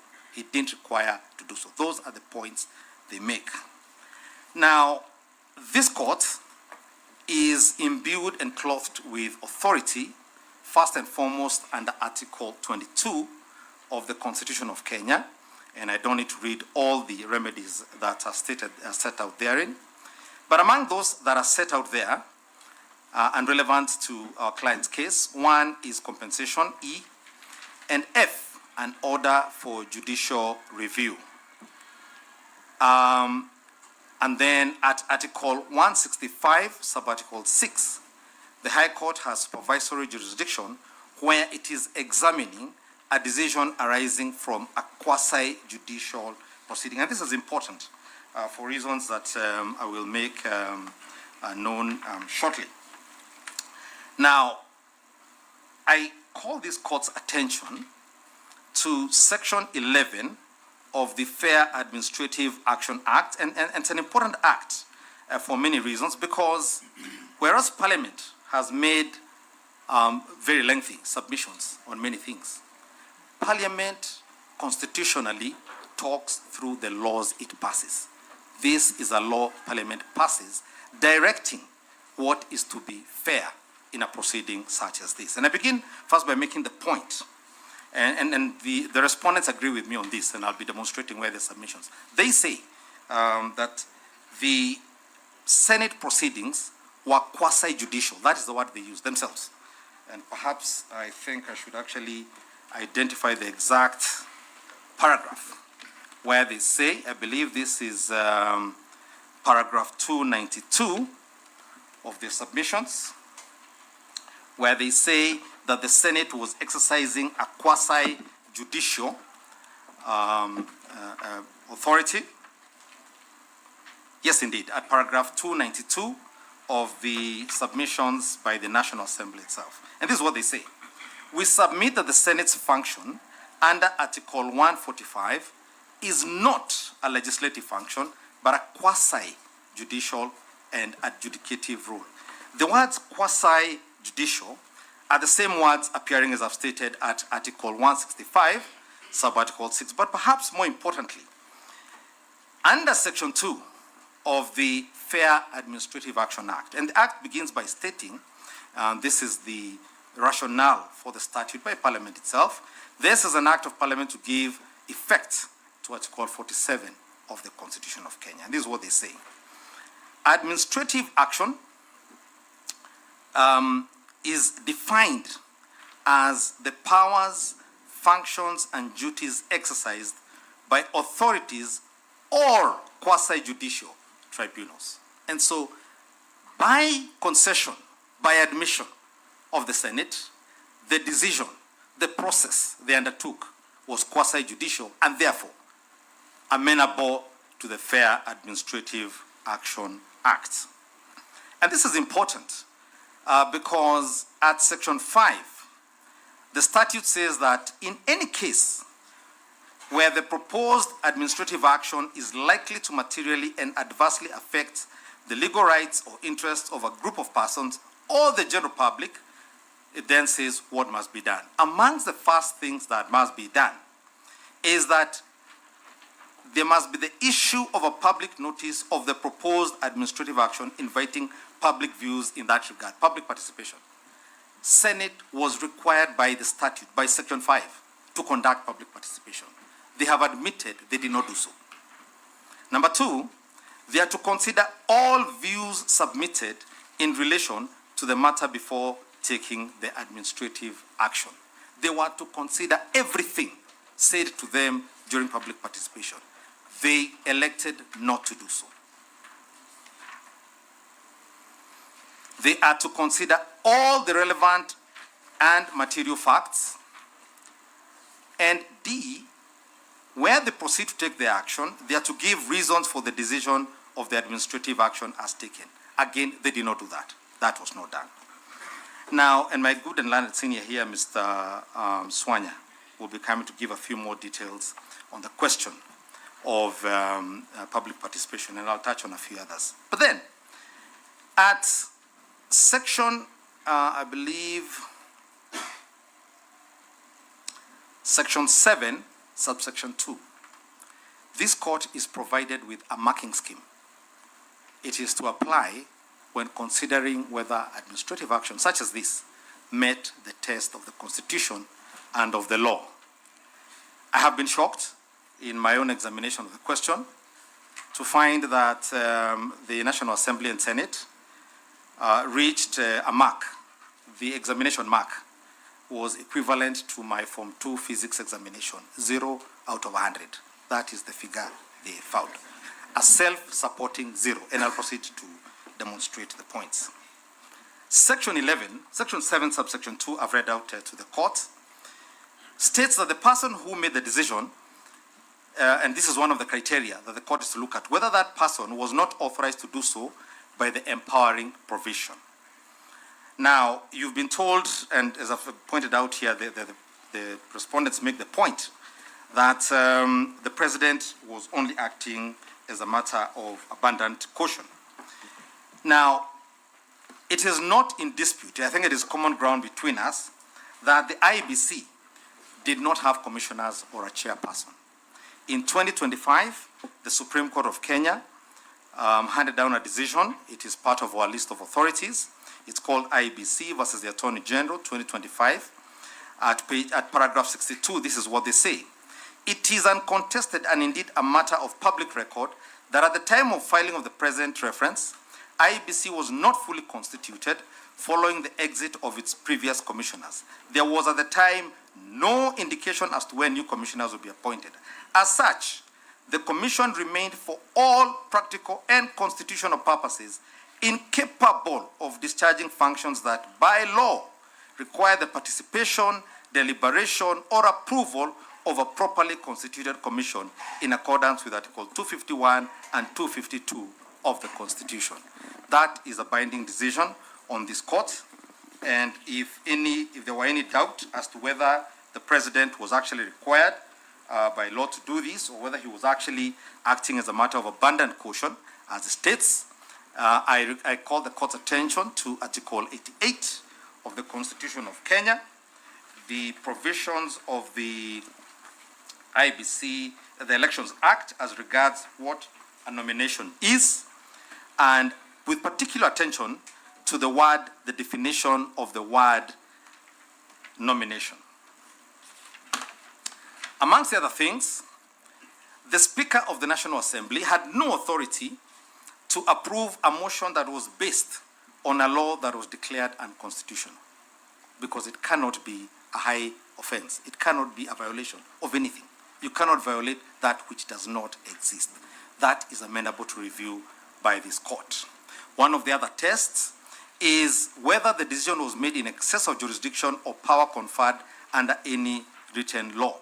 Now, the Senate, as senior counsel here said, worked with ungodly speed in impeaching the first petitioner before you here this afternoon.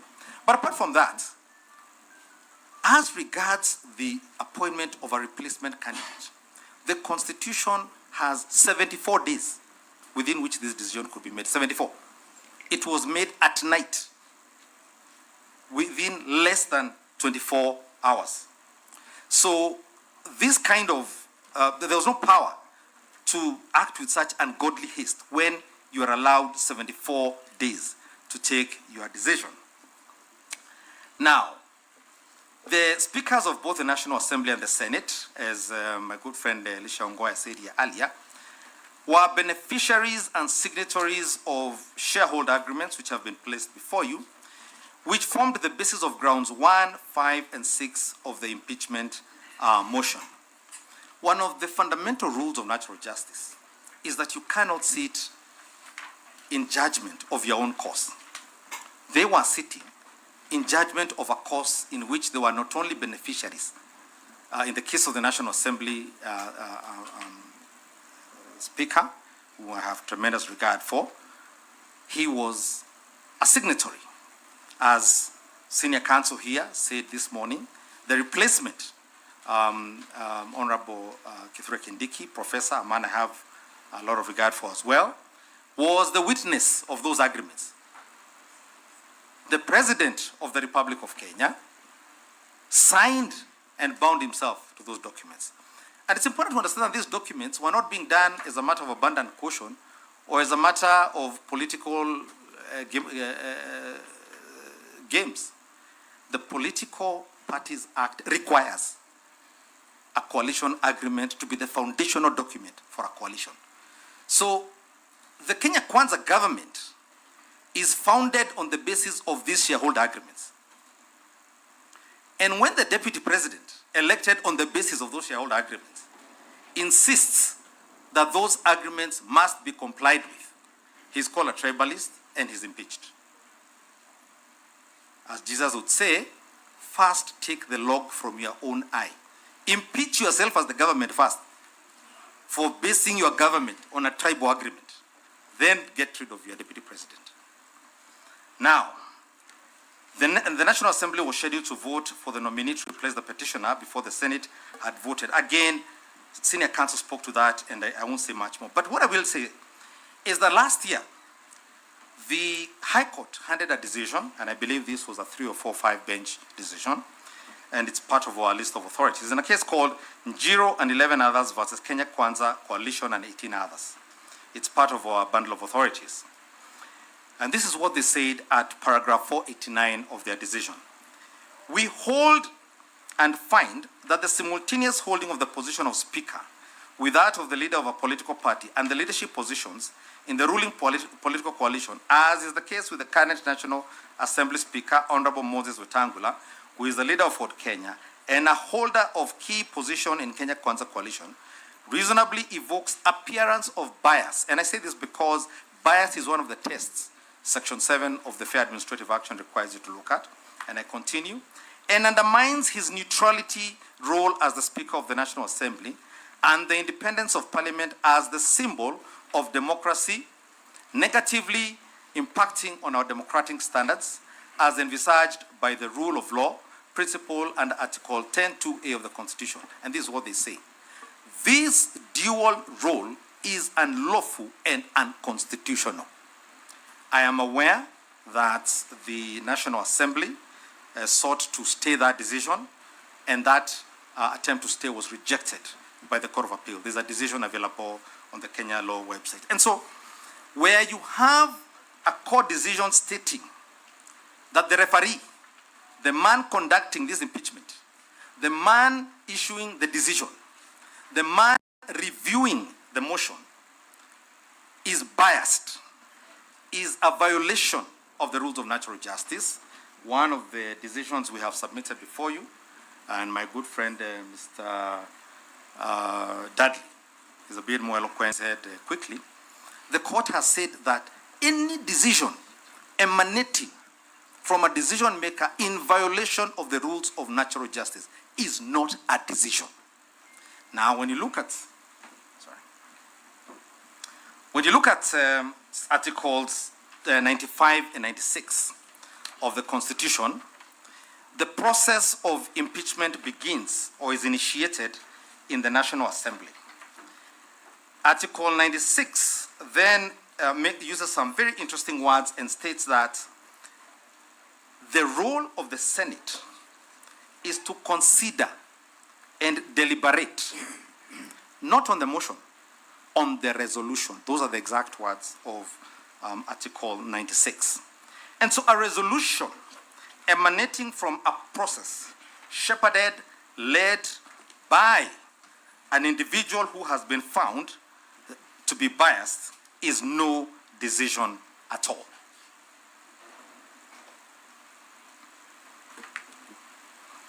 Now, the person who, this is one of the other criteria that the court is to look at, whether the person who made the decision denied the person to whom the administrative action or decision relates a reasonable opportunity to state the person's case.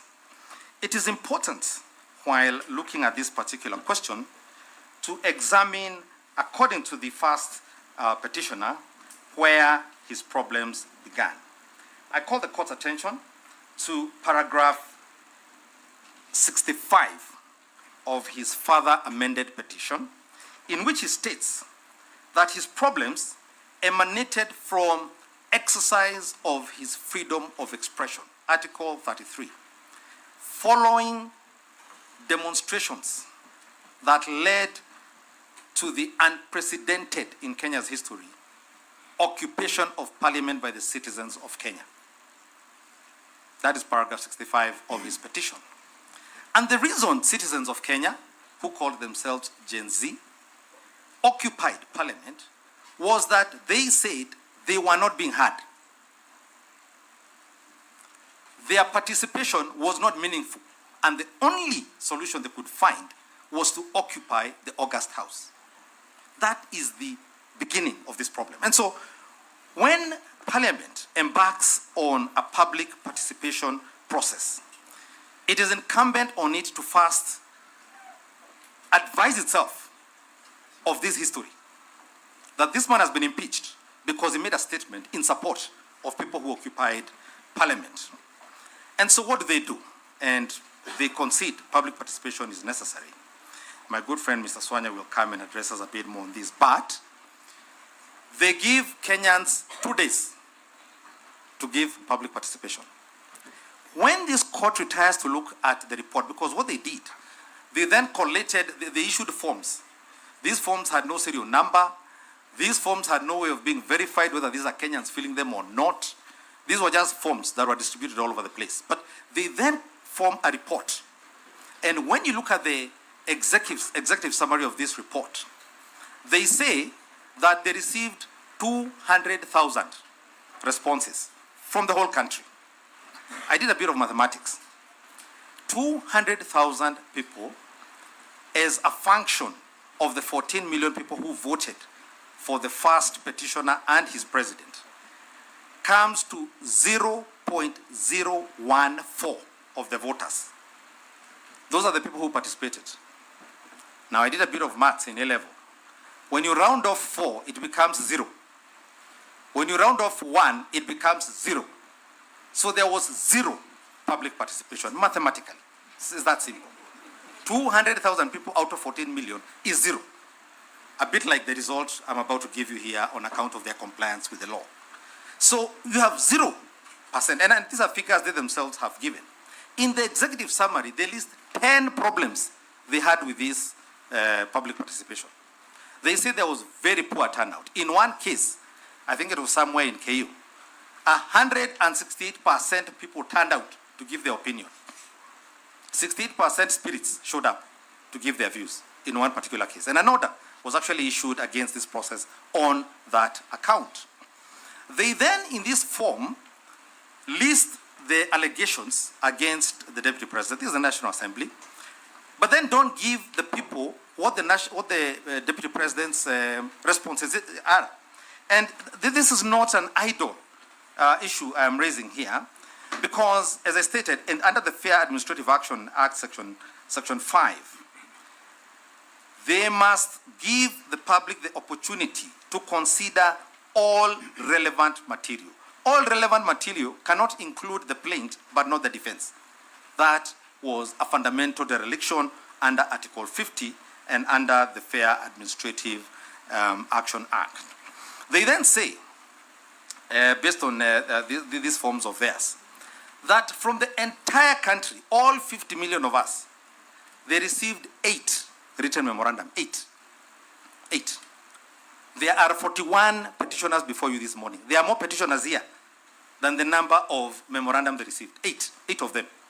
1 per province. Kenya used to have 8 provinces. So again, on average, we got 1 memorandum per province of Kenya. That is what we call insufficient, inadequate, unreasonable, unlawful, unconstitutional.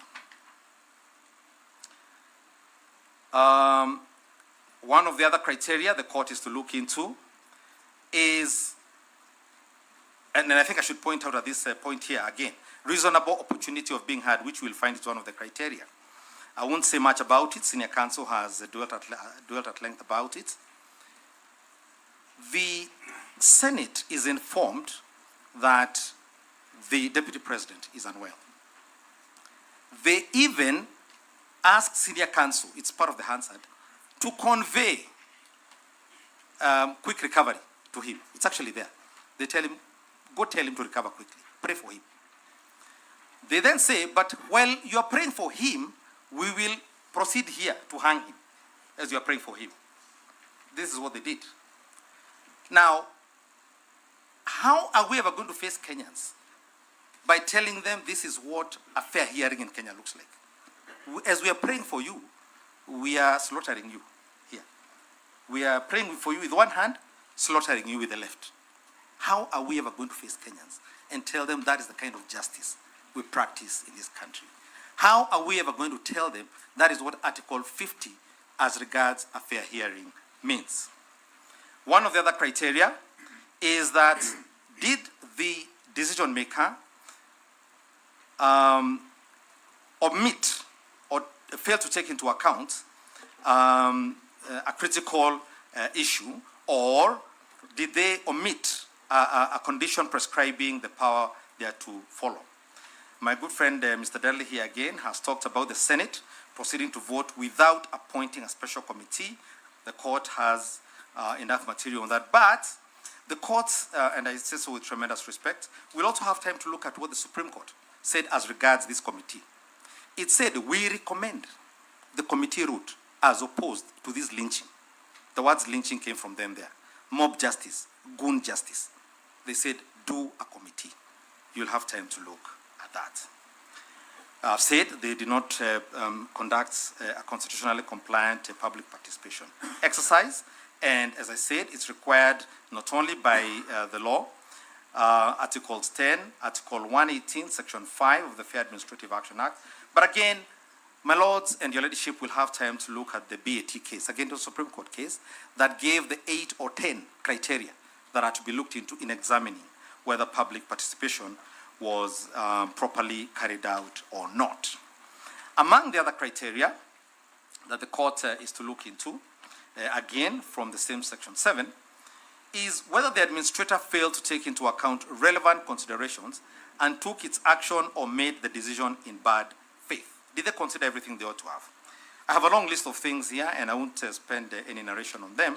1, they did not take into account the Wambora Court of Appeal principles on the threshold test for impeachment. That is where the threshold test was made.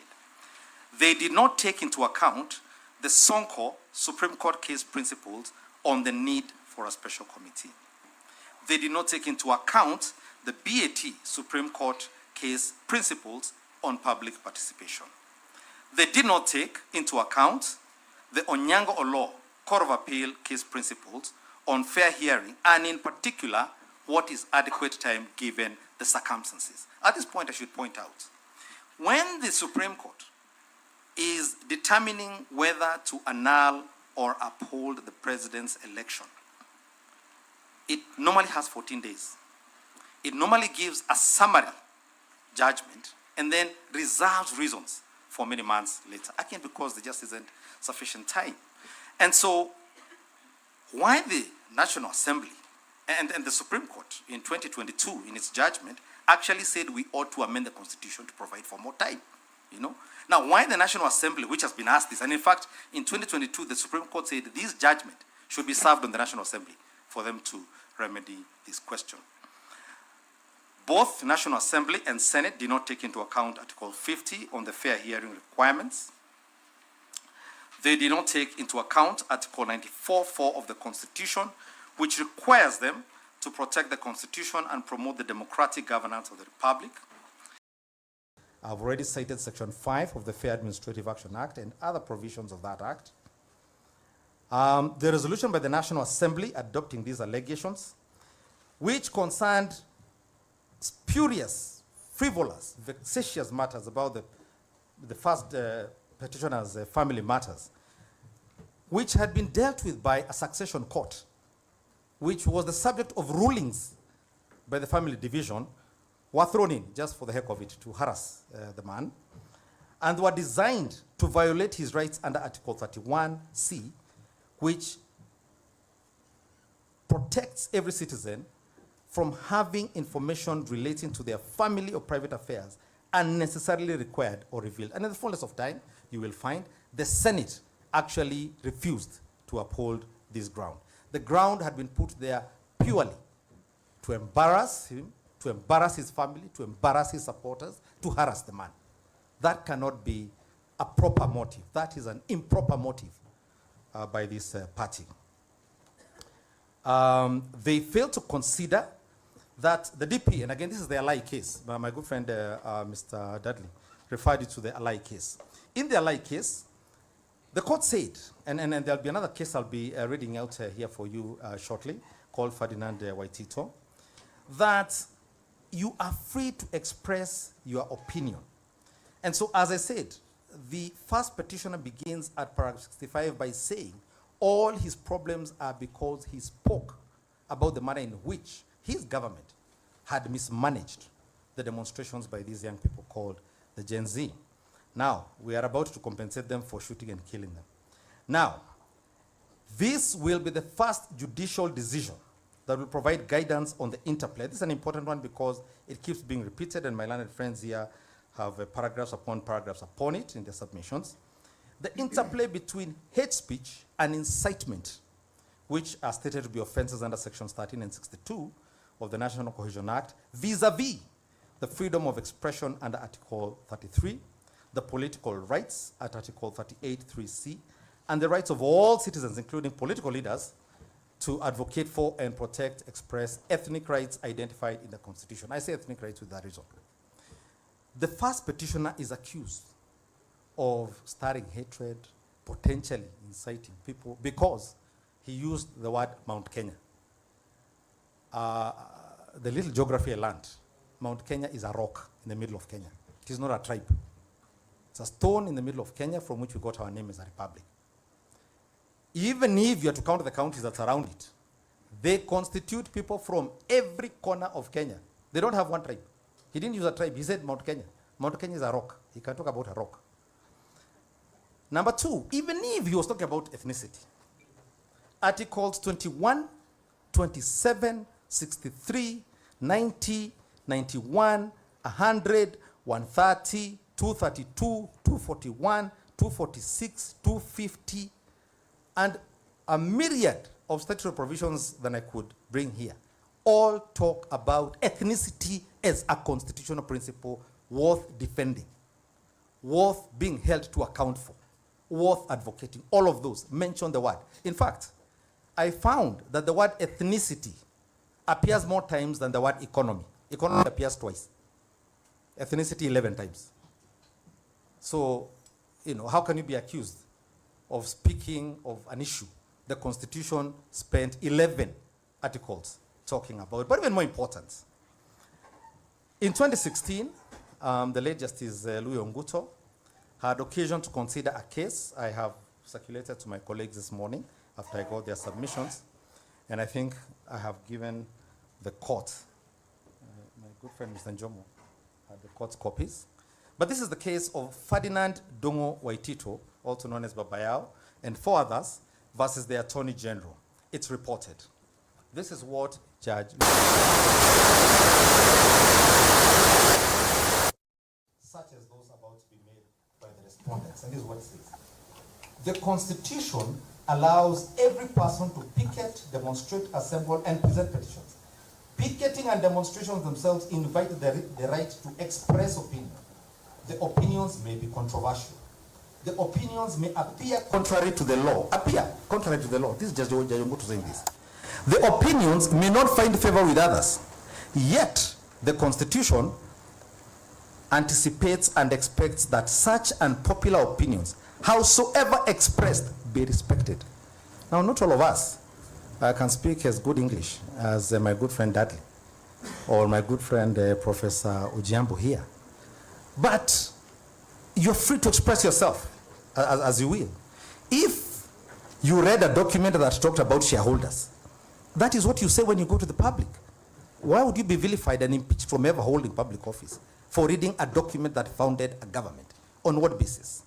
He then says, even if they invite disagreements and counter demonstrations, this is the first time, I think it's good, Kenyans would know, counter demonstrations are allowed, not just demonstrations, even counter. The Constitution thus far declines to stifle even the most unpopular view unless it is intended to incite persons to violence, propagate hate speech, is propaganda for war, or advocates hatred through ethnic incitement. When you retire to look at the provisions of the National Cohesion Act, sections 13 and 62, that are the basis of these frivolous grounds, they say the critical function is what my professor, Gideon Muigai of criminal law, used to tell us was called the mens rea, the intention.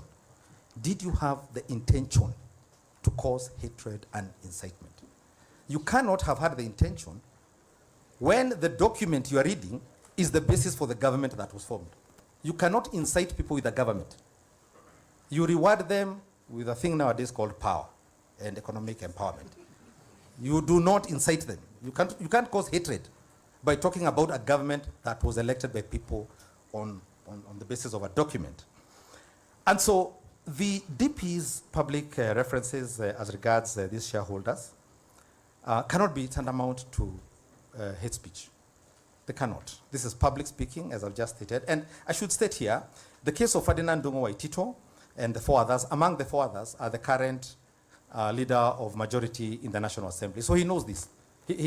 When they were considering these grounds, he was aware of this decision because he was one of the petitioners. And they were told, no, you can't stop people from talking. Now, but then, they then went to the Supreme Court, the Court of Appeal, sorry. They tried to overturn this decision, and the Court of Appeal rejected that attempt. So this decision, I'm reading Ferdinand Waitito, has been upheld as well by the Court of Appeal. There are many instances where one would be said to have caused the hate speech or incited people or have said things that were unpopular. The first petitioner is accused of having spoken against the National Intelligence Service. When you retire to review the material before you, this is the Senate Hansard, and this is ground number 9, which you'll find at page 64. There is an interesting exchange where my good friend Ekomas Mutuse is being interviewed, is being cross-examined on the question of the NIS. And he's directed to a case where the current president, who, while deputy president, also very harshly criticized the NIS. So criticizing the NIS has not started now. In fact, the current first petitioner, who was the deputy president, should be accused of being a good student of his boss, the former deputy president, who's currently the president, because he too also criticized the NIS. So, and the NIS, as with any other state organ, can and should be criticized. No one is beyond criticism so long as it is well-founded, as turned out in this case. It is made politely. It is stated in good English, relatively good English. Our client spoke some fairly good English. He's a literature graduate. He said nice things. He said them nicely. Now, they offended the heart. But you know, no one is beyond criticism.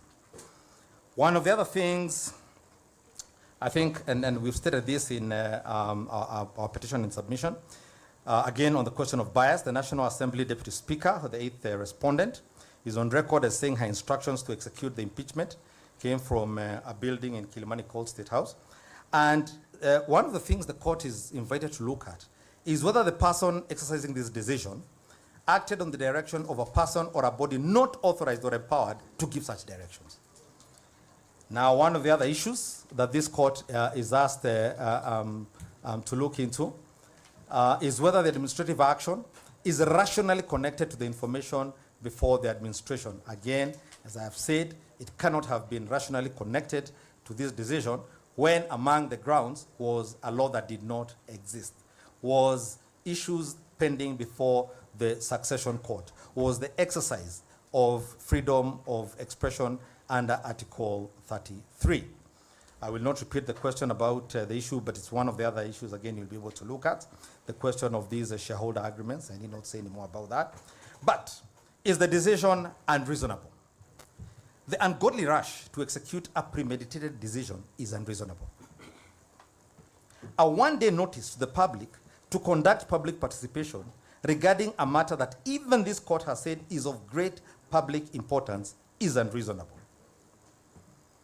Conducting public participation in which the public only has access to the impeachment motion, a summary of it, by the way. The evidence was not given to the public. They were just told he has violated Article this, Section this, and Section that. Most lawyers could not tell you, with most, leave alone the public, other than my good friend Mr. Umtata. No public member can read these sections out of their head. And yet this is what they were given on this document and told, should we impeach this man or not? Passing a resolution based on public participation, as I said, that had 0% of voters who cast the votes in 2022 is unreasonable. One of the other criteria is whether the administrative action or decision is not proportionate to the interests or rights affected, and whether the impugned action or decision violated the legitimate expectations of not only the Deputy President, but the nation at large. Now, the case I cited earlier, which is the 2025 IEBC versus AG case, states the following words. Kenya's history is one of executive overreach and institutional compromise. This is what the Supreme Court said last year. And for the avoidance of doubt, Section 12 of the Fair Administrative Action Act states that the act is in addition to and not in derogation of the general principles of common law and of natural justice. Now, as I said, the National Assembly and the Senate violated all known canons of fair hearing and constitutional procedure. Amongst the most harmful things they did was to destroy almost the principle known as the principle of legitimacy. The principle of legitimacy has 3 pillars. Pillar number 1, people must have voices and their voices must count. That's the first pillar of the principle of legitimacy. The second one is that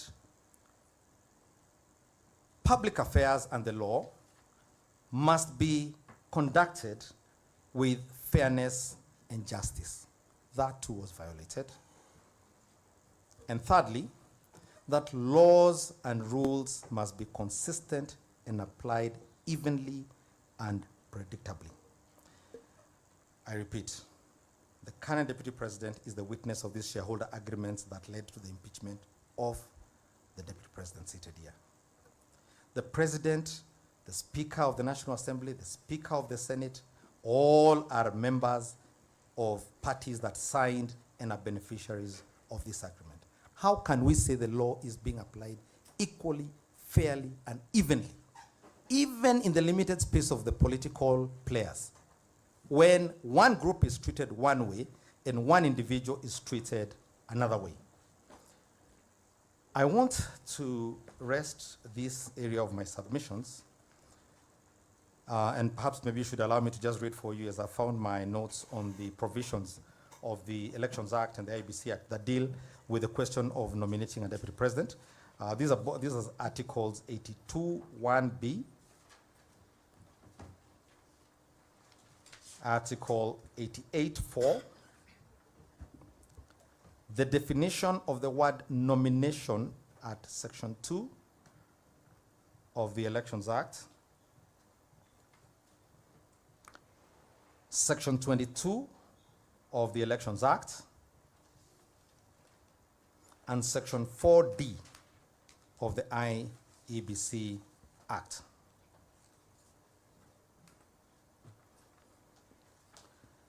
I want to close with the following paragraph taken from the decision of the IEBC versus Attorney General 2025 case. This was a case concerning the delimitation of boundaries, and the Supreme Court of Kenya said as follows.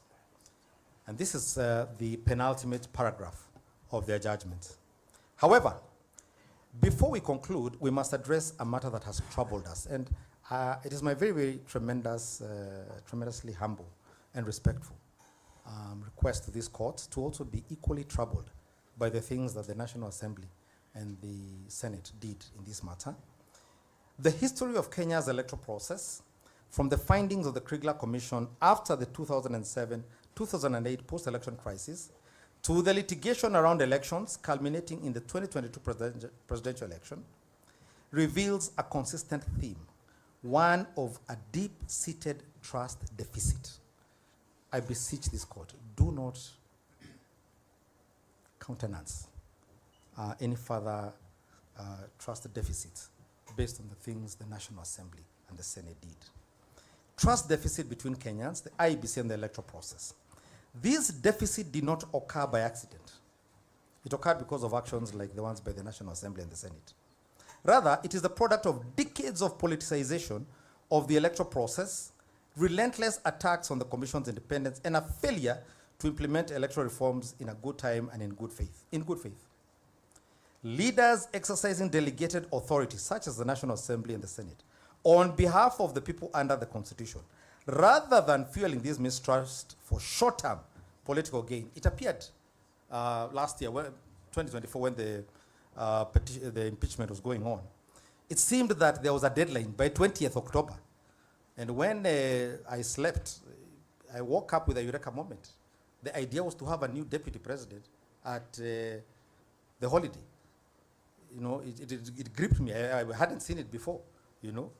And so undermining the very institutions they are duty-bound to protect should channel their power and influence toward addressing structural weaknesses, enhancing accountability, and reinforcing public confidence in the impartiality and competence of the IEBC. In this case, I say of decisions by the two bodies before you. Ultimately, the legitimacy, which is why I spent some time talking about the doctrine of legitimacy, and this is what they say.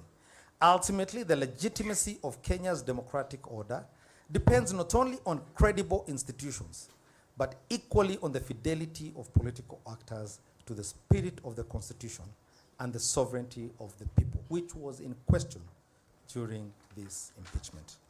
Unless your ladyship and my lords have any questions for me, I want to thank you for the privilege of your time and attention. I'll rest at that point. I hand over to my senior, Mr. Swanya. Thank you. I would like to make this comment that repeated issues are coming up in your submissions, and I want us to believe that we have heard most of those issues. If you find that you are bound to repeat what has been said, we want to assure you that it is not necessary. Thank you. My name is Swanya. I'll address the court on notices. But before I do so, let me cite the Supreme Court, a case on PAT, which says public participation is a constitutional requirement under Article 10 and 118 of the 2010 Constitution. The Supreme Court, in a PAT case, held that public participation and consultation is a living principle that went into the constitutional tenet of the sovereign of the people. Under Article 10, Sub-Article 1 and 2, as a constitutional principle, public participation binds and it is applied to all aspects of governance. Your Honors, and Lady, I want just to get down to some specifics on public participation. It is designed to ensure accountability, requiring public engagement, rather than just parliamentary approval. In the context of impeachment, it is a remedy of the last resort. This, I think, was mentioned by Senior Counsel Paul Mute. Therefore, the public participation exercise must meet the following standards, and this is what I wanted to get down to the specifics. One, must be purposeful and meaningful. Must be real and not illusory formality. It is not cosmetically done for Public Relations Act. Should not be undertaken as a matter of just to fulfill a constitutional requirement. The public participation exercise outcome must have quantitative and qualitative components. It is accompanied by reasonable notices and reasonable opportunity.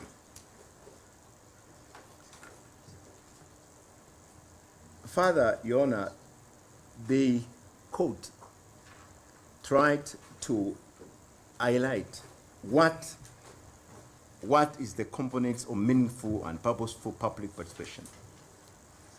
It must have clarity of the subject matter of the public, for the public to understand. The structure and process, that's the media of communication, of the participation, participation that are clear and simple to understand and follow. This particularly is the instruments that are used to collect data or to be given to the participants on public participation. They got to be simple, clear, and easy to follow. There must be opportunity of balanced influences from the public in general and commitment to the process. It must be inclusive of effective representation, integrity and transparency of the process, and capacity to engage on the public, including that the public had to be first be sensitized on the subject matter. These are the details that our guidelines the Supreme Court gave on the PAT case. So now let me just get straight to the notices.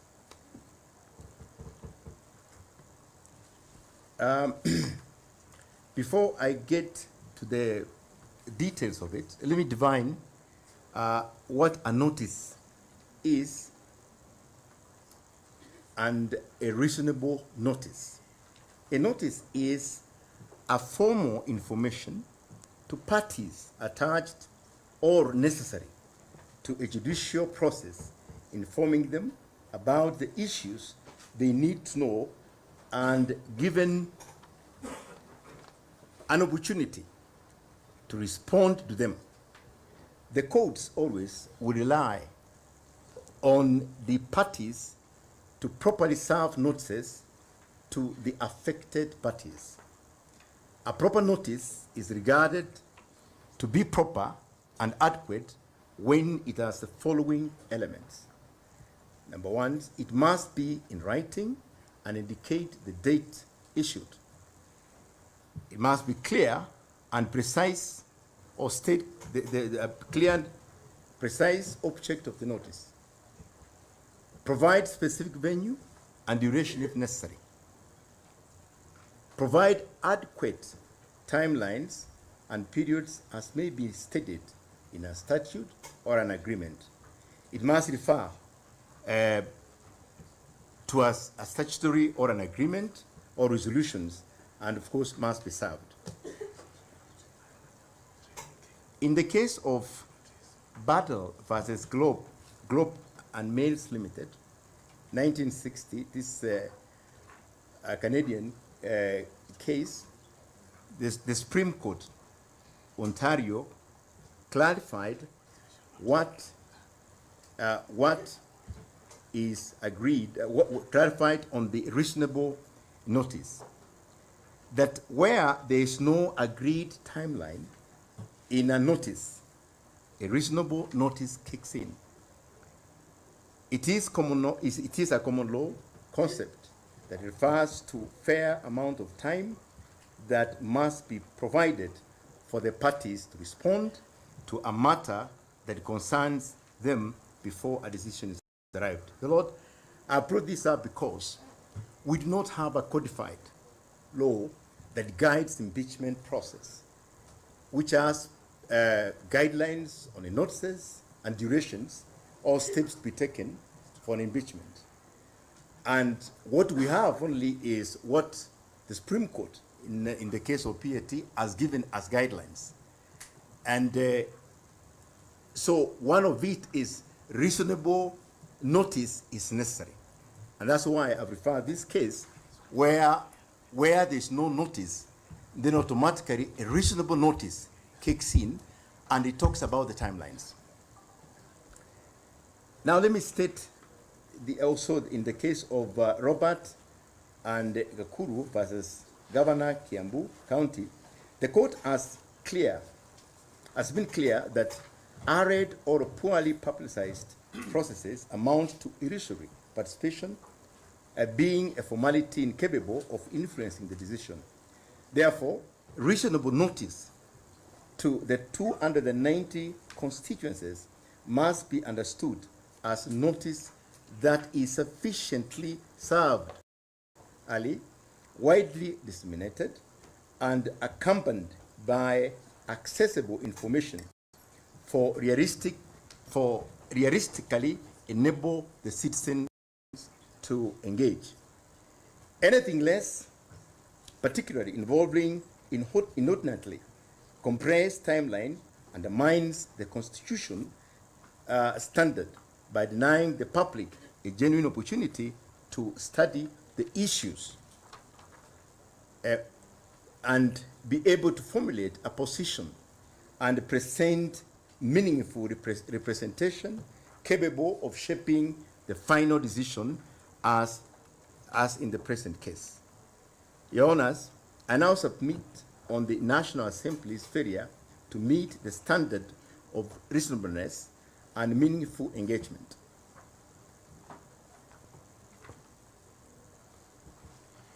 The National Assembly, in their own report, reveals a process that prioritized speed over substance, failing the reasonableness test as follows. The notice ran for only 2 days. That is on 2nd and 3rd October 2024 for the public participation exercise, which was to be held on 4th of October 2024 at a purported initially a designated single venue at the county level. Additionally, the National Assembly report on 3rd and 4th October 2024 stated they had 40,000 copies of the notice of the special motion were circulated as newspaper pullouts. This begs the question whether the 40,000 copies were adequate for meaningful national public participation, and whether the 2 days were adequate for circulation of the same nationwide. My Lords, we submit that the timeline were fatal to the meaningful engagement because the entire national exercise was condensed into a 4-day window inclusive of the 2 days notice advertisements. This time frame is grossly insufficient for the public to digest a 100-page motion containing 11 complex grounds, legal grounds, including allegations of corruption and gross economic crimes. Your Honor, it's important to note that the first notice had a single venue per county. Your Honor, you can imagine an headquarter of a county, assuming that's where the exercise was taking place. The people who are at the ends of the county, how would they access to reach the venue and participate in the public participation exercise? This is contrary to actually what the Court of Appeal, the Supreme Court, rather, guidelines had provided for. The other point, Your Honor, according to the report, the nationwide public participation exercise at the constituency level gave 1 day notice on 4th of October 2024, the same date as the court ruling. Let me clarify here that the participation exercise was supposed to be on 4th of October 2024 for 1 day. But the ruling of Justice Moho, your brother, extended the participation for another 1 more day. Now that advertisement or publication also came in the same day when these exercises were supposed to finish. Now, what would happen that to the common mwananchi? Of course, confusion. Similarly, the orders which were given said that now the exercise should move from the county to the constituencies. The Honor, what we noticed here is that in the constituencies, just talked about constituencies, never gave a specific place, address, where this exercise is supposed to take place. It's our submission that such an important exercise to remove the deputy president from office, who was elected by the majority of Kenyan in each gazetted polling station in the country, required a similar methodology and participation to remove him from office. And certainly, the purported NGCDF officers advertised without prescribed venue address did not meet Justice Mwongo's court order to provide venues close to the people. In any case, the only venue close to the people is polling stations. The Honor here, as I said earlier, even with the orders, needed to have the exercise done at the constituency level. And the assumption here is that each constituency has these officers. But then what's the distance between where those officers are? They were not prescribed for somebody who's at the end of the corner of that constituency. By using highly legalistic language in the notices of public participation and in the circulated public view template, the assembly created a barrier to entry for the average mwananchi, reducing a constitutional right to a binary of support or oppose vote. The report indicates that primary information was posted on the national television, broadcast, KBC, print media, the parliamentary website, and social media, which was technologically biased and excluded vulnerable groups. In the BPI case, the court stated that relying heavily on technology ignores the reality that only small fraction of Kenyan as reliable internet access, and that technology has not been dispersed equitably to all Kenyans.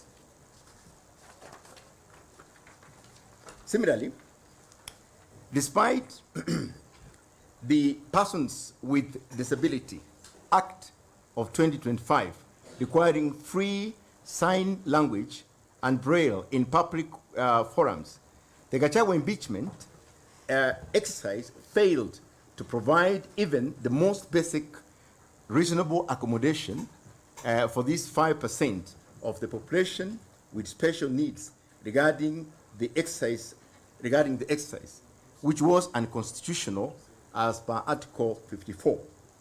The report does not demonstrate that the public was provided with copies of the special motion, including the grounds in English, Kiswahili, prayer, and other communication channels and technology accessible to persons with disability, such as the Kenya Sign Language.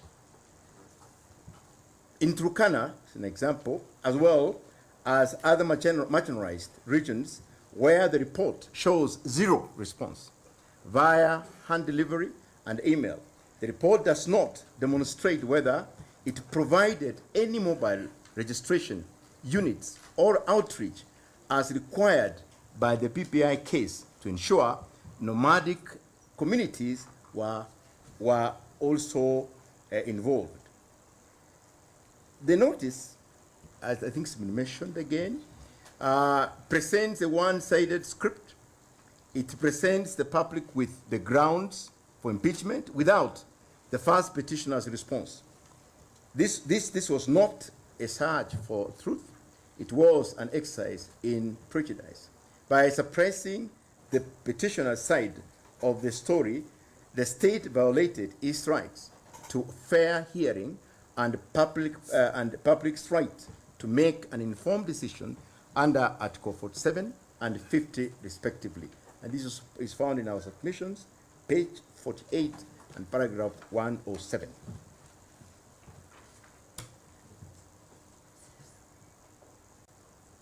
One submit that since the reasonableness of the notice is to be determined on case-by-case basis, the adequacy of notice in the present impeachment process can be tested against the scale of electoral mandate it seeks to overturn.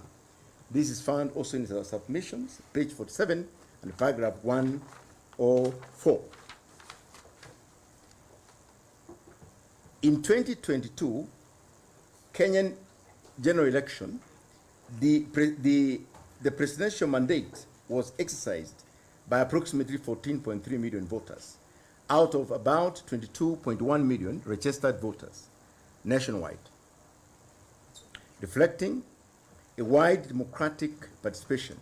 Out of those who cast valid votes, roughly 7.1 million supported the ticket of William Ruto and Rigathi Gachagua, thereby conferring upon them the constitutional mandate to govern.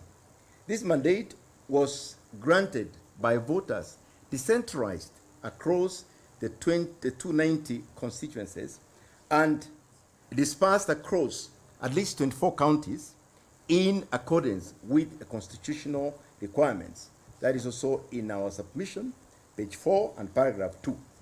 Therefore, by contrast, a constitutionality compliant impeachment process ought to demonstrate that the public participation notices reached a substantial and representative proportion of that electorate. In the present case, the notice issued reached only an negligible fraction of the electorate, attributed to short times, limited publication channels, and accessibility to forums, which processes clearly falls short of the constitutional standards. And of course, my learned friend Tom Macharia has mentioned that this is evidenced by the alleged 200,000 plus viewers in the National Assembly report, which constitutes about 0.14% of the vote that mandated their win. Your Honor, statistically, of course, it sums up to a 0%. If it was a medical test, it will show negative results. There were only 11 memoranda that were presented to Parliament. Your Honor, and again, this I think has been said, I won't repeat it. This begs the question whether the National Assembly is suggesting that the sovereign will of 22.1 million registered voters in the nation is carried in the hands of the 200 plus individuals who allegedly participated in the exercise.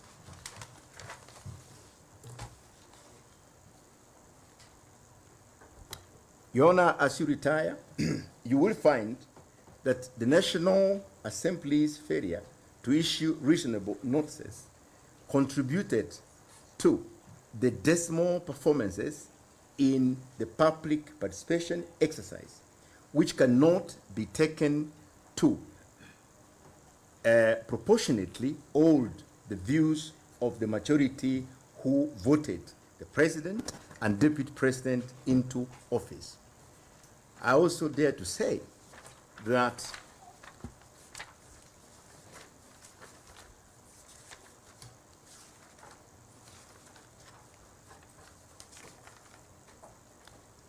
the mode of the instruments that were used to collect information, the template instruments used in the public participation exercise lacked clarity, thus ambiguous, contrary to the Supreme Court guidelines.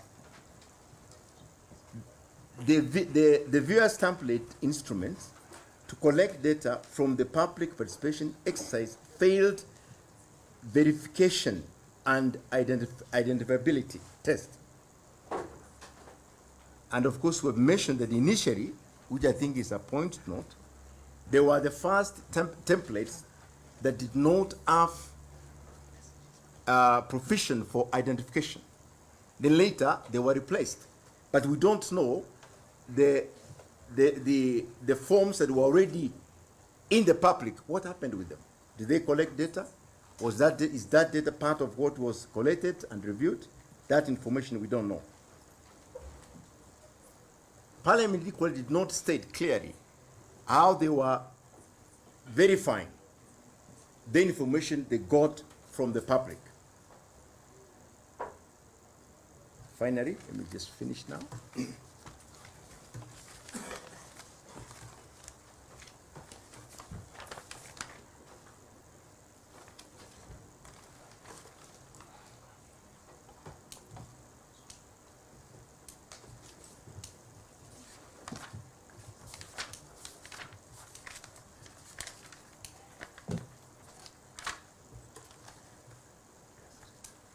I wish, just to draw to your attention, this was your ruling here in this court, in the same case of Gachagua.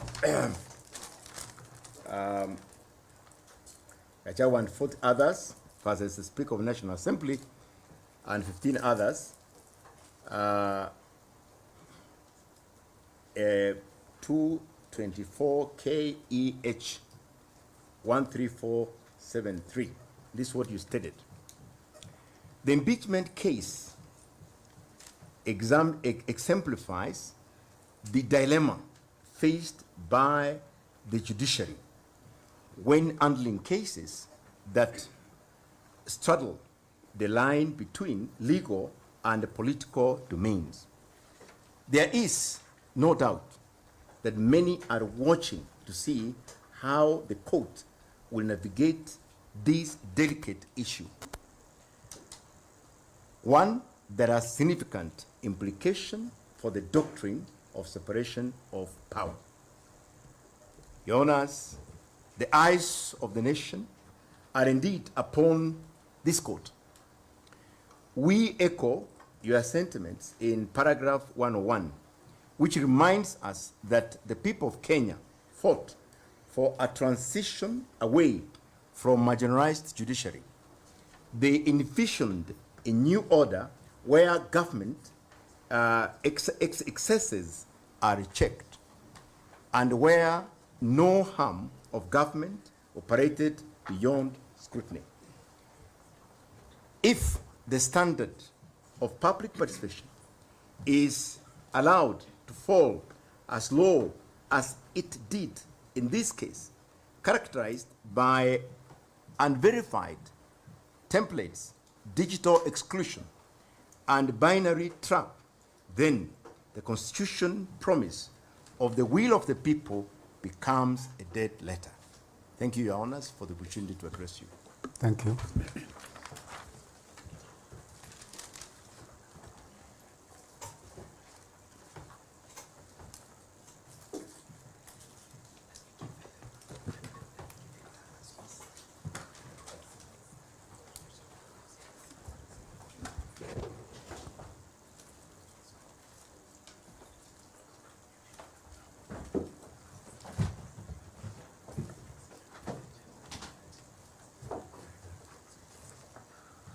Good afternoon, my lords and my lady.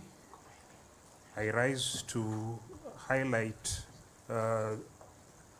issue for determination E.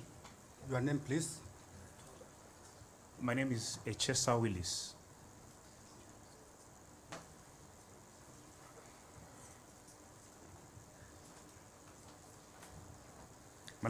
My lords and my lady, I do rise to address and highlight submissions with regard to the issue for determination number E, that is at page 11 of the issues for determination, as have been crystallized by the first petitioner. My lords and my lady, the substance of issue number E is to be found at page 51 of the first petitioner's submissions. And my lords, taking cue from the presiding judge's direction, I will not repeat what my learned colleague, Mr. Tom Masharia, has addressed the court with respect to Article 47 of the Constitution, as well as Article 50, sub-Article 1, with regard to the right to fair hearing as well as fair administrative action. My lord, I will, for purposes of guiding the court in appreciation of this issue for determination, I will draw the court's attention to the further amended petition, specifically averments contained at paragraph 97, as well as paragraph 106. I know that is the foundational essence of the issue for determination that I shall be highlighting. My lord, further to that, I do redirect the court's attention to the affidavit in support of the petition sworn by His Excellency Rigathi Gachagua. My lord, this is sworn on the 18th of October 2024. And my lords and my ladies, specific to the issue that I'm highlighting on, issue number E, my lords, I do direct the court's attention to the deposition made at paragraph 8H, that is at, it's not paginated. The next factual preposition, my lord, is the deposition made at paragraph 22. And lastly, I shall make reference to the supplementary affidavit of His Excellency Gachagua, sworn on the 27th of October 2024, specifically at paragraph 6. My lords and my lady, against the backdrop of what my learned colleagues that have made submissions ahead on the provisions of Article 47 as well as Article 50 sub-Article 1 that embody the requirement of fairness in decision-making before decision-making bodies, as has been submitted, my lord, the role of the Senate in this particular proceeding leading to the impugned impeachment, it has been submitted ably by my learned colleague, Mr. Macharia, that this was a quasi-judicial process.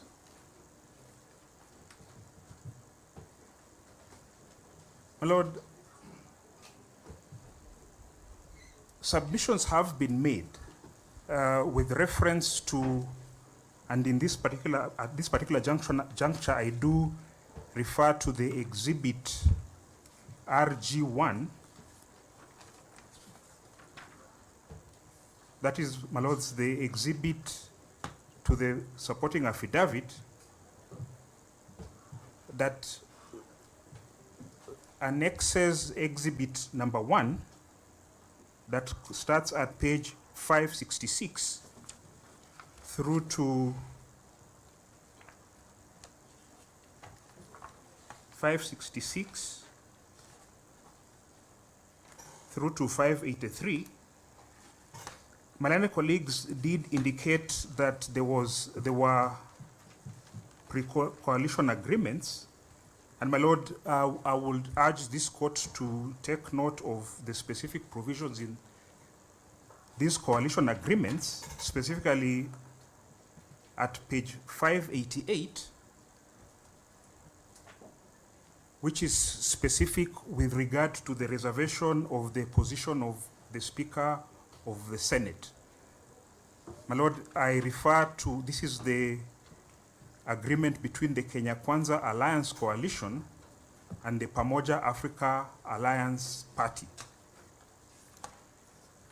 Next, my lord, is page 567 that exhibits the coalition agreement between the United Democratic Alliance and the Amani National Congress Party and Ford Kenya Party.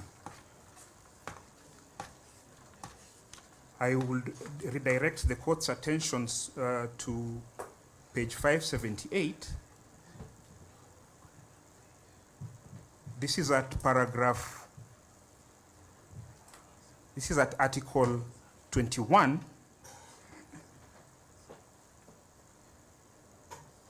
subparagraph L and N. My lords and my lady, what those annexures, the purpose of those annexures is to amplify the fact that the speakers of both the National Assembly as well as the Senate were direct beneficiaries to the pre-coalition agreements that were in place, and that which had been submitted by the first petitioner first before the National Assembly on the 8th of October 2024 in response and in his defense with respect to ground 1 that raised the charge on the so-called shareholding issue. My lords and my lady, the point to underscore in regard to those coalition agreements is that as early as the 8th of October 2024, when the first petitioner tendered his defense to the grounds that were purportedly moved by the National Assembly, it was clear that part of the evidence that the first petitioner was to present implicated or showed the involvement and the interest of the Speaker of the National Assembly. However, my lords and my lady, the Speaker of the National Assembly did not deem it fit to recuse himself, noting that the issue of his interest would play out in the defense of His Excellency Rigathi Gachagua. Further to this, when the motion was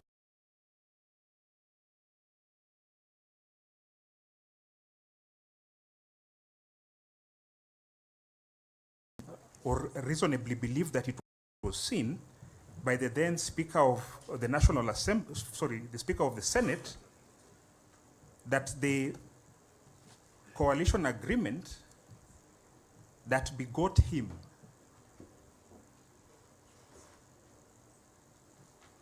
his speakership was also in question, as it had been brought up by the first petitioner in his defense of ground one that had been then passed by the National Assembly. In summing up, my lords and my lady, impartiality is essential for decision making, and as my learned colleagues have indicated, the process demonstrated what my senior counsel, Mr. Ongwe, has referred to as malicious compliance, breakneck speed with regard to the moving of the motion, as well as the directions, as well as interpretation that was given to various provisions of the Constitution by both the Speaker of the National Assembly and that of the Senate. In summing up, my lord, the petitioner has, in his bundle of digest and bundle of authorities, made reference to the decision of Njiru and 11 others versus Kenya Kwanza Coalition and 18 others, which my learned colleague, Mr. Macharia, made reference to. I do urge your lordships and your ladyship, when this court retires to deliberate on the ruling, on the judgment, to be guided by the 3 judges in holding number 20 and 21 of that decision. I do submit that those 2 holdings are on all fours on the submission in relation to Article E before this court. Sorry, the issue for determination at E before the court. And in closing, my lord, with reference to the issue for determination whether or not the speakers of both the National Assembly and that of the Senate were neutral, I do invite this court to do what the court recommended in the decision of Philip K. Tunoi and another versus the Judicial Service Commission, and another, it's a 2016 decision, where the court held that in determining the existence or otherwise of bias, the test to be applied is that of a fair-minded and informed observer who will adopt a balanced approach and will neither be complacent nor be unduly sensitive or suspicious in determining whether or not there is a real possibility of bias. I do invite this court to apply that test. And my lords and your ladyship, based on what has been presented by the petitioner, we do submit and urge the court to find issue number E in the affirmative. I'm much obliged. Thank you.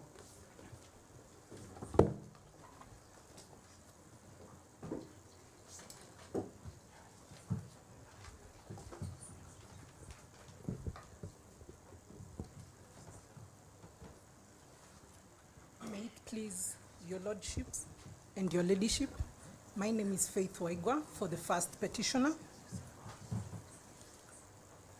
My lord, I shall be addressing you on issue G.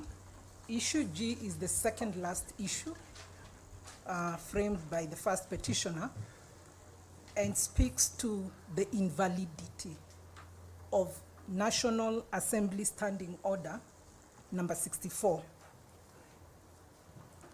To start off, my lord,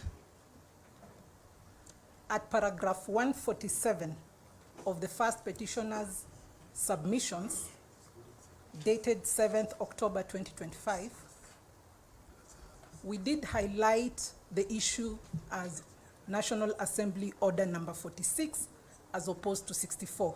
So we wish to correct that now. The body of the paragraph speaks to the correct provision, which is 64. It's just the heading that there was a spelling mistake.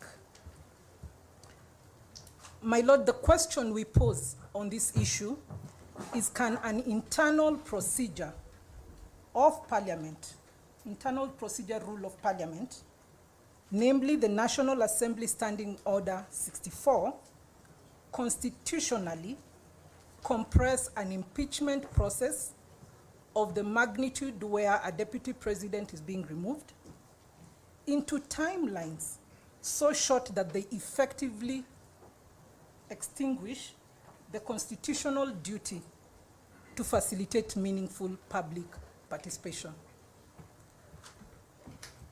My learned colleagues and seniors have ably submitted on the issue of public participation, but I'll try as much as possible not to repeat, though, my lords, you'll allow me to demonstrate why this particular provision of the standing order goes against the constitution provisions of public participation.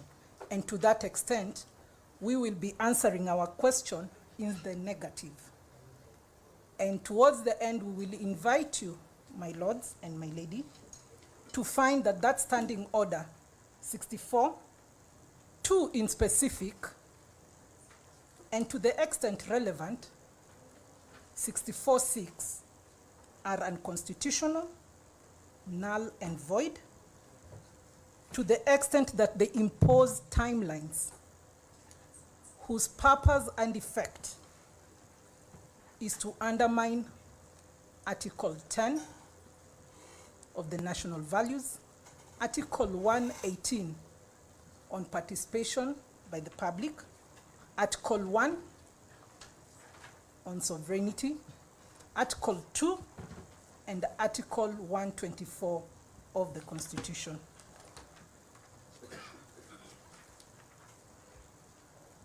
My lord, this is not an attack on parliamentary autonomy. It is a defense of constitutional supremacy, and we proceed to demonstrate as follows.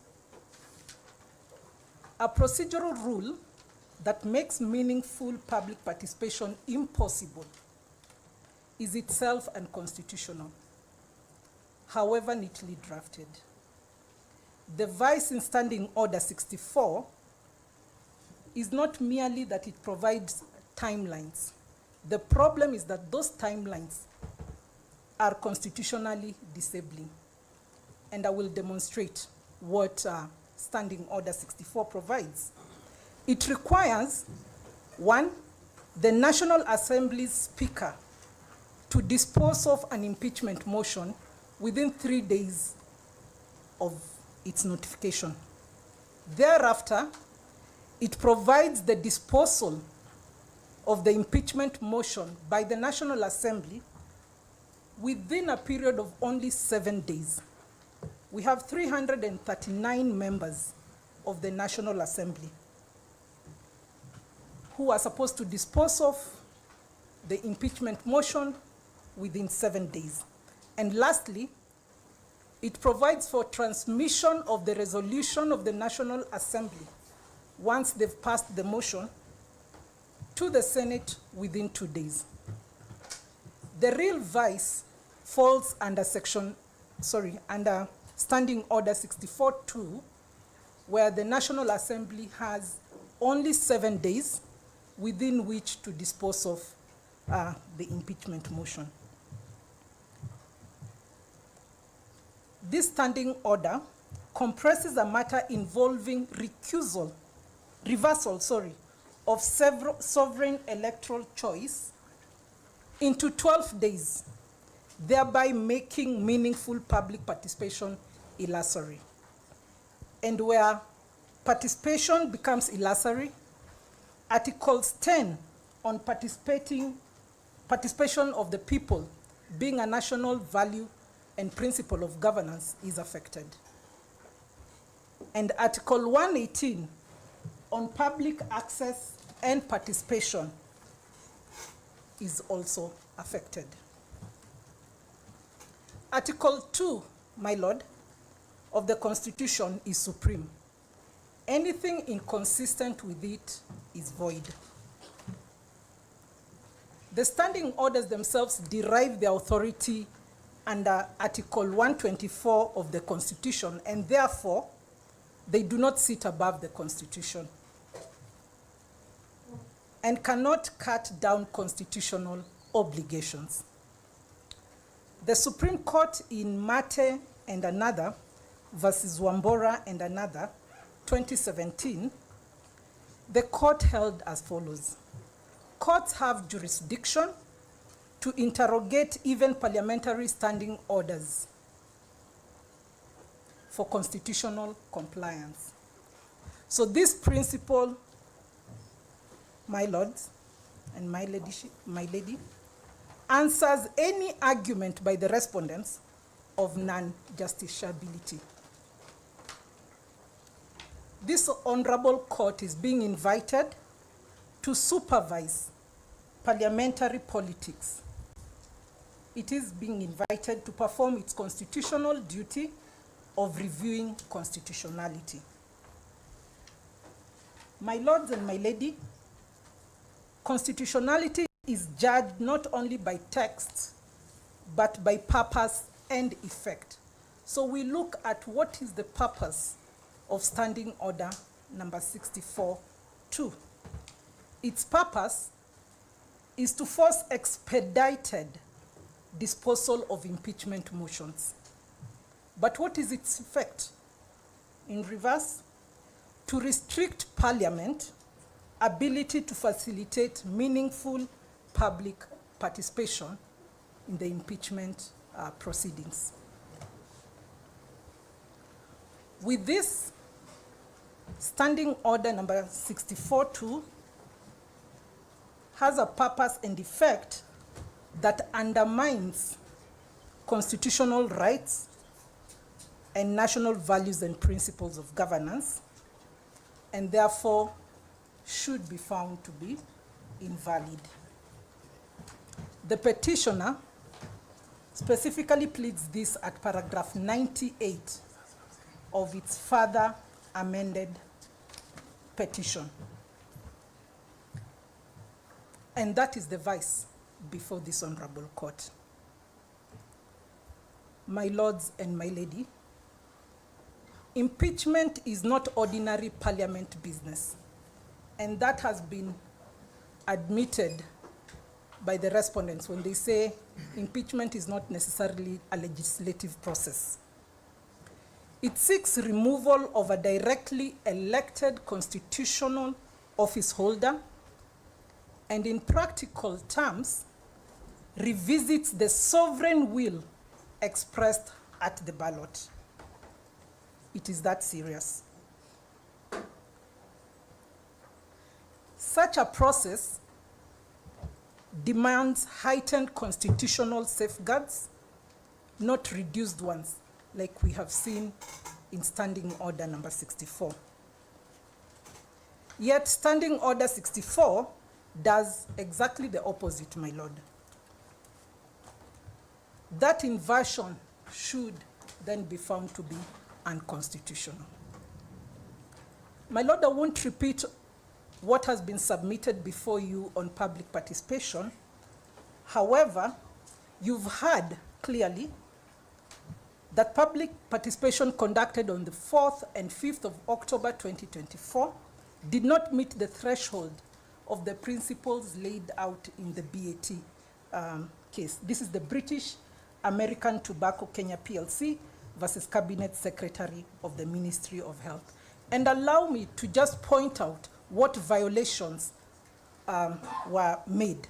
And had we had more time, had the National Assembly provided for more time in its standing orders, perhaps they would have averted these particular violations. One, Mr. Swanya indicated of the no reasonable notice was issued.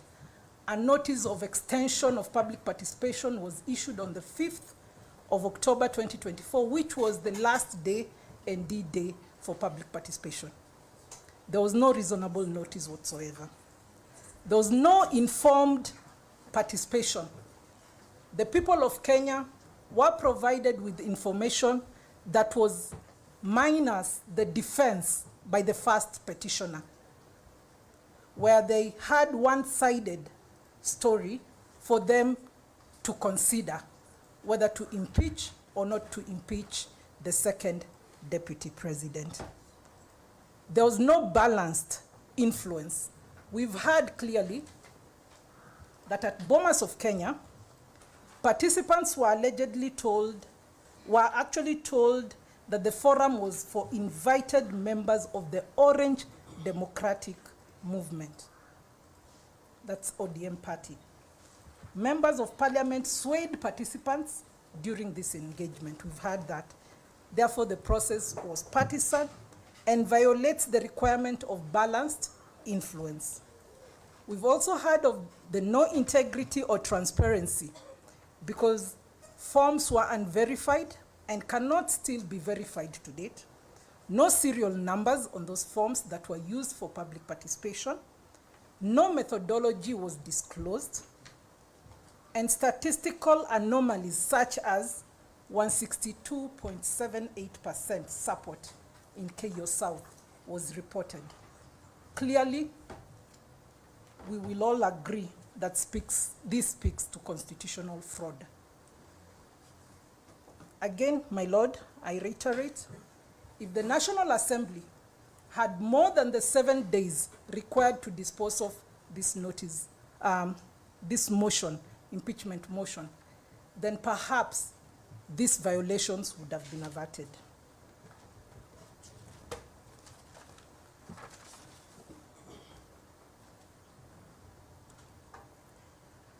The respondents may argue timelines alone do not invalidate a process. However, our response would be not every short timeline is unconstitutional. So we might agree. But a timeline becomes unconstitutional where it makes constitutional compliance impossible. And that is the case with Standing Order number 64. Why do we say the timelines there are unreasonable? First, it allows no genuine civic education before participation because the public participation was conducted by National Assembly. Second, it allows no adequate dissemination of relevant information across 290 counties. Third, it allows no serious compilation, analysis, and debate on public views. And violates procedural fairness. The fact that the defense of the first petitioner was never disseminated to the public to make an informed decision, that process was unfair. My Lord, allow me to compare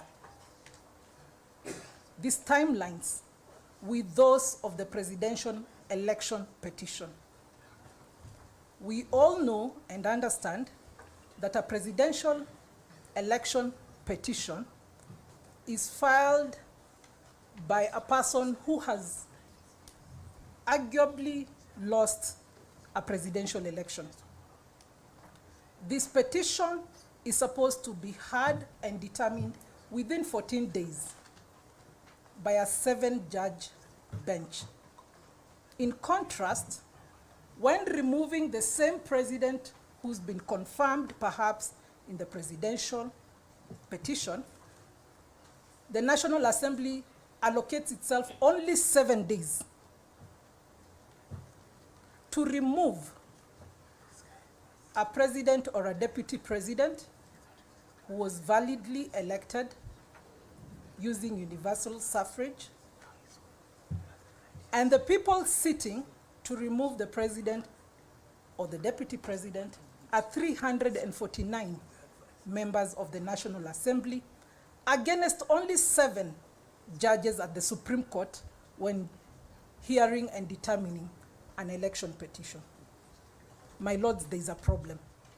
That removal has to be extremely fast, but confirming can have more time. Confirming a president can have more time, but the removal of such a president or deputy president must be extremely fast.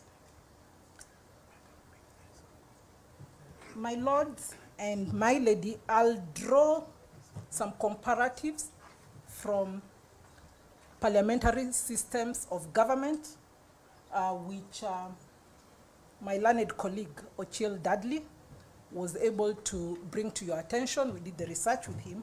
In Nigeria, the timelines are 4 to 5 months.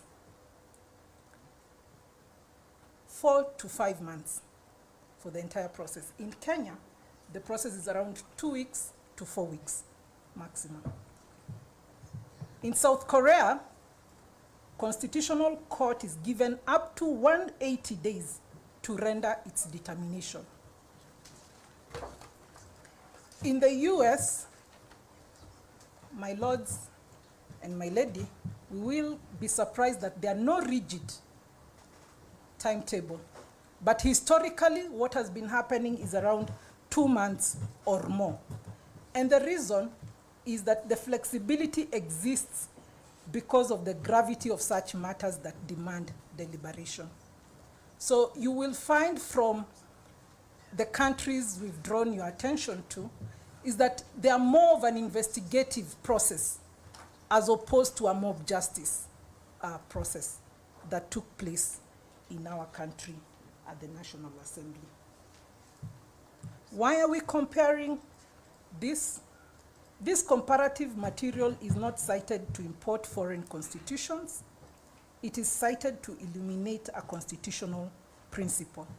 Basically, Kenya is an outlier when it comes to timelines for removal of its president or its deputy president.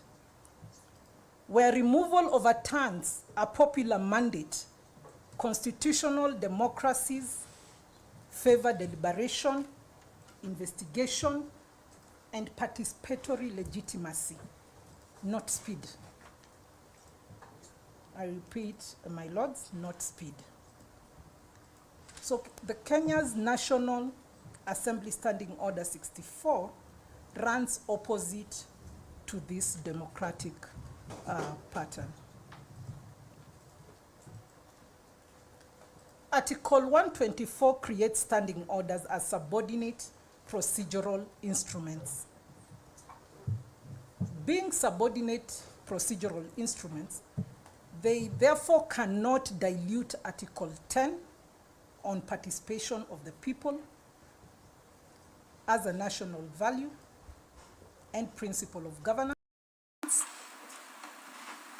They cannot dilute Article 118 on public access and participation. They cannot dilute Article 1 on sovereignty of the people. They cannot dilute Article 47 on fairness in administrative actions and quasi-judicial outcomes and decision. My lord, they cannot dilute Article 50 on fair hearing and Article 2 on the supremacy of the Constitution.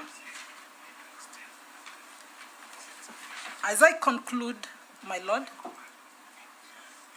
constitutional obligations are not optional where timelines are tight. If timelines make it impossible, then those timelines must yield, not the Constitution to yield.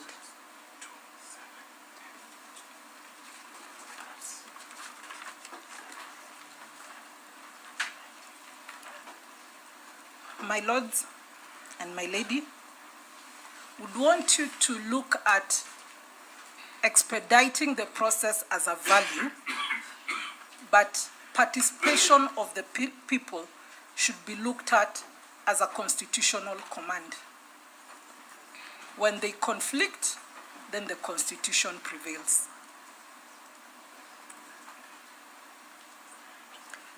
We respectfully invite this Honorable Court to hold that the National Assembly Standing Order 64-2,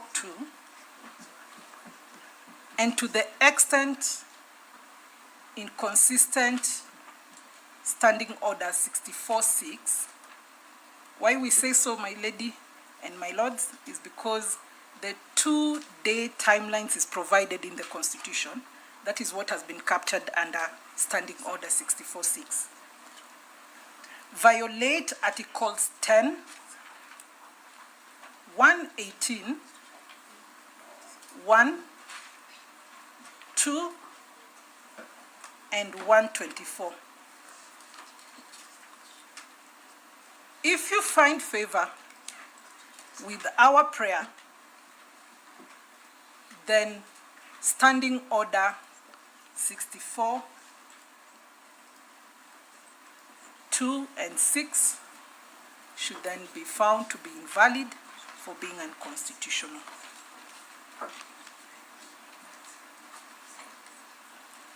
My lady and my lords, as you retire to write your judgment, we need to answer to this question.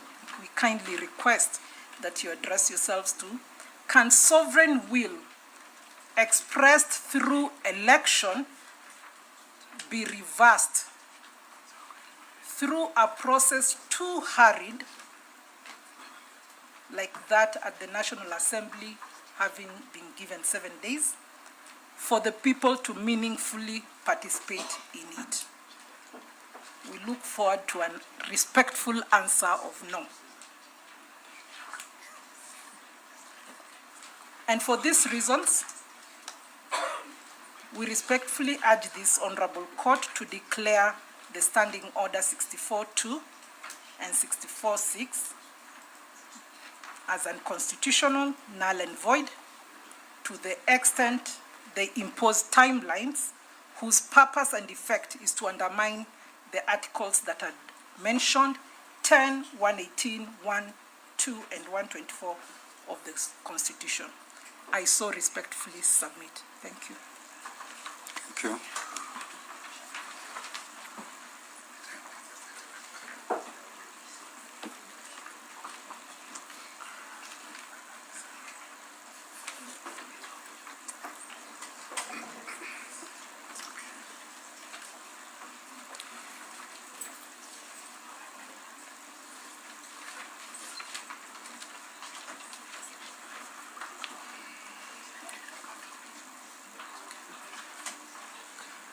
My Lord and my lady, my name is Njomo John, appearing for the first petition of my colleagues, and I'll pick up from where my learned colleague Faith Waigo has left. I rise to briefly submit on the reliefs that the first petitioner is seeking before you.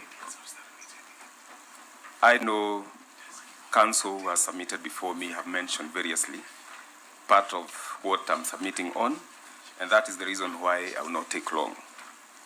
My Lord, when this court delivered its ruling on the 31st of October last year, I want to refer to paragraph 158, being the background under which the first petitioner is before you. He's literally in court today.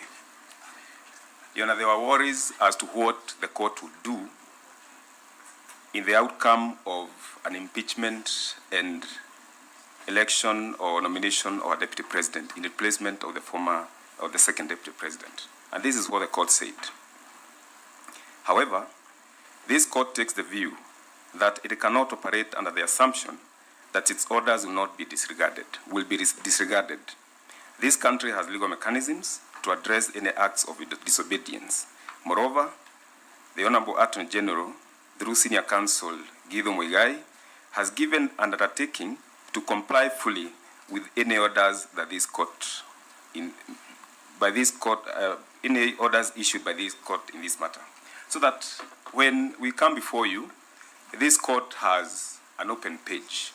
All the reliefs that the petitioner is seeking are grantable by the court, because even Professor Guido Muigai, it's on record that he has given an undertaking that there will be full compliance.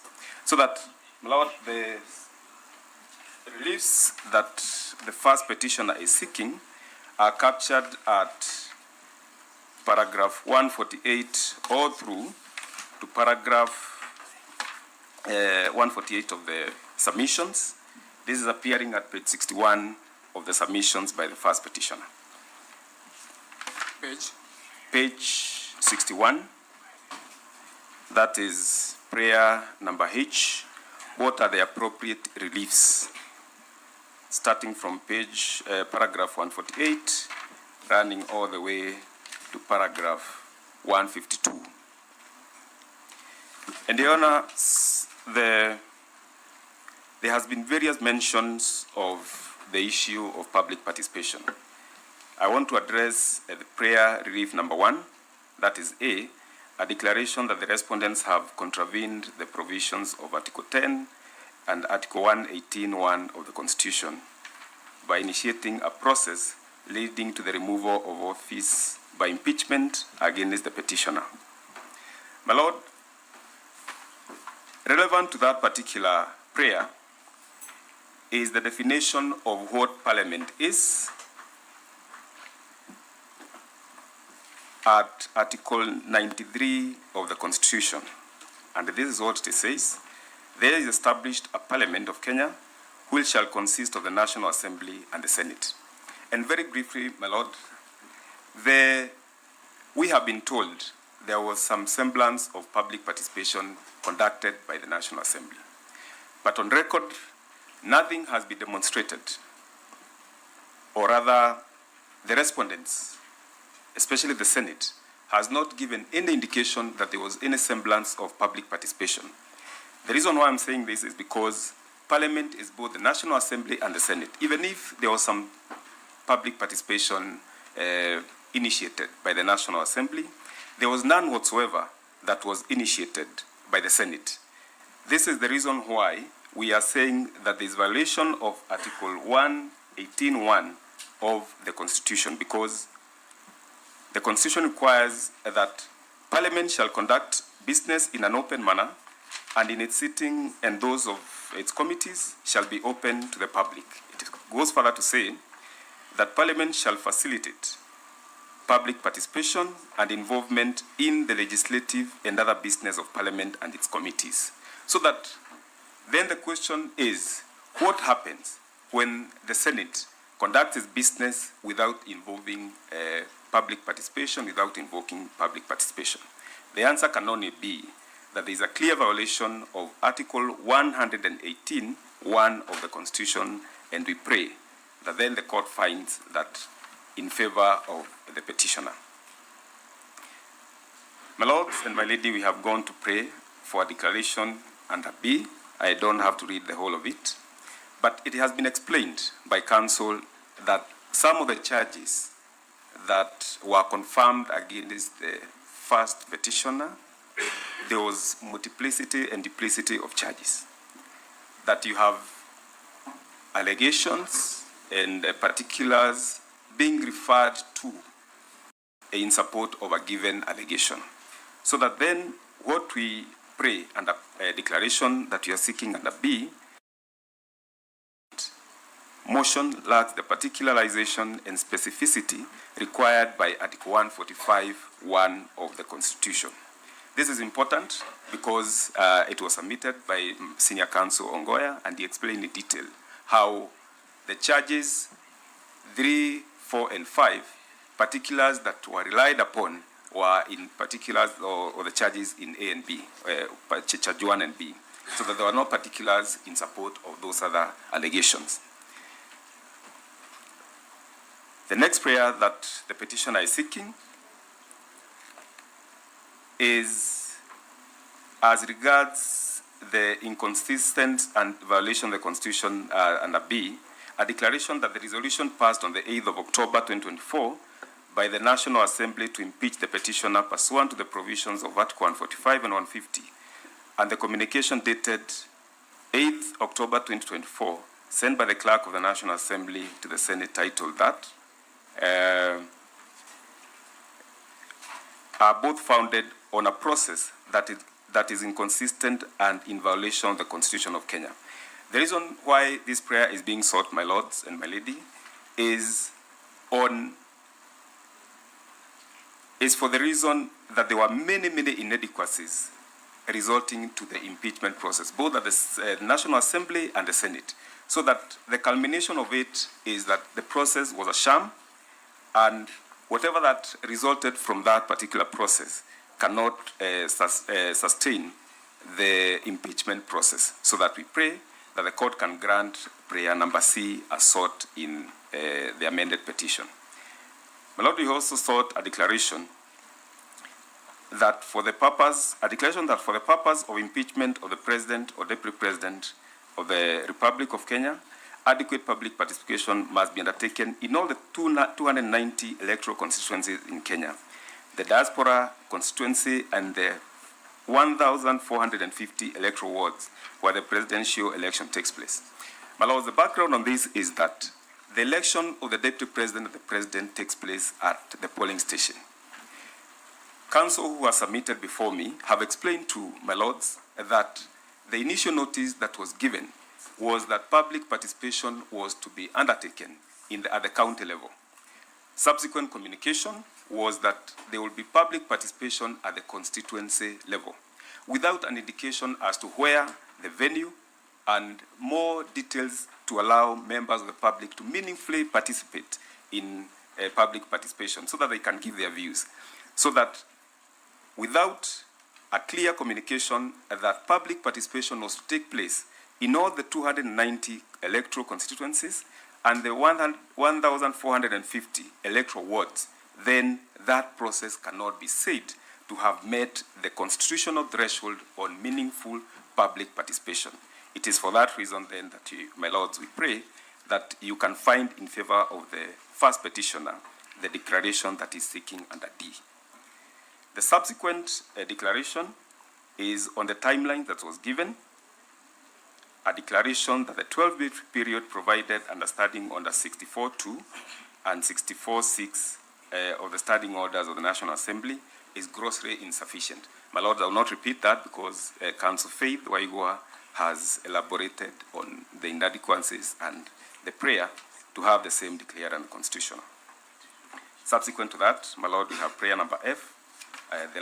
Most of those others I'll consolidate. A declaration that the proceeding before the whole House plenary of the Senate of Kenya under Article 145 of the Constitution of Kenya are not limited to time-bound 10 days. This is, my lord, what Ochiel Dudley explained, that the 10 days that the Senate imposed on itself was not, did not have any legal basis, so that it was not justifiable for the Senate to impose itself on a 10-day period to conclude the business in a very rushed manner. As it was indicated by the Speaker of the Senate, they wanted to do that with military precision so that they could attain a premeditated outcome in our submission. My lord, prayer number G is a declaration that the petitioner's right for fair administrative action under Article 47, a right to fair hearing under Article 50 of the Constitution were violated. My lord, it has been explained in detail how the first petitioner was denied a fair hearing, so that even at a point when he fell ill, it was communicated to the Senate, and Senior Counsel Paul Muite explained to the Senate the circumstances under which he was not able to proceed with the hearing before the Senate. The Senate proceeded, regardless of that particular communication, to proceed with the impeachment process. So that is a very clear indication that the process was not fair, and the right of His Excellency Rigathi Gachagua and Article 50 were violated to the fullest. My Lord, declaration number H that we're seeking is that the National Assembly and the Senate, in their evaluation of the impeachment proceeding before them, failed to properly assess each of the specified grounds and determine if they collectively and individually constituted gross violation of the Constitution. My Lord, it has been explained to you again that even where a provision of the law has been declared unconstitutional, the National Assembly and the Senate still proceeded to find and uphold those particular allegations. The alike's have been explained, and the court has been taken through the process leading to the invalidation and declaration of the unconstitutional provision under that particular act. But nevertheless, the National Assembly did not consider it necessary to find that some of those allegations were even illegal, were unfounded, and could not stand the test of law. Next to that is an order that this court quashes several documents and communication. I will not read each and every order, but we have sought orders of certiorari to remove and quash the communication of 8th of October 2024, 17th of October 2024, resolving to remove the office from office by impeachment His Excellency Rigathi Gachagua as the Deputy President of the Republic of Kenya. The reason for this, my Lord, is, as explained before, that there were legal illegalities that were committed along the way, and these particular notices of 8th of October and 17th of October were the culmination of those particular illegal proceedings, so that the only justifiable cause that the court can give is to quash the notices of 8th of October and 17th of October 2024, respectively. Subsequent to that, there is also a request or a prayer that the notice by the Senate of 17th of October be quashed. This is the notice communicating the impeachment of His Excellency Rigathi Gachagua to the National Assembly. My Lord, we have then all the other prayers that we have sought. And my Lord, by the time someone is being elected to the office of the Deputy President or any other office, the expectations that come with it. We have given an authority that this court can award damages where there are violations of the Constitution. This is the case of Imanyara versus Republic, where the court held that where there are violations of the Constitution, and this is at paragraph 151 of our submissions, my Lord, you'll have a chance to look at it. The case of Imanyara and two others versus the AG, 2016 E-Kenya law reports, where the court said that award of damages for constitutional violation of an individual's right by state or government are reliefs under public law remedies within the discretion of the court. So that at paragraph O of our prayers, the first petitioner has come before you and is praying for general damages, punitive and aggravated damages. These are not far-fetched because the court has previously found that they are awardable by the court, because if we have demonstrated to the court that his rights were violated, then the court can award damages as prayed under paragraph 01 of our submissions. My Lord, we have also explained in detail that he was earning a salary that maybe I don't have to give a figure because there's a lot of calculations, mathematical calculations, but you'll have a look at paragraph O, where we have listed the benefits that the Deputy President was earning, what he was entitled to, and what his salary could have been if he worked for the 5 years that the Kenyan people had given him a mandate. So that we have therefore calculated those particular salary expectations and benefits that he was entitled to under the law. And we pray that the court can allow and award those particular prayers as sought. My Lord, the office of the Deputy President attracts some benefits, again, other than the salaries, which we have enumerated under paragraph P, because there are quite a number including quite a number of issues, cleaners, gardeners, and all that. I believe that my lords will have a chance to look at those particular prayers and the allowances that he could have been entitled to could he have served his full 5-year term. We do have the play that the court will allow.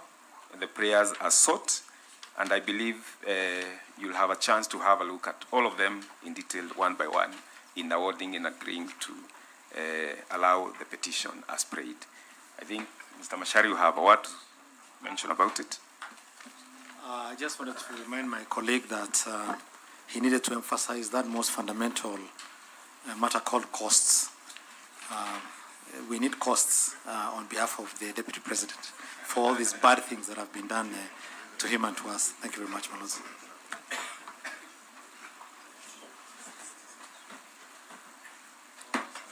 Well, that concludes the highlighting on behalf of the first petitioner. We thank you. Thank you. I see Dr. Gada standing up. Yes, Your Lordship.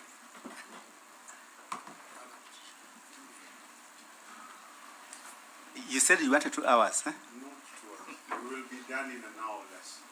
Myself and my brothers are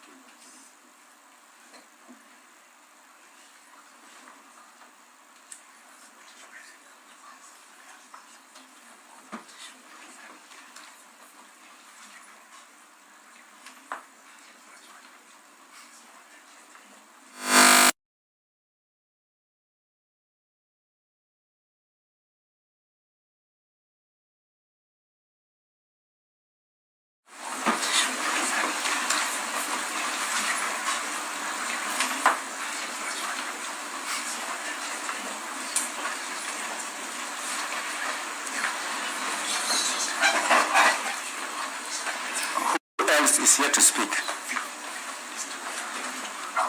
My lord, for the third petitioner. I'm also present on behalf of the second petitioner.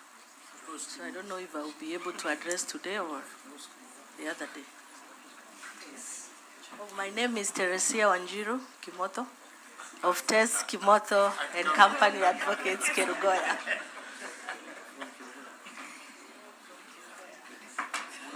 Yes, my lords, if I may, just for a minute. Yes. I'm not objecting to test. My lord, in terms of equality of arms, I am concerned that the petitioners, having had 5 hours, and the other parties having the possibility of attacking another 1 hour or 2 hours, would then mean the respondent then would have, in terms of equality of arms, we then need the same amount of time in responding. And you had given 6 hours previously. So perhaps I suggest that Evans Ogada, the professor, together with the other petitioners, then share the 1 hour so that we are equal, so that we don't go outside the 6 hours. Tess can take 20 minutes so that we... Why me 20 minutes? I think my learned friend, Professor Tom Ojienda, is being anticipatory. Let him wait and see perhaps how long we take. Then he can say at that time how much time he wants, rather than trying to, put the court in some straitjacket. We are very grateful, those appearing for the first respondent, but I do plead that the other counsel appearing for the other petitioners have their day in court. We are in court. Yes. We are in court. They are having their day. They have their day. Yes, yes, yes. They have their day in court. Yes. Because what this honorable court will ultimately say, either way, is going to apply in future. I think the only issue we need to address is how much time do we give them? And I think we should appreciate that we don't have all the time. So let us plan to share maximum of 1.5 hours. Your Lordship, I'm sorry, but I'm constrained to object to that approach. When we had the hearing for the conservatory orders, we restrained ourselves and took and allowed the court to limit our time, but I think for the petition, let us have sufficient time to ventilate on all the issues. We shall take the least amount of time possible, but if you say 1 hour and a half, and Dr. Ogada is coming up, I do not know how much time you will have to for the rest of us. I think we are wasting time. Let's proceed. We'll see how far we'll go. Good afternoon, Your Lordship, Your Ladyship. I appear alongside my brother, Mr. Sakimpa. We appear on behalf of the 4th to the 8th petitioners. Ab initio, we will be relying on the following documents. We will be relying on the petition dated 18th October 2024, the affidavits in support sworn on 18th October, the written submissions dated 16th January 2026, the list and bundle of authorities dated 16th January 2026, the further list of authorities that dated 25th April 2026. All power has a limit. All power has a limit. Certain values in the Constitution have been designated as foundational to our democracy. This in turn means that as pillar stones of this democracy, they must be observed scrupulously. If these values are not observed and their precepts are not carried out conscientiously, we have a recipe for constitutional crisis of great magnitude. In a state predicated on a desire to maintain the rule of law, it is imperative that one and all should be driven by a moral obligation to ensure the continued survival of our democracy. That is a paragraph from Nyathi versus member of the Executive Council for the Department of Health, Gauteng, and another 2008, Madala J at paragraph 80. It's in our list of authorities supplied, dated 25th of April 2026. My good friend, Elisha Ongoya, wandered in the morning, and I joined him in the wandering. Which way, Kenya?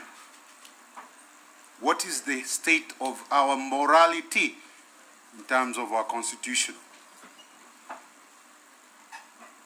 We have provided a case, and that case will form my next line of submission, the case of EFF, Economic Freedom Fighters versus National Assembly, 2018 South African Constitutional Court. Which way for Kenya? The first petitioner has gone through what happened in terms of the process.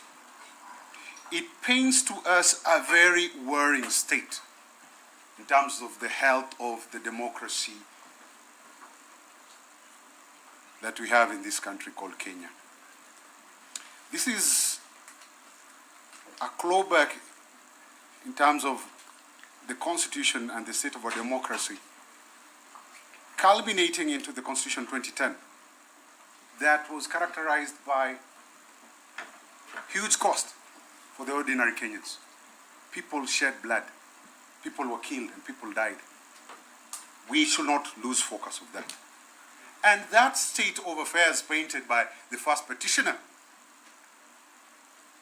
leads me to pose this question to the court.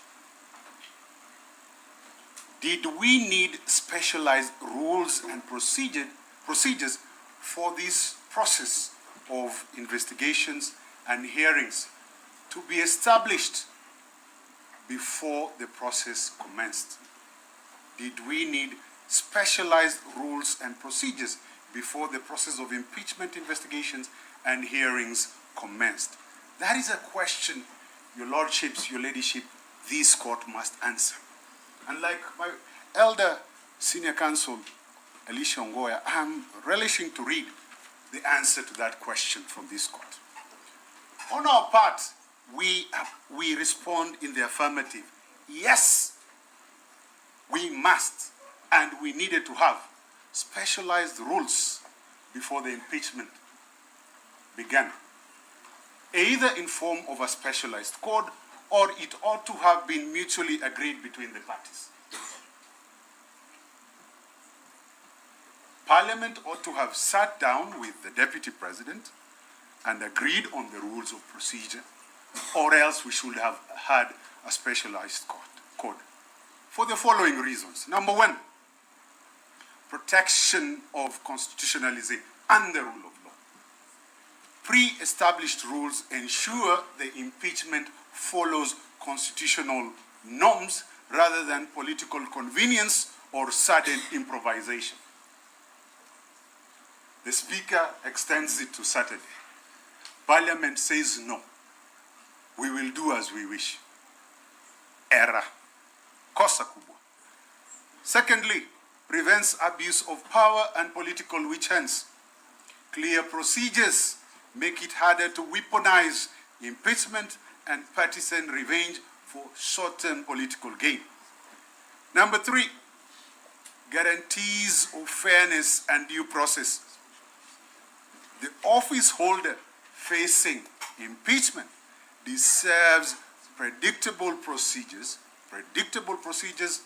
notice of charges, a right to respond, and an impartial hearing. Number four, enhances legitimacy and public confidence. When procedures exist beforehand, the public is more likely to trust the outcome as lawful and not pre-engineered. Public trust, public confidence. Next, it ensures institutional consistency. Preset rules prevent changing procedures mid-process to suit the circumstances or the person under investigation. We are giving you, was it 10 days? Then midstream, we are going to continue, irrespective of whether you are sick or not. Rule of law questions. Can we operate a serious constitutional interrogation such as an impeachment in that manner? No, we say. Promotes separation of powers. Structured procedures reduce institutional conflict by clarifying the roles of Parliament, courts, and other bodies. Number 7, provides clarity and efficiency. Investigations and hearings move faster, are more coherent when procedural uncertainty is removed. Number 8, protects minority and dissenting voices. Those that dissent, and for aught we know, perhaps we had dissenters, people who are willing to vote against the impeachment. We may never know because the rules lacked. Formal rules ensure minority members in legislative bodies can participate meaningfully and are not outshot by majorities. It creates objective evidentiary standards. We had objective evidentiary standards from the courts. If that was applied in Parliament, that we don't know. But if that was agreed to in terms of rules, we will know what we are facing in terms of what evidentiary standard are we going to abide with. Finally, it builds a stable constitutional precedent. A predictable framework helps future impeachment processes remain consistent, credible, and less destabilizing to governance. A stable constitutional precedent can only emerge where constitutional values are treated as binding rules rather than aspirational rhetoric.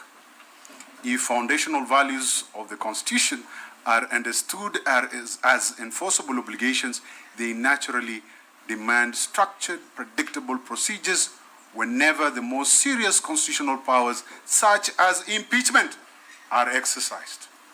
In this way, fidelity to constitutional values become the anchor for consistency, ensuring that future impeachment processes are guided by principle instead of political expediency, and that governance remains stable, credible, and firmly rooted in the rule of law.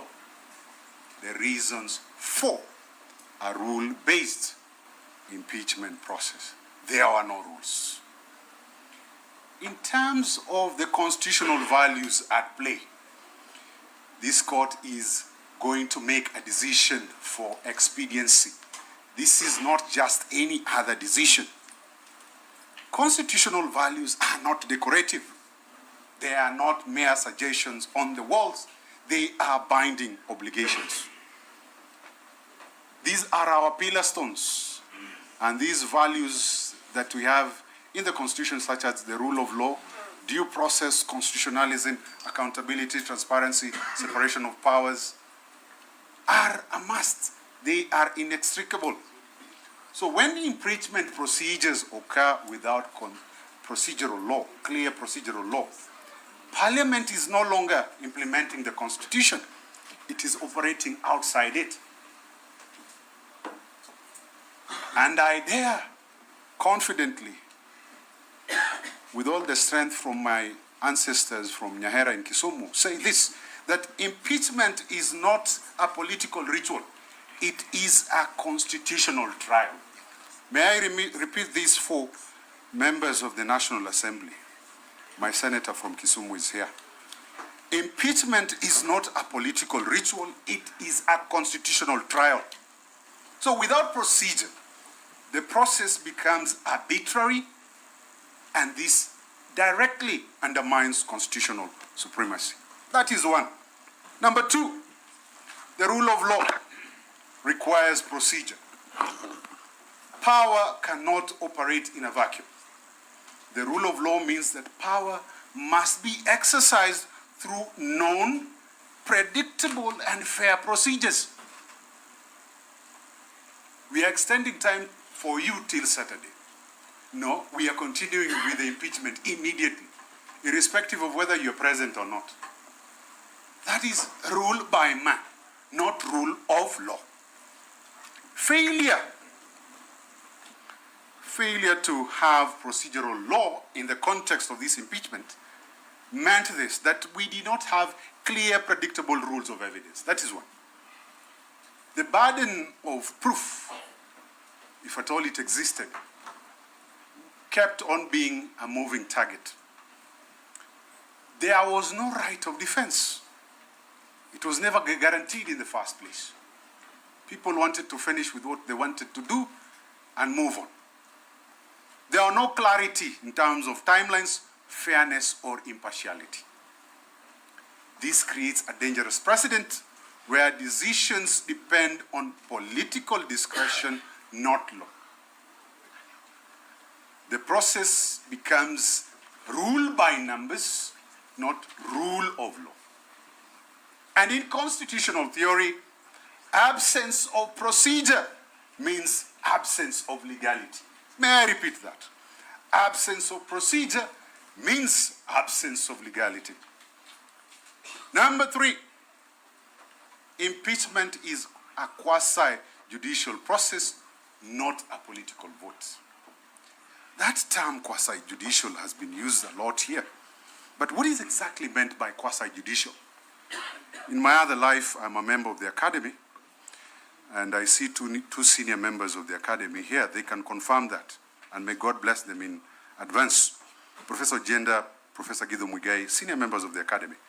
Quasi-judicial power means this, that this is the power to determine disputes or making findings affecting the rights of individuals, similar to the way courts operate. What was at stake during the impeachment? A validly elected deputy president of the Republic was going to be impeached. His rights personally and the rights of his many supporters, those who voted for him as part of a ticket, were going to be affected. The consequences are there in terms of the quasi-judicial power. the removal of a deputy president being a very serious constitutional action. It has consequences for the electoral will of millions of voters, stability of the executive, continuity of government. And because of this gravity, impeachment must meet quasi-judicial standards. Quasi-judicial standards, these are the principles of good governance. I don't want to go through the whole list, but again, members of the Academy, Professor Don Oliver has reduced the principles of good governance into four. Very quickly, these are legality, procedural propriety, rationality, and proportionality. The Oliverian quadrant: legality, procedural propriety, rationality, proportionality. When this court retires, we pray that you are going to consider those four principles. This process, as has been brought out by the first petitioner, do they meet the tests of legality? Do they meet procedural propriety in whatever guise? Does it mean rationality? Again, Professor Genda should be familiar with Wednesbury degree rationality. That's a test. Counsel, address the court, not the Academy. Most obliged. Most obliged. Most obliged. If I veer into the Academy, please forgive me. Most of the time, I veer towards the Academy. Wednesbury rationality. Has the Wednesbury rationality test been met in terms of this particular impeachment process? Proportionality. Look at the allegation on, for example, what was said and what ought to have been referred to the NCIC, the National Cohesion Committee. Was that proportional? Does it meet the proportionality test? And on that very issue, Senior Counsel Paul Mwite submitted to it. There's the principle of subsidiarity that is captured under Section 15 and Section 26 of the NCIC Act. Parliament ought to have deferred to the authority of the NCIC on the allegations made against the Deputy President. NCIC ought to have made the primary decision on the gravity or lack thereof of what was said. So the assumption of Parliament without going to the NCIC is not only illegal and unconstitutional, it also offends the principle of subsidiarity. When Parliament conducted itself in the manner it conducted itself, Parliament acted as the Hobbesian Leviathan.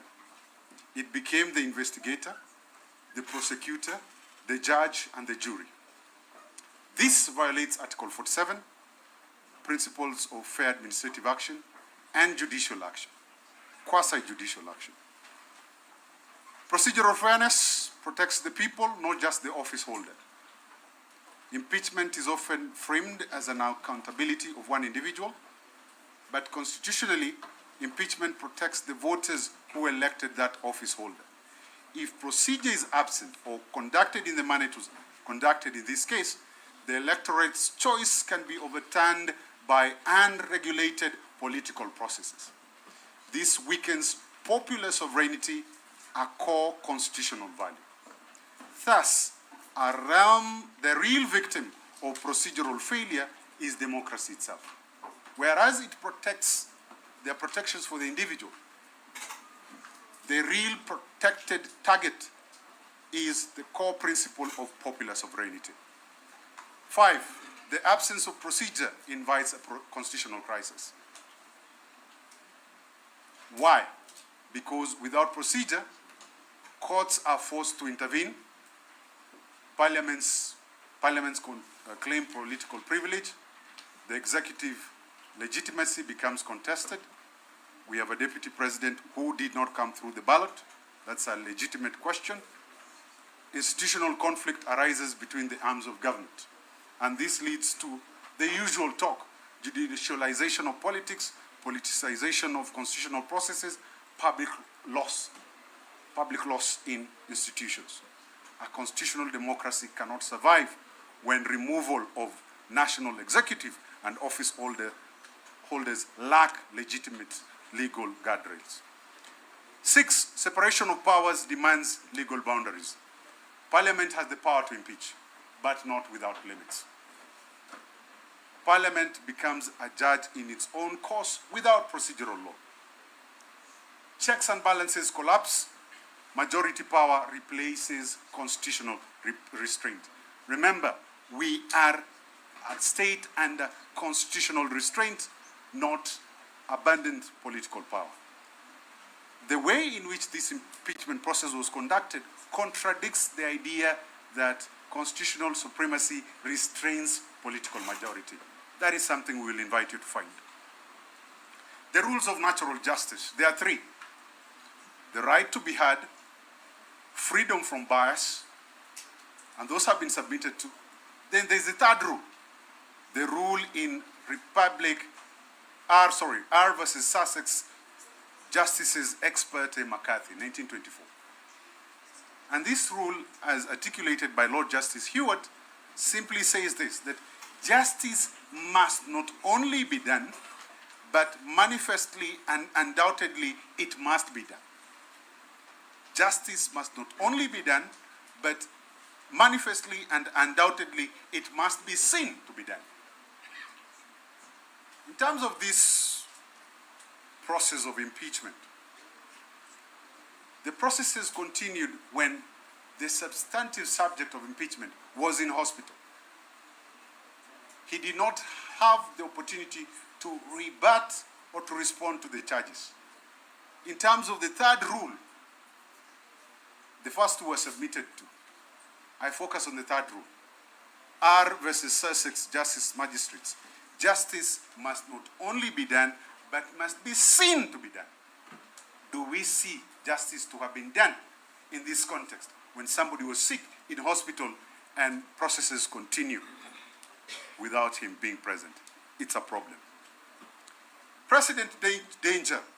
Today's deputy president, tomorrow's democracy. If impeachment can continue and happen in such a shambolic manner that it happened, future removals will be done and can be done more easily. The threshold for removing elected leaders becomes political convenience. My brother Ochiel gave us the history. I don't want to go through it. Political convenience brought us to where we are in terms of shielding the office of deputy president. Executive stability becomes fragile. This transforms impeachment from a constitutional safeguard into a political weapon. Is that what we want in terms of this court? In terms of the jurisdiction of this court, I have completed with the rules of procedure. I want to go to the jurisdiction of this court. The High Court has 4 jurisdictional capacities under Article 165. The High Court has original jurisdiction, appellate jurisdiction, supervisory jurisdiction, and writ jurisdiction under Article 165. At play, particularly with regards to the matters before this Honorable Court, are the supervisory jurisdiction and the writ jurisdiction of this court. The supervisory jurisdiction becomes particularly important under Article 165(6), when supervising quasi-jurisdictional capacity of various arms of government.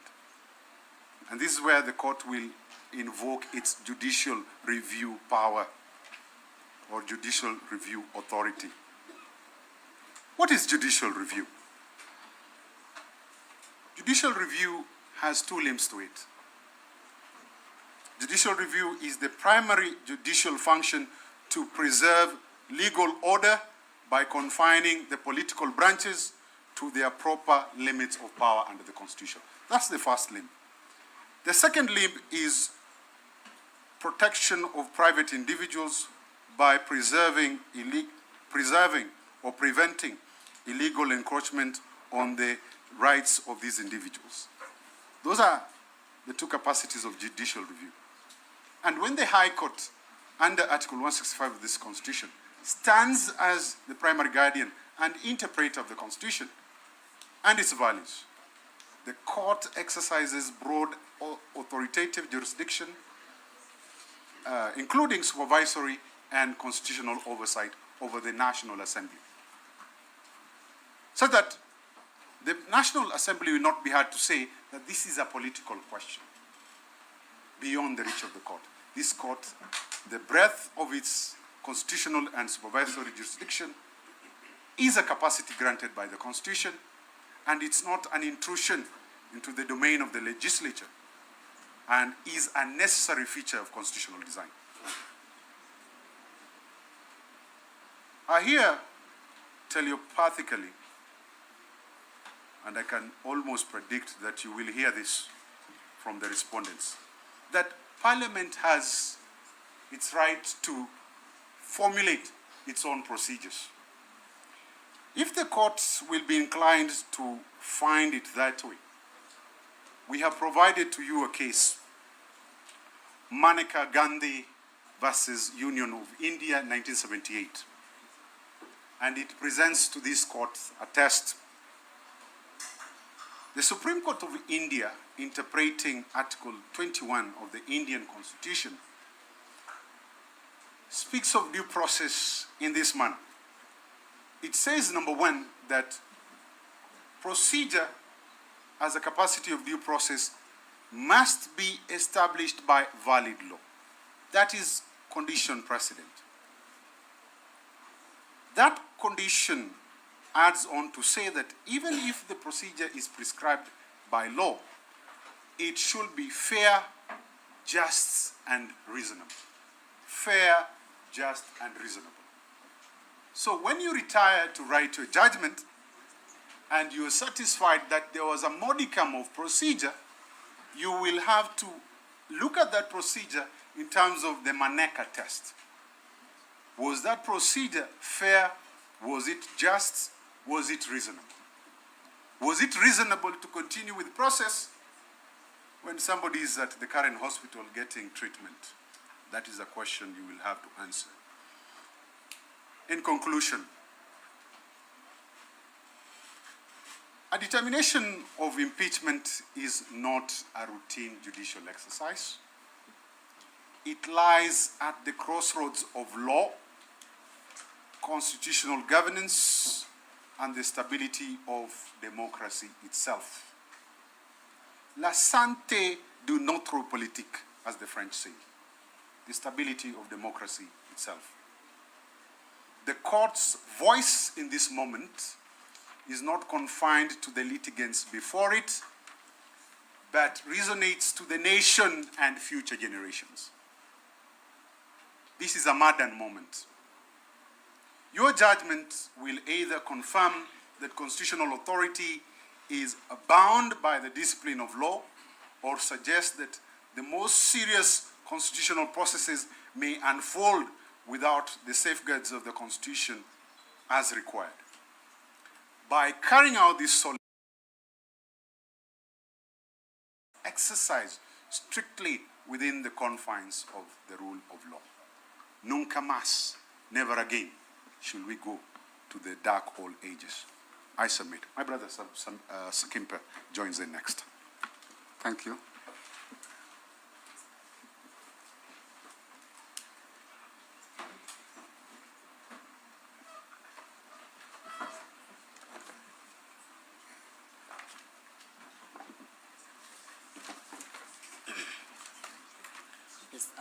Your Lordships and my lady, my name is George Sakimpa. We do appear together with Mr. Ogada for the 4th to 8th petitions. Your Lordship, the petition that is before you is originally Kerugoya petition E015, and which has since been consolidated in these petitions. So, Your Lordship, I will only deal with 2 issues, because I do not wish to regurgitate what my seniors have already said. So, Your Lordship, I will just handle 2 issues, the first one being on the element of public participation, and it is going to be in twofold. That is from at the impeachment level, and secondly, public participation in terms of the appointment of the Deputy President, Professor Kithure Kindiki.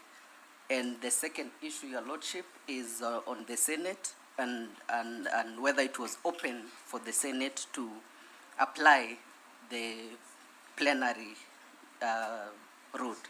So, Your Lordship, I will start with the first issue of public participation. Your Lordship, the principles of public participation have already been eloquently espoused here, especially the BAT Supreme Court case. So, Your Lordship, I will not delve into that, other than to add that there is an international association for public participation, which has since developed at least 7 core principles when it comes to public participation. Your Lordship, Kenya, under Article 2.5 of the Constitution, general principles of international law do form part of Kenyan law, and therefore we do rely on those provisions. And there are 7 principles, and basically they have been well captured in the Supreme Court case of BAT. So, Your Lordship, so I would not wish to mention the 7 of them, other than to be referring to them when it is necessary. So, Your Lordship, the most important element of this public participation is that it has to be qualitative and quantitative. So, Your Lordship, what I'm going to do in these short submissions is to go to the evidence and to actually demonstrate that the public participation exercise that was conducted on 4th and 5th of October 2024 were neither qualitative nor quantitative. So, Your Lordship, I will begin with the affidavit that was sworn by the 4th petitioner, that is Honorable David Munyi Madenge, where, Your Lordship, in that affidavit, he says that he had no opportunity at all to participate in terms of echoing the views. And what was the reason for his inability to air his views? Your Lordship, the reason is that when he went to the designated center, Your Lordship, that center was closed. First of all, Your Lordship, the center was not open. It was closed, and there are evidentiary documents that were attached to his affidavit to confirm that that venue was closed. And that is what he has deponed in his affidavit, to the effect that he did not participate at all, because all the residents of Kirinyaga in that instance who went to that particular station did not participate. They dispersed without having given their views in terms of the impeachment of the second deputy president. So, Your Lordship, the next issue is on the issue of the notice. Your Lordship, from the notice, especially the extension notice of public participation, that notice was pursuant to the orders that were issued by Honorable Justice Richard Mongo in a petition that was earlier filed, and where the judge said that the modalities that were put by the National Assembly were not sufficient, and therefore ordered for a second phase of public participation. So, Your Lordship, what the National Assembly did, instead of going back and preparing for a proper public participation as was ordered by the judge, they simply extended the public participation. Your Lordship, from the annexure that we filed, that is DMM1, Your Lordship, the notice is actually dated the same day when the extension was actually supposed to happen. So, from the daily newspapers that were filed, Your Lordship, it was on the very same day, that is on 5th of October 2024, telling the public that we have extended the public participation. So, Your Lordship, that notice was not enough, and even from the affidavits that was sworn by the 5th, 6th, 7th, and 8th petitioners, Your Lordship, they do confirm that they came to realize that the extension was given after, in fact, on the next day. So, in short, Your Lordship, because I don't want to repeat what my colleagues have already said, it is our humble submission that this court return a finding that indeed the notice was not sufficient for a meaningful and qualitative public participation. So, Your Lordship, on the other issue of quantitative aspect, my learned senior, Mr. Tom Masharia, had given a percentage in terms of the qualitative aspect, that out of 50 million Kenyans, only 200,000 gave their views in respect to the impeachment of the second deputy president. So, Your Lordship, that translates to 0.04%. And that is what basically said it's still 0%. So, Your Lordship, it was not quantitative and it was not qualitative.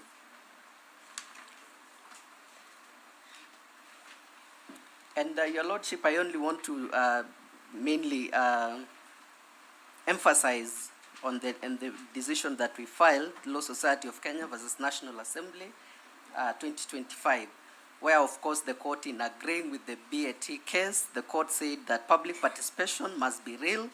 It is not a cosmetic or a public relations act. It is not a mere formality to be undertaken as a matter of course just to fulfill a constitutional requirement. There is need for both quantitative and qualitative components in public participation. So, Your Lordship, I have already submitted that it was neither qualitative nor quantitative. So, Your Lordship, I want to go now to the next issue in terms of the public participation in respect to the appointment of Professor Kithure Kindiki as the Deputy President. So, Your Lordship, and I'll be referring to the memorandum that was signed by the President. And Your Lordship, we have it in page 1 of the affidavit that was sworn by Honorable David Madenge. It is page 1.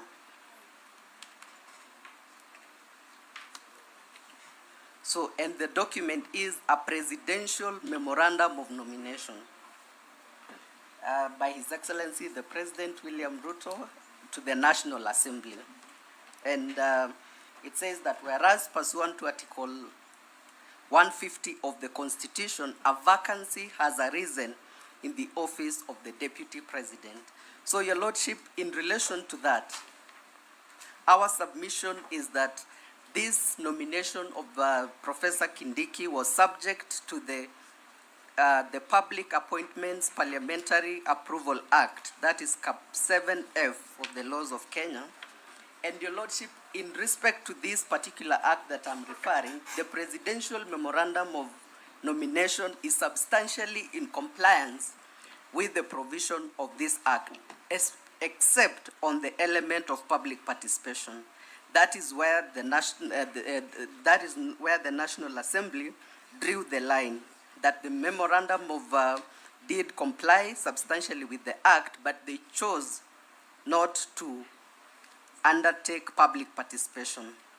And I will start with the objective of this act. So, and the act says it is an act of parliament to provide for procedures for parliamentary approval of constitutional and statutory appointments and for connected purposes. So, Your Lordship, from the memorandum by the President of nomination, it is clear that this is a constitutional appointment because he actually says that pursuant to the provisions of Article 150, a vacancy has arisen in the office of the Deputy President. So, in essence, Your Lordship and my lady, this is a constitutional vacancy and a constitutional appointment that was subject to the provisions of the Public Appointments Parliamentary Approval Act. And Section 3 of that Act says that the exercise of powers of appointment. So an appointment under this Constitution, that is Section 3, an appointment under this Constitution or any other law for which approval of Parliament is required shall not be made unless the appointment is approved or deemed to have been approved by Parliament in accordance with this Act. So, Your Lordship, it is clear that the appointing authority in this case was the President. So, after appointing Professor Kithure Kindiki as a nominee for the position of the Deputy President, it was subject to the application of this Act. And as I said, Your Lordship, the memo complied completely in all aspects with this Act, save for public participation. So, and Section 5 also provided for notification of nomination. And it says that an appointing authority shall, upon nominating a person for appointment, to which this act applies shall notify the relevant House of Parliament. So it is through this presidential memorandum of nomination that Parliament was notified of this appointment of Professor Kindiki. And it further says that a notification of appointment shall be accompanied by information concerning the nominee having regard to the issues mentioned under Section 7.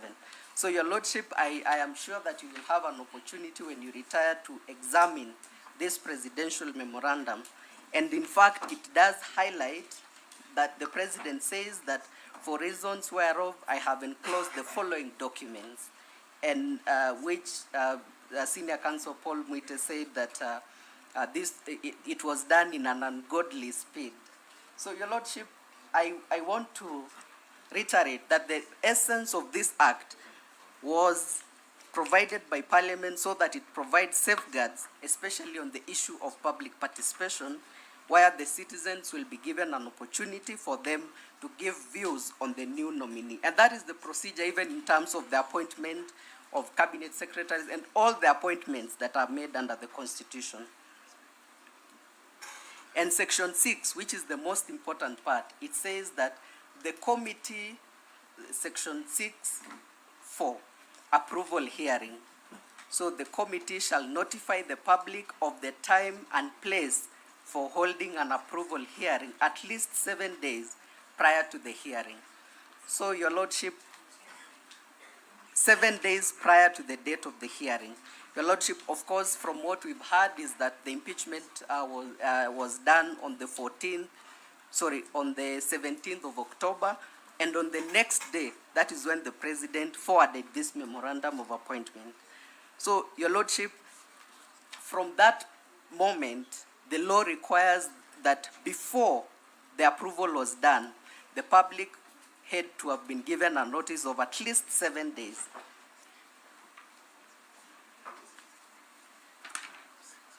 So, Your Lordship, and the President further says, in forwarding this nomination, that, and he quotes Article 149 of the Constitution, which says that within 14 days after a vacancy in the office of the President arises. So, Your Lordship, within 14 days, of course, this was done within a few hours. It was, the impeachment was done at night, and in the morning, the President did this act. So the President shall nominate a person to fill the vacancy, and the National Assembly shall vote on the nomination within 60 days after receiving it. So, Your Lordship, under Article 149, the Constitution gave 60 days for Parliament to consider the appointment of the new nominee. And the reasoning, Your Lordship, is there are these documentations that have been given by the President forwarding the nominee. Parliament was under an obligation to consider those documents within a period of 60 days. Your Lordship, by midday on 18th of October, Parliament had already voted on the issue of appointment of Professor Kindiki in complete disregard of Section 6(4) that required the public was to be given at least 7 days so that they can give their issues in terms of the suitability of the Deputy President nominee. Your Lordship, but obviously that was not done.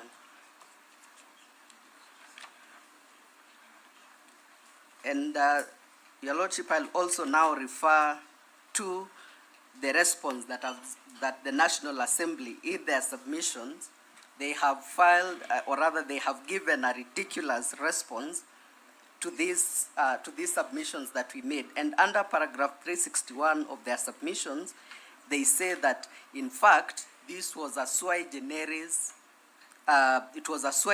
procedure, to the effect that it was not an approval, but a vote by the National Assembly. Your Lordship, assuming even we take the argument that they say that in fact it was a vote and not an approval hearing, Your Lordship, then the provisions of Article 118 of the Constitution will then apply, because they will still need to conduct public participation as required under Article 118. And Article 118 provides that public access and participation. So it says that Parliament shall facilitate public participation and involvement in the legislative and other business of Parliament and its committees. So, Your Lordship, even if they escape the provisions of Section 6(4) of this Act, of the Public Appointments Parliamentary Approval Act, then they cannot circumvent the provisions of Article 118, which requires that Parliament must still, in all its businesses, involve the people. And Your Lordship, there is an authority that I want to rely on, and that is Legal Advice Center and two others. It is in our case, in our bundle of authorities, versus the County Government of Mombasa and four others. It's a 2018 decision. And Your Lordship, I just want to quote in verbatim a very small part where the court said that the purpose of permitting public participation in the law-making process is to afford the public an opportunity to influence the decision of the lawmakers.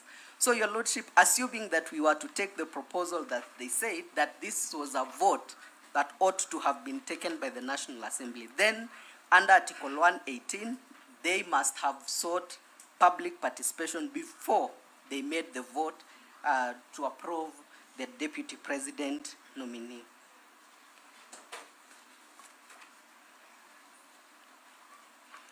And Your Lordship, they further give a fallacious explanation and say that actually it is equal to the election of the Speaker and Deputy Speaker and members of the regional parliament, that is IALA. So, Your Lordship, that is not true. In this case, this nominee is directly appointed by the President, and there is a memorandum of presidential appointment. In the case of a Speaker and members of the East African Legislative Assembly, they are directly elected by Parliament, or rather in whichever house that is applicable. So there is no nomination that happens by any authority in terms of before the Speaker is elected. They are directly elected by the members of Parliament. So, Your Lordship, the last issue that I'm going to discuss as I conclude is on the issue of whether the Senate violated Article 145 in terms of taking the plenary route. Your Lordship, our submission is that it was not open in law for the Senate to take the approach of the plenary. And my learned senior Ochiel Dudley had already discussed Article 145(3). So, Your Lordship, I will not belabor on that point, other than to submit that under that provision, that is Article 145(3), where it says that the Speaker of the Senate shall convene a meeting of the Senate to hear the charges against the President, and the Senate by resolution may appoint a special committee comprising 11 of its members to investigate the matter. So, Your Lordship, even if we were to apply all the statutory, or rather all the interpretations, rules of interpretations of the Constitution, all of them will point to the position that the appropriate route was the special committee. And Your Lordship, there is, the first rule is the literal, of course, interpretation of this provision. It is clear that from the reading of that provision, there is nowhere in which the framers of the Constitution provided that a plenary session can be held to investigate into the conduct of the Deputy President. And in fact, Your Lordship, from Article 145, it is clear that the Constitution was very clear in terms of the impeachment of the President, because it does apply to the President, and of the Deputy President. It went further to actually provide what needs to happen. And it is a constitutional buffer that was put there to ensure that whoever is undergoing the process of impeachment will get the benefit of the law. And I will shortly be reading the provisions of Article 27 of the Constitution, where it actually provides for equal benefit of the law. And maybe I can just quickly, as I finalize, read section 27(1), which provides that every person is equal before the law and has the benefit and has the right to equal protection and equal benefit of the law. So, Your Lordship, under Article 27, there is a benefit that has been, under Article 145(3), there is a benefit that has been put there by the Constitution, and which the second Deputy President was entitled to benefit from this provision of the Constitution in terms of having a special committee to investigate into the allegations that were leveled against him. So, Your Lordship, and if we look at actually that provision again, if we were to take the position that actually a plenary is also a route that is provided here, it will actually amount to a discriminatory act in the following sense, my Lord and my Lady, that it means that the Senate will be deciding, there is no criteria as to when the special committee will be applied by the Senate and when a plenary will be applied by the Senate. And Your Lordship, what that means is that it will depend on whether the Senate actually, you are in good books either with the Senate or whoever who is in charge of those impeachment. Because there is no procedure that actually provides that under these circumstances, a special committee must be undertaken, and under these special circumstances, then the plenary can be undertaken. It is left to the Senate to determine at whichever time they are going to use whichever mode. And Your Lordship, that has been demonstrated even in the impeachment of governors, where you find that some governors are subjected to the plenary, others are subjected to the special committee without any justification why this was used over that. And therefore, the purposive interpretation and holistic interpretation of this article will yield a conclusion that at all times when it comes to the impeachment of the president or the deputy president, a special committee must be constituted by the Senate for purposes of hearing, investigating, first of all, whether the charges have been substantiated before a recommendation is made to the Senate. And finally, the other rule that I want to rely on is on the Latin maxim that expressio unis est exclusio alteras. So, Your Lordship, that provision basically means that what has been expressly provided under the Constitution, any other thing is excluded. Your Lordship, the framers of the Constitution, if they wanted to have both modes available, then, Your Lordship, there was nothing difficult in them saying that either they investigate by the committee or by plenary. They expressly excluded the provision of a plenary, because what the Constitution wanted is a process where the president or the deputy president is given an opportunity to, first of all, for the Senate to first of all investigate by the committee, and finally that the matter be deliberated in the Senate. So, Your Lordship, in light of those brief submissions, we do pray that this Honorable Court finds that the impeachment of the second Deputy President was unconstitutional, invalid, and null and void. Those are my humble submissions. Can you in just 1 second tell me the remedies we're seeking in this petition? Yes, Your Lordship. In our petition, we have several prayers that we've sought, and the first prayer is a declaration that the appointment of Professor Kithure Kindiki as the Deputy President of the Republic of Kenya was invalid, null and void for the reasons that we've given in terms of there was no public participation.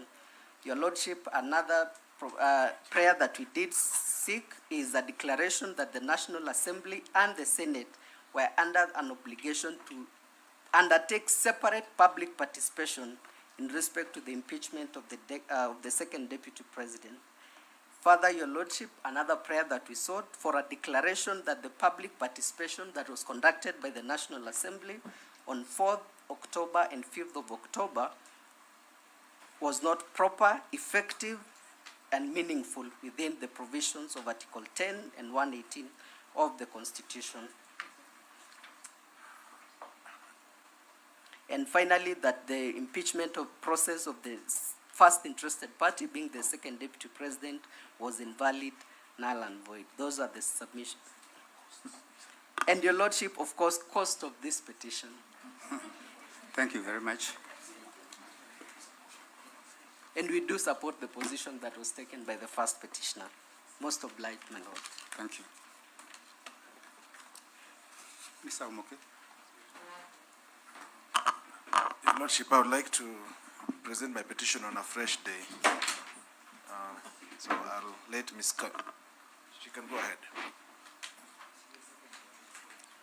Are you revising the directions which we made without application? No, Your Lordship. I would like for the second petition, she can proceed. So why do you want a fresh day? No, I can still carry on today.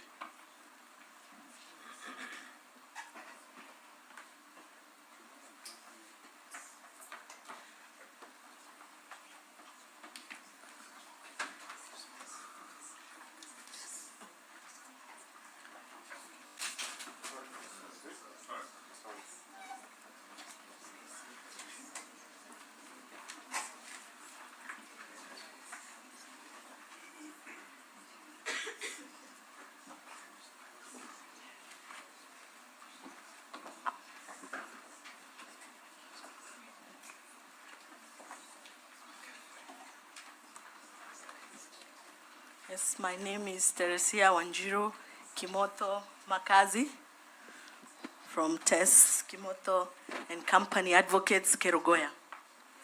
I'm for the second petitioner.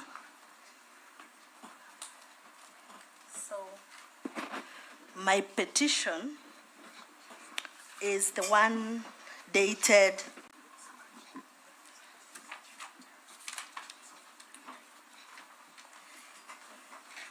Okay, thank you. It's the one dated 25th September 2024. And in that petition, we are seeking several orders. And in those orders that we are seeking, one, we are seeking that the then Honorable regarding Gachagua, there be a declaration that the constitutional rights of the applicant, who is the petitioner, provided for under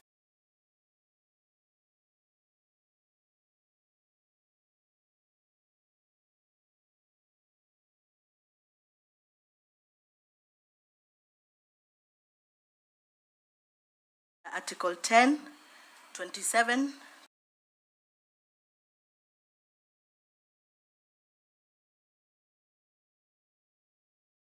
28, 29, and 47 of the Constitution have been violated.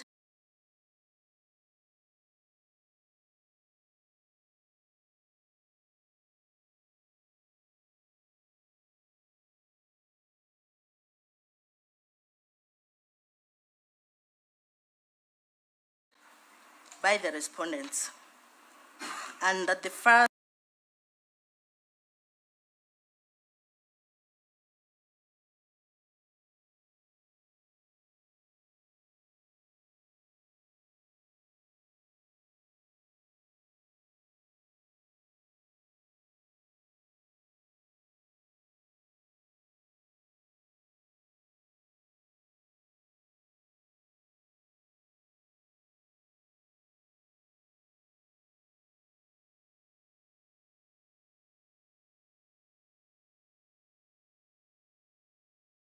respondent, who by then was the current deputy president, be ordered to issue an apology to the NIS members and staff due to the utterances and speech made on the 26th June 2024.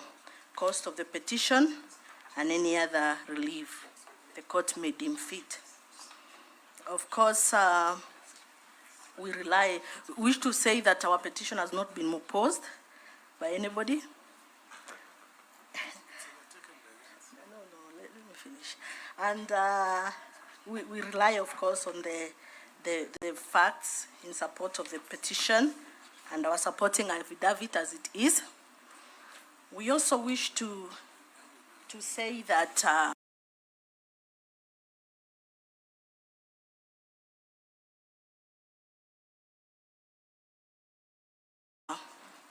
the reason why we had done an application to stop the impeachment proceedings is because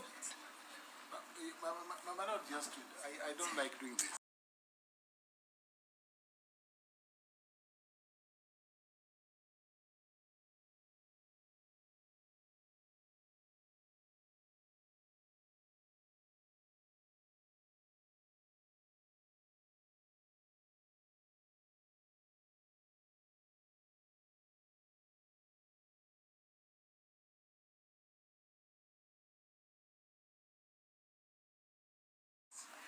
But clearly, Ms. Kimotho's petition is overtaken by events.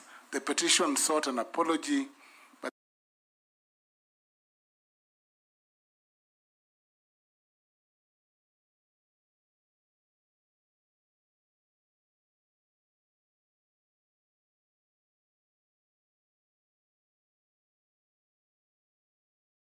the second deputy president to the NIS. That did not happen. The impeachment occurred. A vote was taken on that question.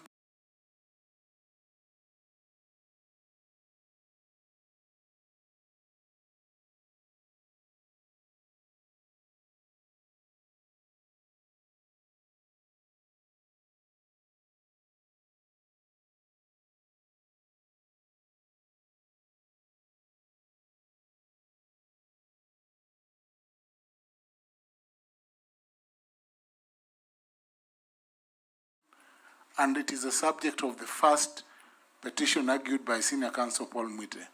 So Ms. Kimotho should sit down. Thank you. No. We are opposed to that because that's not true. The apology we were seeking is an apology from the Deputy President.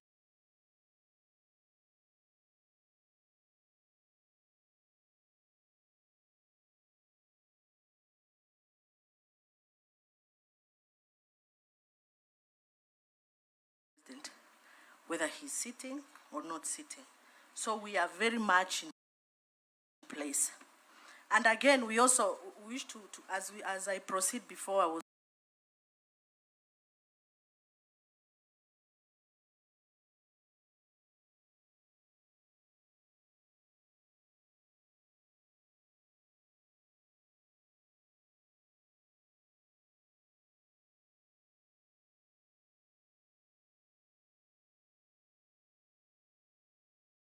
interrupted by my senior, I wish to say that we are also in support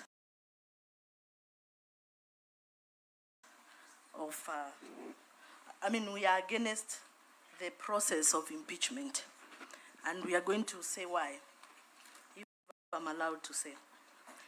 The reason why we are in support of, why we are against, the impeachment process is that the grounds that we relied on in our petition are the same grounds that were being litigated by the Senate. The judge, when we went to, our petition was first, E013.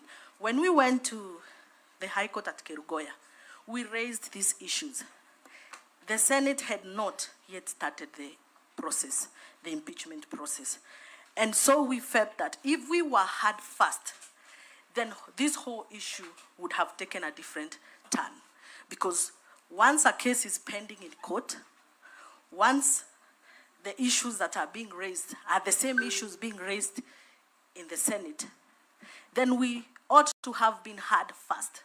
And that's what we have been raising from the application that we did, and even in this situation when we are arguing our petition. we again say that if you look at the entire process, any person who goes to court must be heard. That's an Article 50, fair hearing. Then if the same issues that are being raised here are raised there, then of course there's an issue. It shows the senator, because we served the Senate, and the Speaker clearly acknowledged that there's a petition going on in Kerugoya, but they ignored. This can only show their minds. They had made up their minds. And that's why now we are in support of the petitioners against the entire impeachment process. And this point is very, very important. Again, if you look at when we were consolidated, there came the issues again that are being raised here.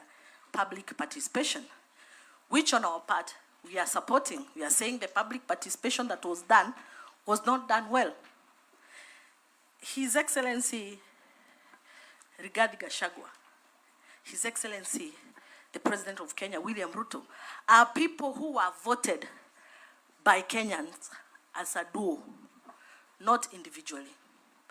So now when His Excellency, one duo, one person, one part of that duo is subjected to impeachment without the same process that was used to bring them to power, then that issue violates the Constitution. And why are we saying this? If you look at how they were elected, polling stations were everywhere.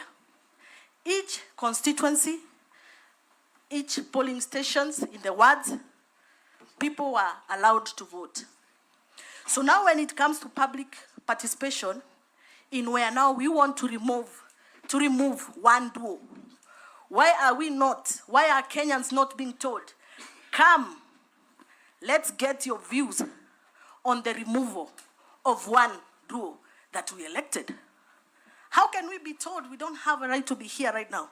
We do have a right, because if Kenyans did not participate equally as they did participate during the elections campaigns, then the process, any public participation that is said was done here was a sham. The second issue, why we are in support of these petitioners. Again, you can see how, and these are allegations that are in public domain. In fact, in our petition, we are accusing the Attorney General of these issues. Everybody kept on saying the MPs were given 500,000. The senators were given 1 million. These are allegations in the public domain. Can we say this process was fair when people out there are claiming there is bribery? We have seen several talk shows, people continuing saying these issues. So we are objecting to that process that was done. The other point that we wish to say is, okay, again, that was repeated, but I can emphasize, on the day of the Senate, we see the then Deputy President, Rigathi Gachagua, falling sick. We have served, there's our order, standing there, the Speaker of the Senate acknowledging that, yes, we've been served with an order. Then suddenly, the Deputy President becomes sick. And then what happens? The Senate does not care. They give a few hours, a few days, and then say, we will proceed, whether he appears before us or not. We go back to Article 50, fair hearing. Fair hearing means, however that person is, he must be allowed to give us his side of story. Kenyans were waiting. Kenyans were watching the TV. They wanted to hear His Excellency Rigathi Gachagua tell us, we voted for him. We want to know what happened. What happened, yet we voted a duo. So this chance we were not given. What we saw was in Senate, people come in and the lawyers speak and other allegations, paperwork. So Kenyans would have expected to hear his side of story. So in that, we say he was not given a fair hearing, and therefore that impeachment process was not conducted the correct way.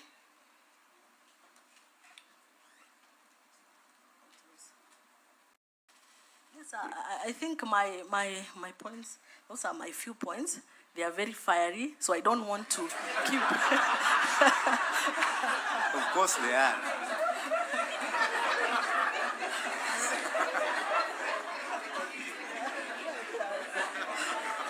Yeah, I don't want to spoil anything. That's all for me. Thank you, thank you, thank you. They are fiery, they are fiery. Thank you very much. Okay. Yes, thank you. My lord, Tess forgot to say that Kerogoya is in Kirinyaga. Oh, yes. Correct. Can we see how many people are yet to submit? How many? My lord, there's the third petitioner. Mr. Kibe, where is Mr. Kibe? Can I see how many are yet to submit?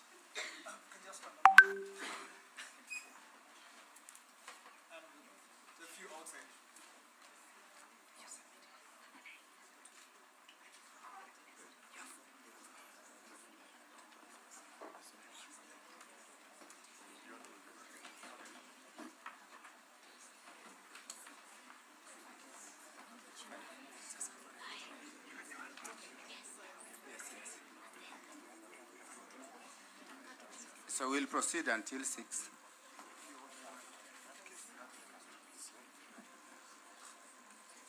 Did your lordship give an indication of up to what time we will be sitting? 6. 6. Today? Yes. You want us to amend it? No, I was just asking for clarity on up to what time today we will be sitting. You know, these people, I don't know where the councils have arrived from, because when we were taking quorum, they were not this large. Some people have just appeared. Some of the councils have just appeared now, because you spoke about 8 people.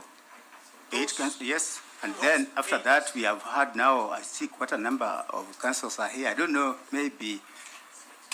Probably a misunderstanding. The 8 council I stated are the 8 council appearing for the first petition. There are many other petitioners, and these council are for those other petitioners.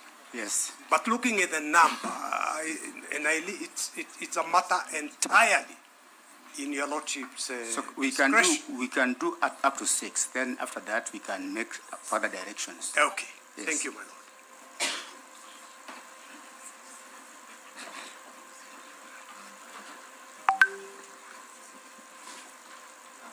My lord, My lord, just so that I may get some clarity, the two of us going, 6 o'clock, that's in 30 minutes. It would be better if we took a proposal to get directions from the court, because I would definitely need more time. Unless maybe I might be lucky that there's one of us who can do it in 30 minutes to make 6. Okay, he's willing to do 30 minutes. Okay.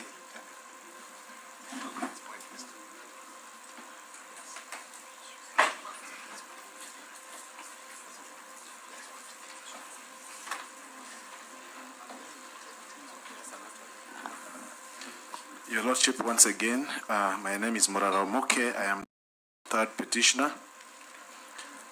I filed a petition on my own behalf, and I was deeply offended by the manner in which the impeachment process was conducted. And therefore, in compliance with the Constitution, I came before this court to defend it about the Constitution, and that's why I'm here today. My petition is E027 of 2024. I have a supporting affidavit sworn on 9th of October 2024. E0. Sorry? E047. E027 of 2024. It's the same date. on the same date I saw the affidavit, 7th of October, 2024. I filed very brief submissions dated 1st of April 2026, in which I sought to address two issues, as I do not wish to repeat what the first petition has already submitted on, but I fully support the submissions presented by the councils for the first petitioner. And I will proceed to make a few additions. On the issue of public participation, I personally attended the public participation exercise at Kiambu Social Hall. I'm a resident of Kiambu County, although I'm born in Kisii. I attended, and I can confirm that the form that was provided to the participants only summarized the allegations against His Excellency Rigathi Gachagua, provision of any particulars or any evidence in support. So I can confirm as a participant, and there is no response in opposition to my petition to challenge that position. There was no evidence in support of the various grounds of impeachment as presented to the public. Secondly, there were no attachments of His Excellency Rigathi Gachagua's response, which at the time had already been filed before the National Assembly. It was never provided to the participants. And as Aleron stated, the public was only being asked to give an opinion of yes or no, and only a very small provision at the bottom of the form to say any other thing.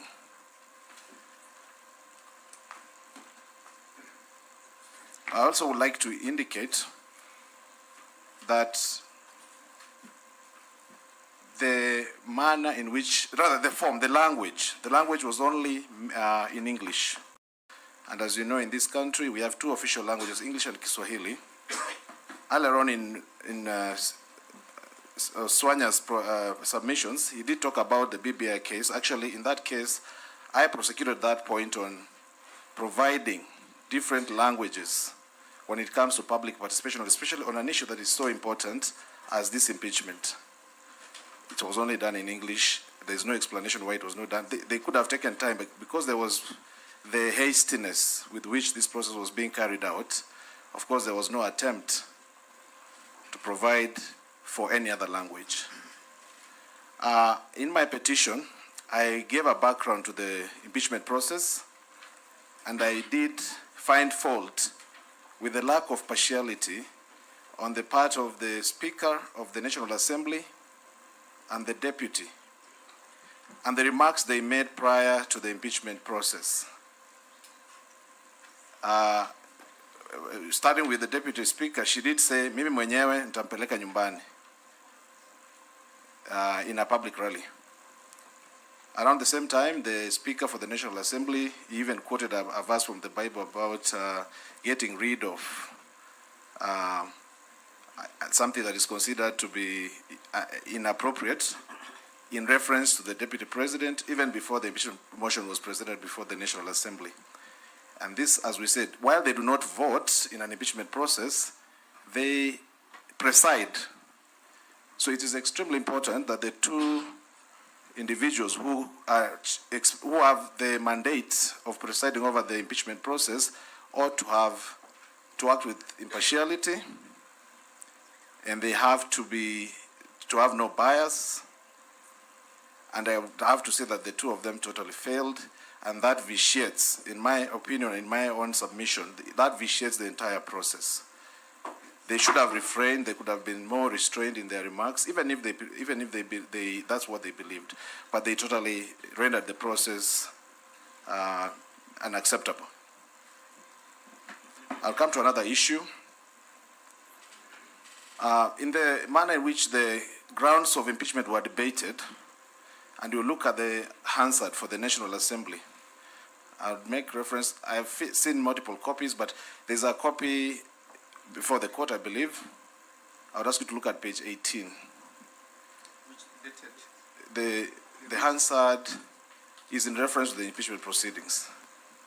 I believe it should be before. Without it before this court would mean that I'm not able to point out the specific date, but it should be before the court. We had two. The one for the National Assembly. I'm making reference to the one in the National Assembly. It's 5th of October, 2024.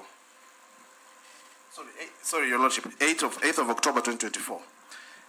In that particular Hansard at page 18, I picked the remarks that were made by the Member of Parliament for Suba South, Karoli Omondi. At page 24, I picked remarks that were made, I believe those were made by Honorable Catherine Omanyo. And also, I'll take the two of them.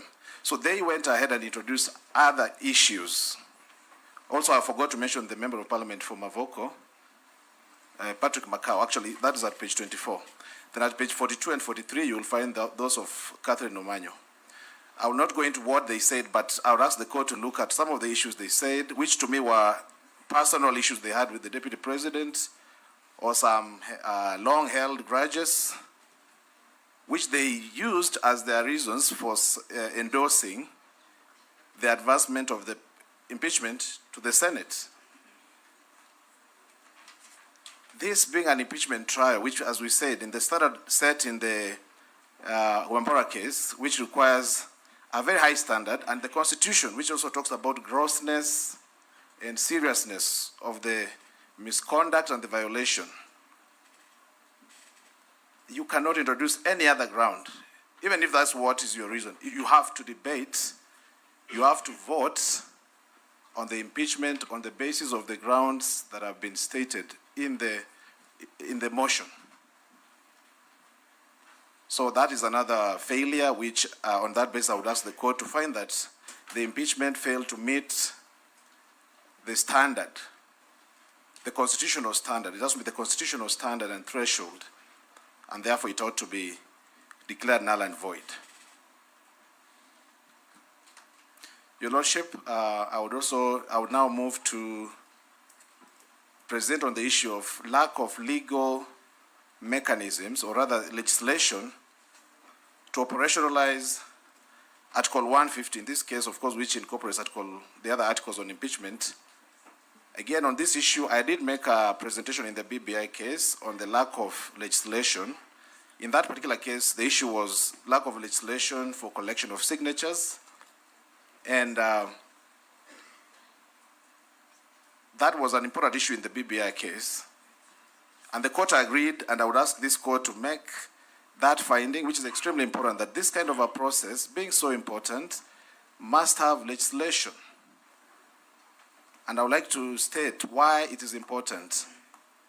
For instance, when you look at the provisions touching on the election of a president and a deputy president, it's very clearly provided on the judicial review available to any party who is dissatisfied with the process. It's elaborate. It has to be that you come before the court, you raise your issues, the court makes a decision. Thereafter, then whoever is elected is sworn into office. So the Constitution, in a way, has actually enforced some conservative relief. However, that is not provided on the issue of impeachment, and therefore, just as important as the process of occupation of that office, so should be the process of exiting that office. And that, therefore, would require legislation to address that issue. We were before this court, we argued on the issue of conservatory orders. Your Lordship, it leaves us in a difficult position if this court was to find that this impeachment process was unconstitutional. How do we cure the fact that His Excellency Rigathi Gachagua was hounded out of office, replaced, and now he's left without a solution? Because if we say, for instance, that if we were to order him back to the office, the kind of situation we face is difficult. And that is why it's important to have legislation to provide for room for judicial intervention before the swearing in of the new occupant of an office, if the court was to ever confirm the impeachment process. It also would also aid the person, the incoming, not to come in under the cloud of illegitimacy. Because as we are here today, issues have been raised by my colleagues about the fact that the replacement came into office hurriedly without any safeguards. You know, there was no vetting.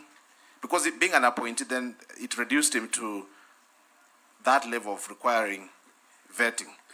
While for an elected deputy president, the vetting is with the people. They vet and they vote. So I would say that this is an issue that leaves us in which actually paints a cloud of doubt on the efficacy of fair hearing in the Constitution. And my hope is that the judiciary would acknowledge that the fact that we do not have conservatory orders in place was a problem. And I would explain why. In the Constitution, there is a line of succession provided that if the president is not there, the deputy president will come into office, would act in that period of vacancy. If the two of them are absent, there is a Speaker of the National Assembly. And the fact that in the ruling on conservatory orders, we did recognize the significance of this office. Therefore, it will become so important if we had legislation to even provide for such situations. What should happen? In my petition, I have only asked for 2 reliefs: a finding on the unconstitutionality of the process, and on the question of a lack of legislation, which, as I submit before this court and ask this court to align with your colleagues in the BBI judgment, that lack can render this kind of a process flawed. I so submit to your lordships and my lady. Thank you.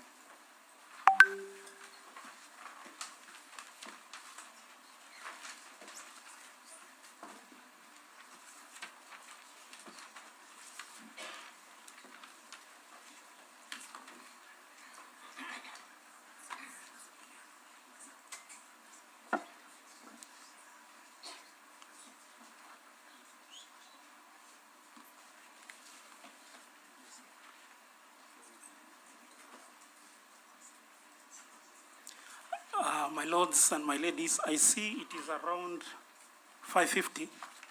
I'd requested court for 20 minutes, but based on what has been submitted, I'll only take 10 minutes because I wish not to repeat and regurgitate what my seniors and the petitioners who have come before me have already told this court.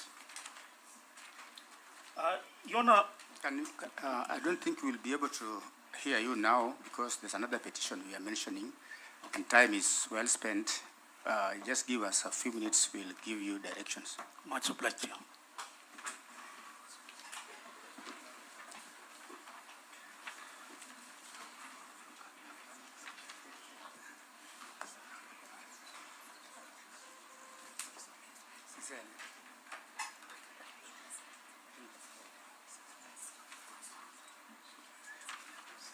So I think our time is well spent.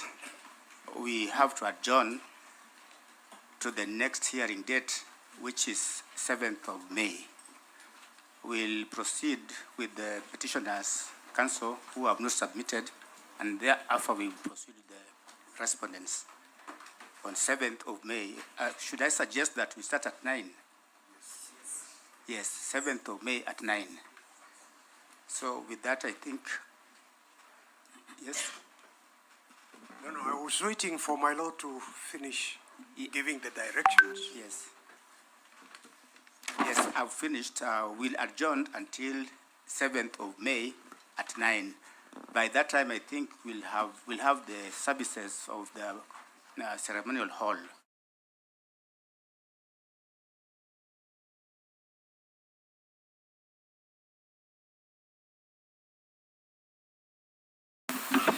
My lord, your leadership will recollect that when we last appeared before this noble court on the 24th of February 2025, I stated to this noble court on record, on behalf of His Excellency regarding Gachagua, that he was abandoning his prayer for reinstatement as Deputy President of the Republic of Kenya.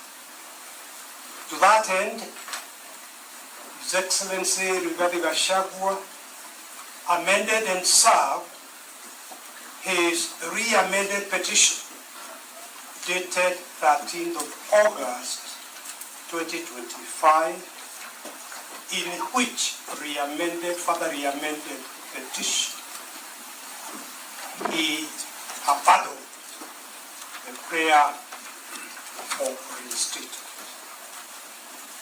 I wish, again, my Lord, your leadership, to reiterate that position on record.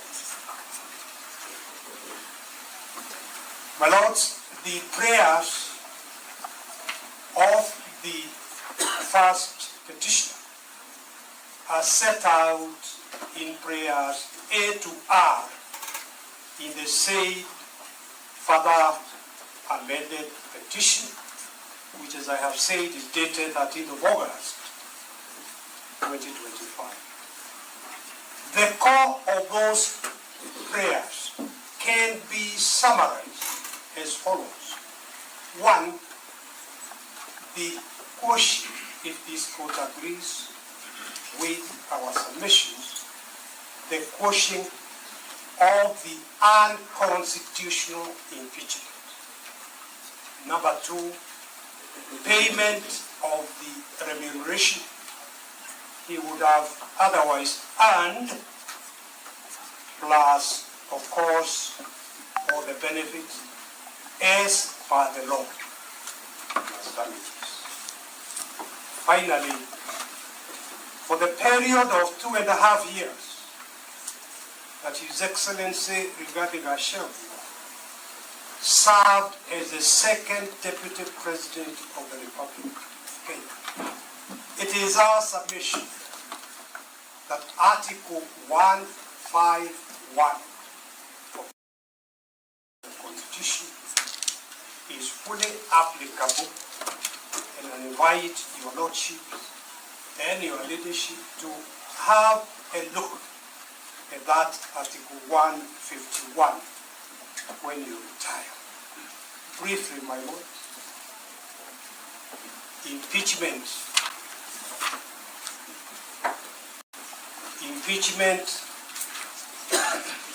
cannot and could not have been retrospective. That is the submission.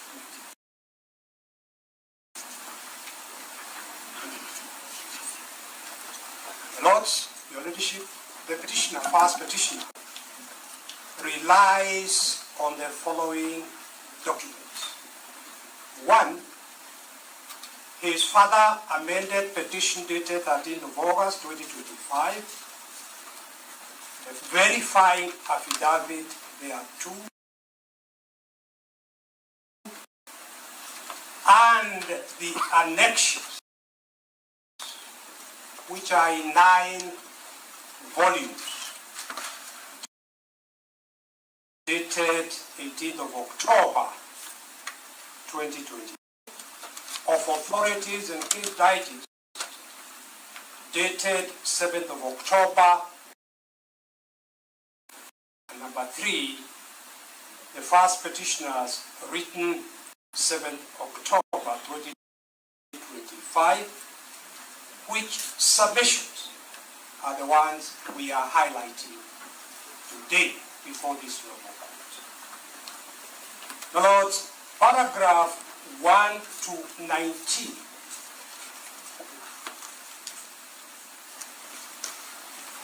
my colleague is drawing my attention that he also relying on the first petitioner's rejoinder to submissions, which you are served rather late in the day, but the rejoinder Jointer is dated 27th of April, 2026. Thank you.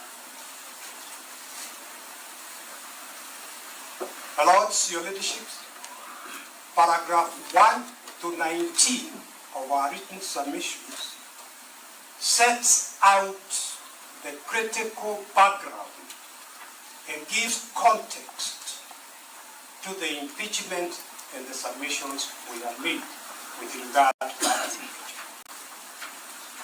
And I politely invite this honorable court when it retires to read this background in full. But permit me to briefly draw the court's attention to only 3 matters in that background. And the first one is to emphasize the total and absolute lack of meaningful public participation. And I would draw this honorable court's attention to paragraph 5, which you will find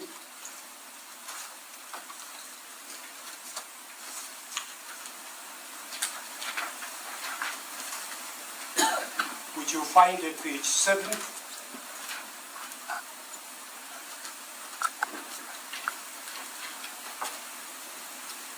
of our written submissions.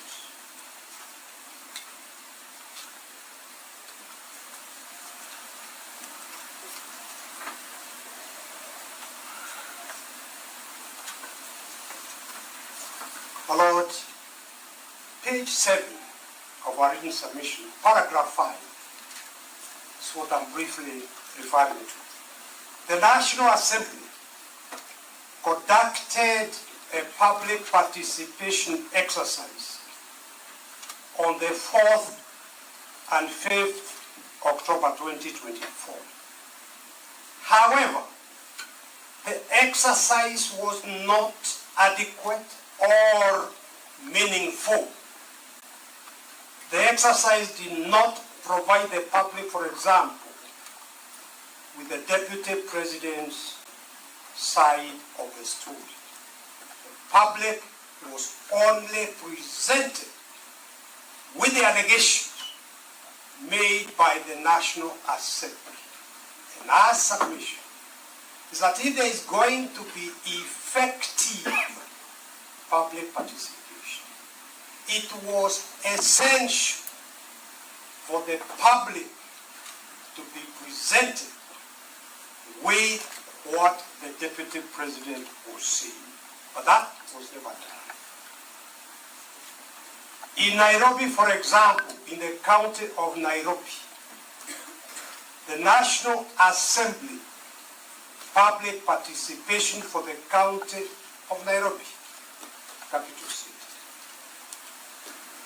The public participation at the Bomas of Kenya was presided over by select ODM members of parliament from Nairobi County, who repeatedly asserted that the event was for invited guests only. Lord, it is our submission that that is a mockery of effective public participation under the Constitution. And you'll find what I'm saying in the exhibit, my Lord, in exhibit marked RG 5 in volume 6, page 757 to 758. And also exhibit marked RG 7 in volume 6, page 764 to 765. My Lord, the second issue I would like to highlight is the rush from the word go, that the entire process was conducted by the National Assembly through to the Senate, breakneck speed, lightning speed. And the question that arises is why this speed? And our submission is that the only inference that can be drawn, and we drew, and we invite the Israel court to draw, is that there was a predetermined result that the National Assembly and the Senate were rushing to achieve. Technical perception that they were doing what the Constitution requires, when in fact nothing of the sort was happening. Lord, if you look at paragraph 8, 9, and 10, and 11, and they appear from page 8 of our written submission.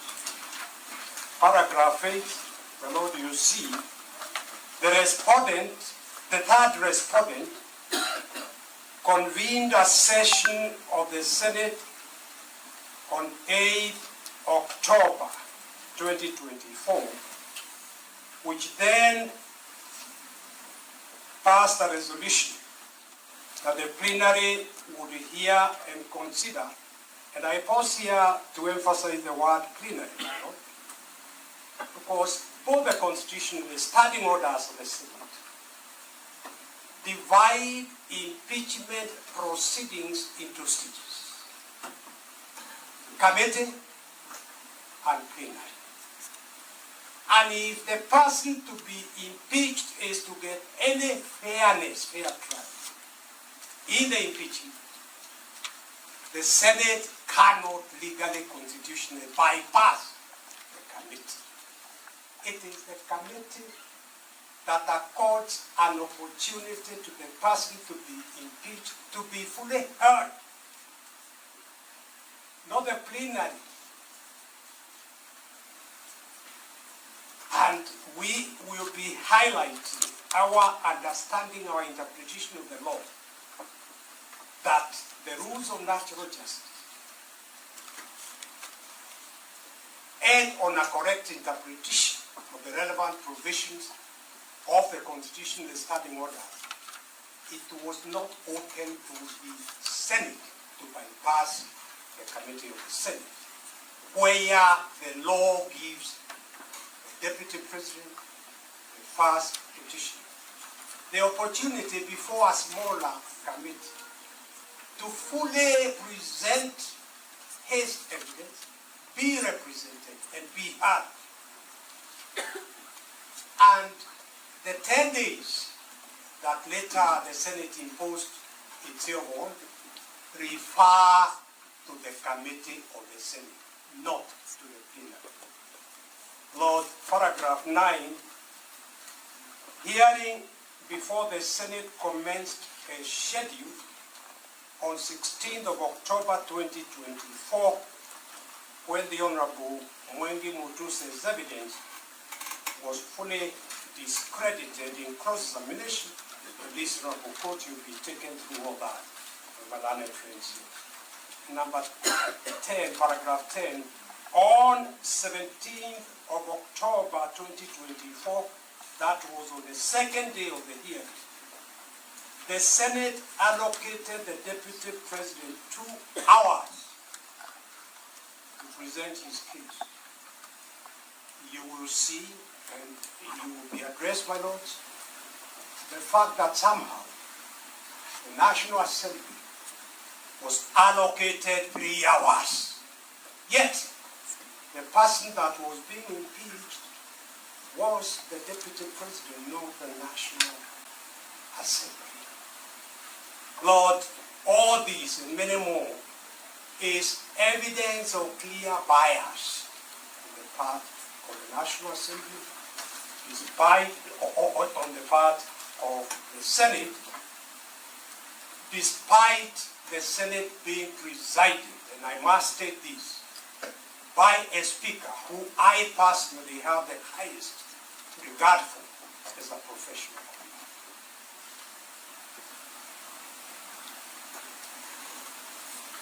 But on the second day, and I'm looking at paragraph 10, when the deputy president was supposed to present his case in the 2 hours that he had been allocated, he fell ill and was rushed to hospital for urgent medical attention.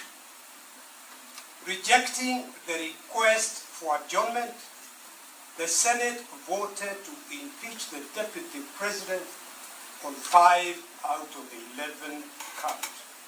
And you find all that in RG 11, volume 9, pages 1689 to 1725, response by Gachagua. And also RG 12, volume 9, pages 1752 to 1758, communication from Nigeria. Now, the third matter I wish to very quickly draw the court's attention to in this introduction background is the absolute failure for both the National Assembly and the Senate to address their minds to the threshold that the Constitution lays down for impeachment of a person elected into office by a plurality of votes. And here, my Lord, permit me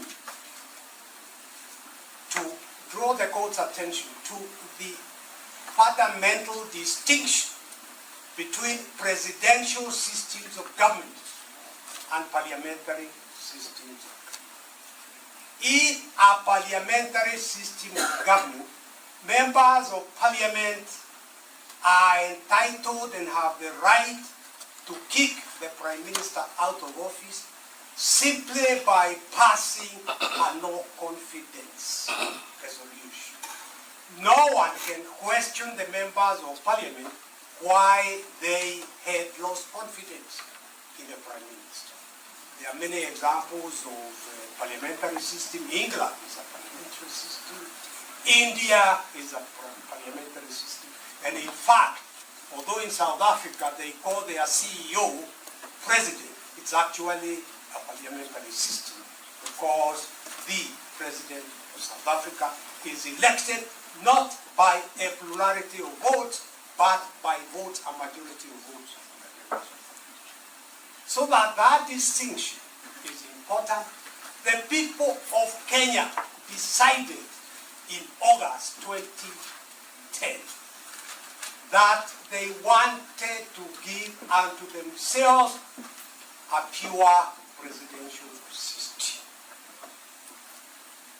Therefore, it is not the case under our Constitution that members of the National Assembly can vote and christen their resolution that they are breaches of the Constitution, and you will be addressing this fully, when in truth what they were doing was simply to say we have the numbers,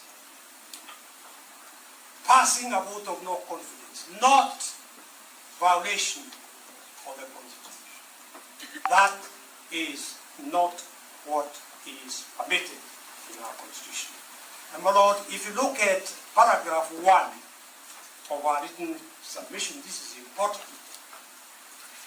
An impeachment is an important remedy, but one of last resort. In other words, there must be no other way of dealing with the person being impeached. One of last resort. Let me pause here to emphasize in the National Cohesion Act, currently headed by my friend Reverend Combs, one of the charges leveled against the first deputy, the first petition, was making utterances that, strictly speaking, should have been reported to the National Integration Commission.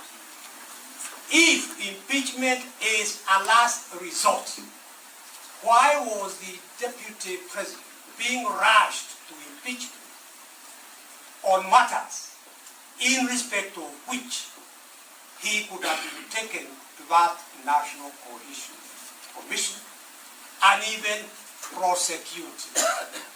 That was not respecting the important dictate in presidential system that impeachment is a last resort. It is one to be used where there is an injury to the people.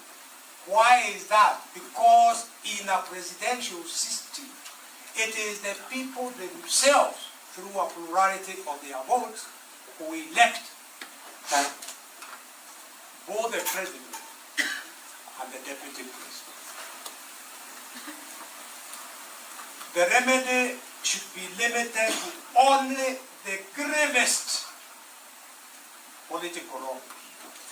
This is because the person to be removed from office came to that office through a popular mandate. The will of the people should therefore not be overturned on flimsy grounds. And Lord, what I am highlighting here is what the court says in the song called Moving Gideon Kyoko and another versus Nairobi City Council. So this is the judicial interpretation that is being accorded in respect of presidential system. It must therefore be shown that the wrong committed by the official proposed to be impeached cannot wait to be corrected through the ordinary electoral cycle. There should therefore be a clear nexus between the alleged wrongs with the public trust bestowed on the governor, in this case the deputy president. It is incumbent upon the High Court, and this is important, it is incumbent upon the High Court to determine if the facts in support of the charges against the deputy president meet and prove the threshold in Article 181 of the Constitution, which is why we are before this honorable court. It is, my Lord, as I say, the first time that the first petitioner has the opportunity to state his case and to point out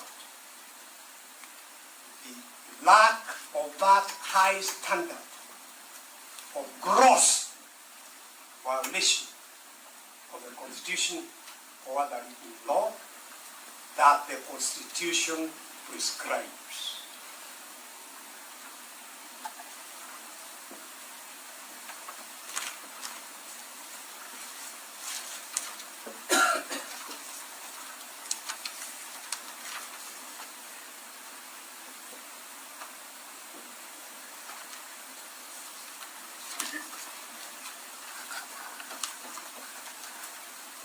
Lord, let me now, that was a few words about the introduction. Let me now go on to the issues that I need to highlight. Lord, if you go to page 11 of our written submissions, you will see 8 issues we have drafted arising from the first petitioner's petition and our written submissions as the issues we suggest that this honorable court should address in determining this issue. My Lord, those 8 issues are the ones we have divided amongst ourselves as council, appearing for the Deputy President to be addressed by each one of us. My Lord, we will avoid as much as possible not to be repetitive, but there will be different dimensions to each of the issues that will be addressed by different countries. My Lord, the issues I want to address in those issues listed in paragraph 17 are 1, or rather A, whether the motion at the National Assembly met the constitutional threshold under Article 145 and whether there was adequate public participation. And the second one is C, whether the Senate, misled by its interpretation of Article 145, rushed the process and denied the Deputy President a fair hearing.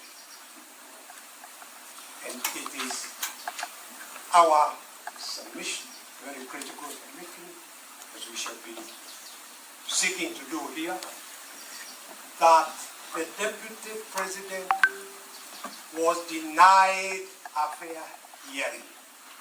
And a fair hearing is cardinal in our administration of justice from time immemorial, even prior to the 2020 Constitution.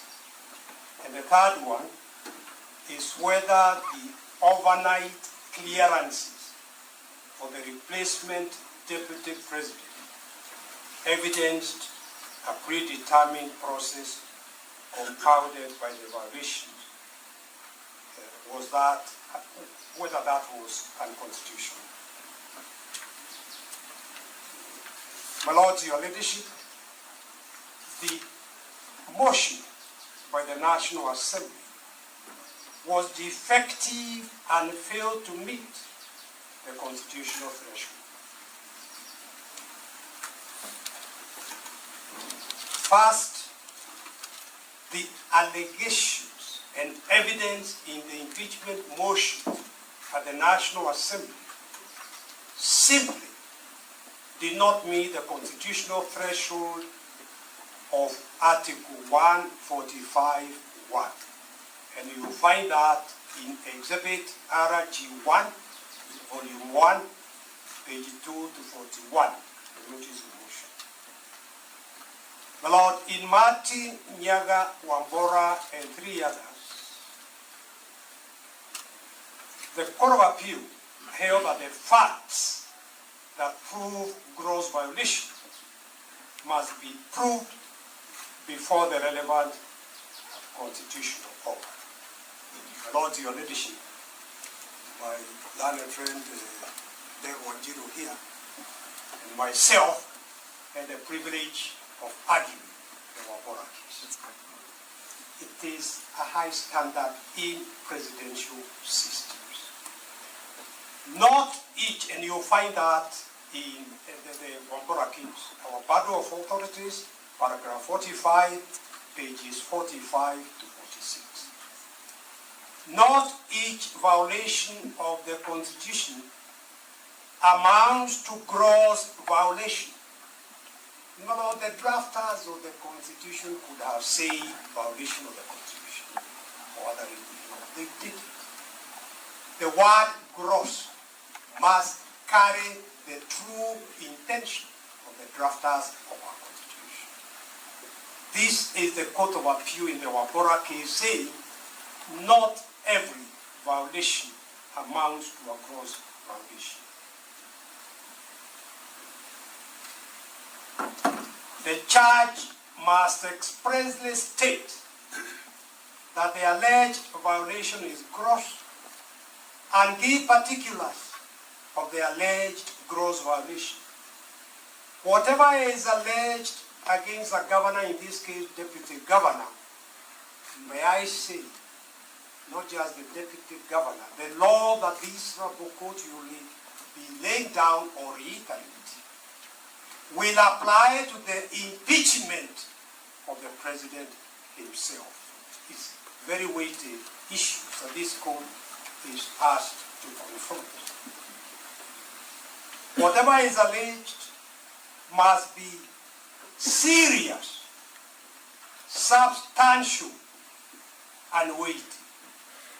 There must be a nexus between the person to be impeached and the alleged gross violation of the Constitution or any other written law. The charges framed against the governor or deputy president of the country and the particulars thereof must disclose a gross violation of the Constitution or any other written law.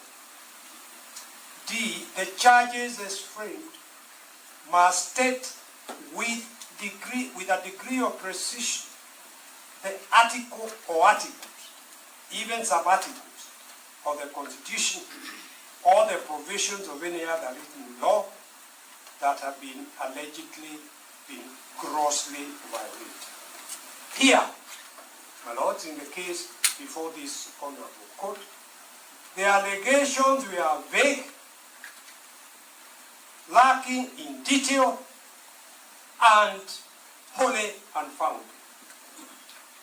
Besides, the National Assembly erred in failing to apply the threshold and standard of proof applicable to impeachment proceedings, thus violating Article 145.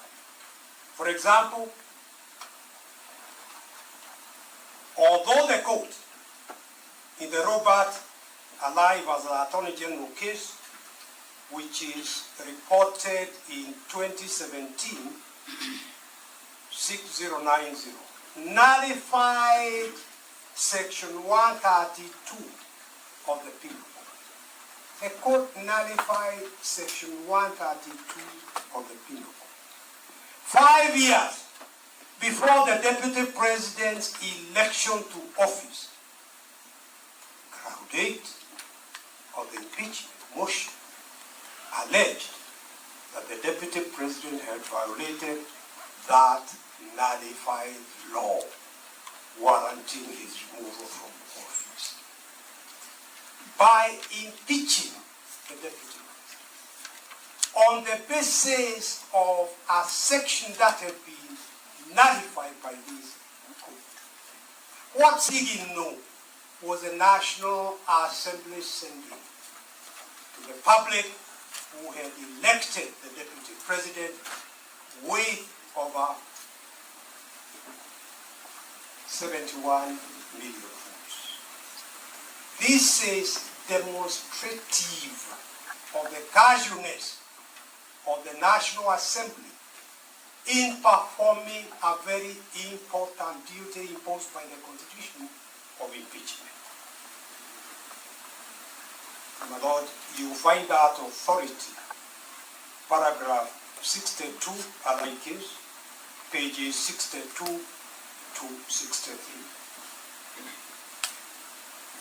And although Article 145(1)(b) only applies where there are serious reasons for believing that the Deputy President has committed a crime, in ground 8, the National Assembly resolved to impeach the Deputy President for, among others, violations of a nullified law.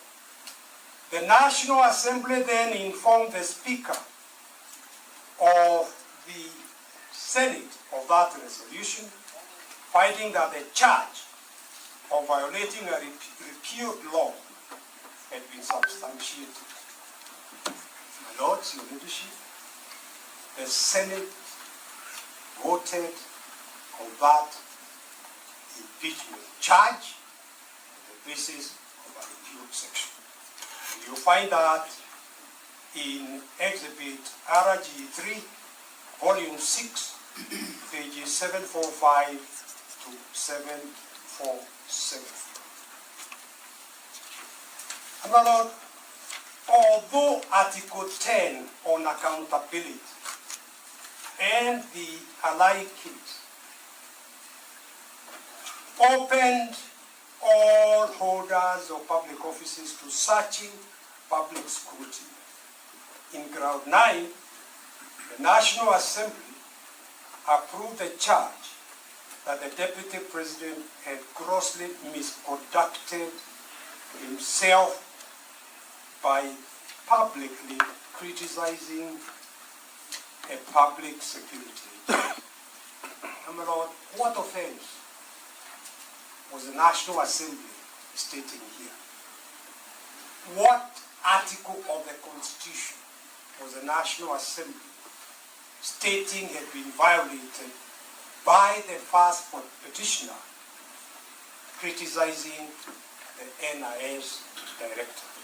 My Lord, you will see from Article 239, and in fact the NIS Act, that the NIS, under the Constitution, 239, Sub-Article 5, is supposed to be under civilian oversight of the matter. And the Act itself clearly recognizes that, which is why you will find in the NIS Act, it is 206 of the laws of Kenya. You will find in Part 3, Civilian Authorities, the heading, Effective Surveillance Authority. They then say that the Cabinet Secretary will be the civilian authority oversight. The Cabinet Secretary is part of the executive. That is not civilian oversight. Simply put, this National Intelligence Act has never complied with the provisions of the Constitution. Had they operationalized that and set up a civilian oversight authority, it is that civilian oversight authority that will take up these issues. But criticism, despite the freedom of thought and expression in our Constitution, the first petitioner was still convicted for criticizing the NIS director. So, my Lord, Your Leadership, what you are submitting here is that there was absolutely no attempt by the National Assembly, by the Senate, to address their minds to the high standard of gross violation of the Constitution.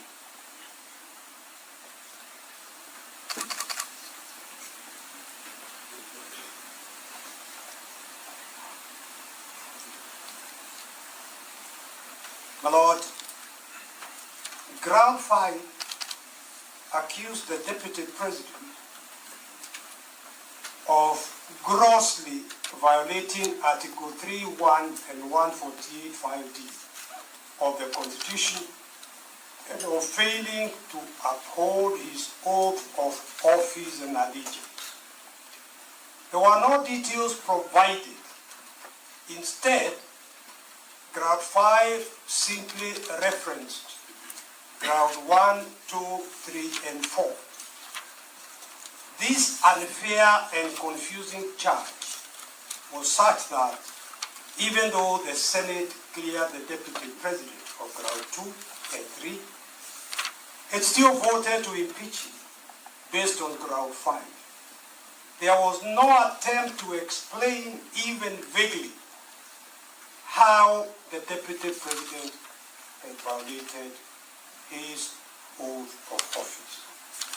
Ground 6 equally alleged that there were serious reasons to believe that Rigathi Gachagua had committed crimes under Section 13(1)(a) and 62 of the National Cohesion and Integration Act.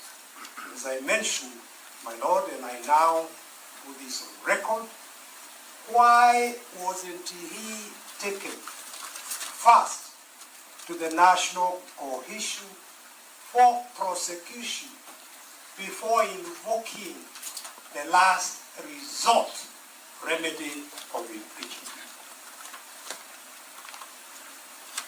Because the Deputy President filed a response to the motion before the National Assembly on 8 October 2024 and was granted 2 hours to orally present his rebuttal on the floor of the National Assembly from 5 p.m. to 7 p.m. In the presentation, the petitioner made a cogent, irrefutable, factual, and legal response to each of the 11 grounds cited in the impeachment motion. Lord, you see that in Exhibit RG2, Volume 2, pages 211 to 240. For instance, concerning the claim in Ground 8 that the Deputy President had acquired property and wealth estimated at 5.2 billion Kenya shillings from proceeds of corruption and money laundering, the Deputy President explained that no valuation had been done, so where the National Assembly, Honorable Mwengi Mutuse, got 5.2 billion is anybody's guess. If you want to judge somebody, you present evidence that this is the value of this property. Further, from his brother's will, the bulk of those properties to which the sum of 5.2 billion was erroneously and maliciously attached belonged to his late brother, the late Honorable James Dirito Gachagua. May his soul rest in eternal peace. Some, like the Olive Garden Hotel, Vipingo Beach Resort, Queen's Gate Serviced Apartment, he did not even own. And yet, this was what he was impeached on. But we are falsely attributed to him. He produced ownership document showing otherwise, and you will find that, my Lord, in RG2, Volume 2, pages 211 to 214.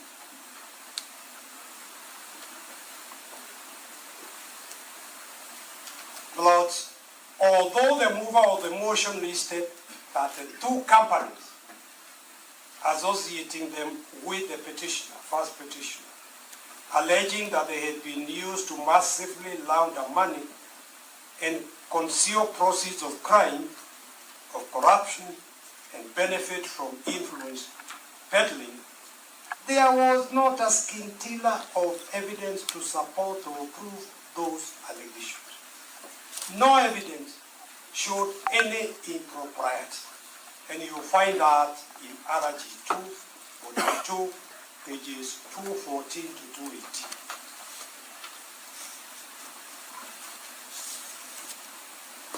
The Speaker of the National Assembly, again, a good professional colleague who I respect, did not direct the members to the threshold test, the appropriate standard. Hence, the resolution was passed in proceedings conducted as a vote of no confidence rather than a critical step in impeachment proceedings to alter the sovereign will of the people.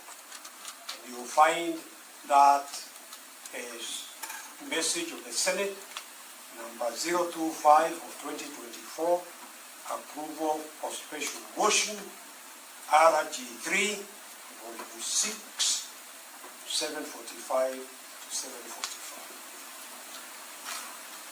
Equally, the National Assembly's decision of 8 October 2024 was invalid on the grounds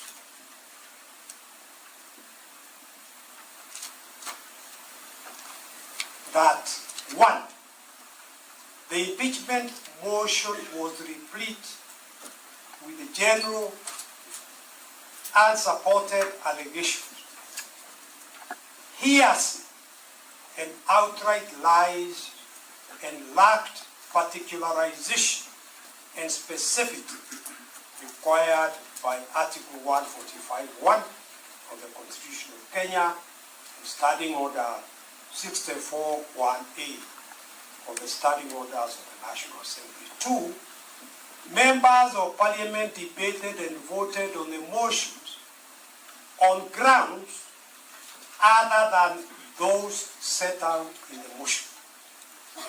The impeachment was converted into a vicarious assault on family rather than investigation of constitutional violations by a public servant. Members of Parliament, let me skip that and go through the next one. The entire impeachment process was designed to avoid and be ring-fenced from scrutiny and accountability, pushed through with uncharacteristic speed, with the intention of ramming the process through before it could be audited for constitutional compliance. The National Assembly prosecuted proceedings on the basis that the petitioner offended the President rather than the Constitution. What the 2010 Constitution provides is violation of the Constitution. In other words, the President must take time and choose his deputy. My Lord, I don't need to take time to go through what the country was put through between His Excellency Daniel Toroitich Arap Moi and his Vice President George Saitoti, dangling the Vice Presidency, requiring the President to choose his or her deputy before the election so that the people could themselves vote is a very important aspect of our Constitution. The National Assembly trivialized the gross misconduct standard set out by the Constitution and other statutes for holding public servants to account. And, my Lord, I will not repeat the Wambora case, but I would state the impeachment motion was replete with generalized statements, unsupported allegations, hearsay, outright lies, lack of particularization and specificity as required by Article 145. My Lord, the exposition on all that is set out in paragraph 36 of our written submissions, and I will not take the time of this court going through them. I invite the court to read through it when you retire. Despite these glaring and fatal flaws, apparent on the face of the motion, even on a cursory review, soon after the impeachment motion was tabled in the National Assembly, the first respondent issued a communication from the chair, number 46 of 2024,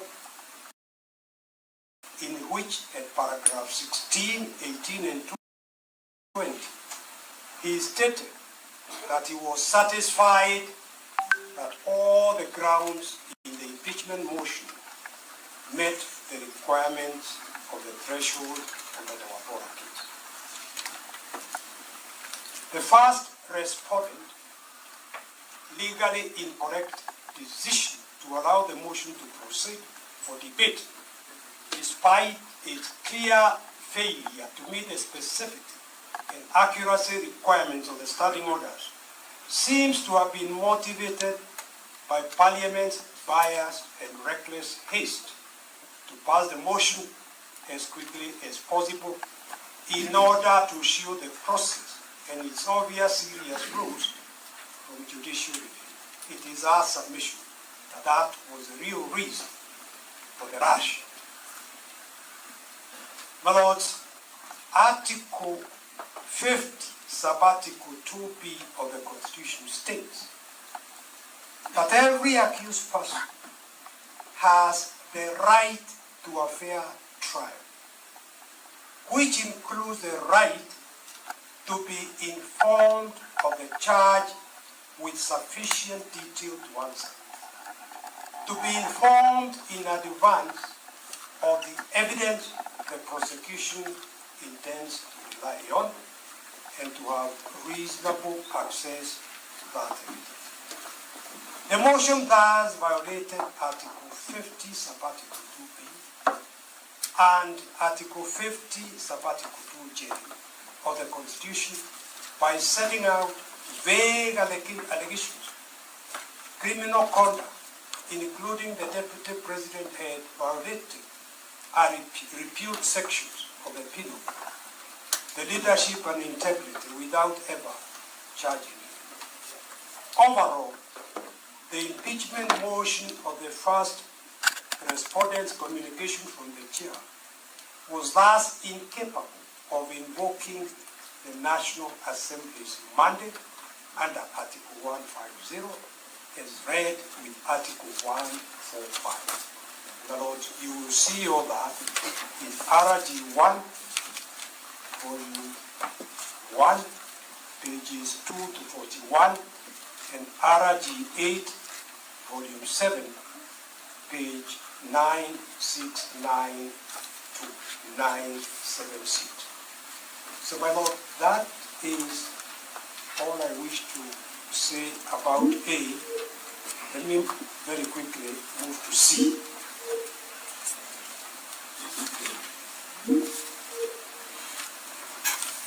My Lord, issue C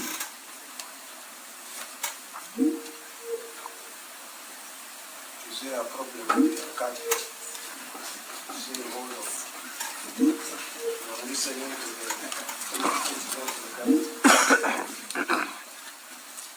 My Lord, issue C is whether the Senate. Do I need to remind you about time? Only another 10-15 minutes. You have them 5 minutes. Yes. Moving as quickly as we can.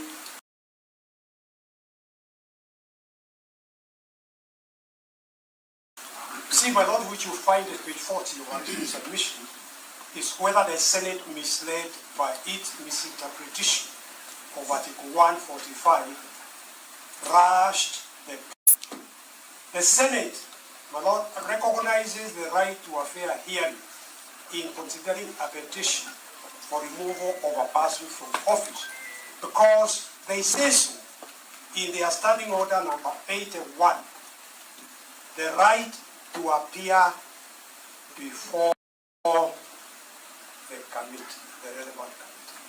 That is in standing order number 81. Whenever the Constitution or any other written law require the Senate to consider a petition or a proposal for the removal of a person from office, the person shall, and the word used in standing order number 81 is that the person shall be entitled to appear before the relevant committee of the Senate. The petitioner here was denied that opportunity to appear before the committee, and the importance of the committee, my Lord, is that the committee has got less members. The law gives the subcommittee 10 days to investigate. And therefore, the Deputy President would have been able to appear before that subcommittee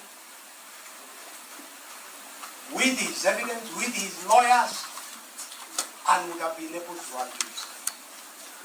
By bypassing the setting up of that committee and assuming that the 10 days related to the plenary, which they did not, the Deputy President was denied a fair trial.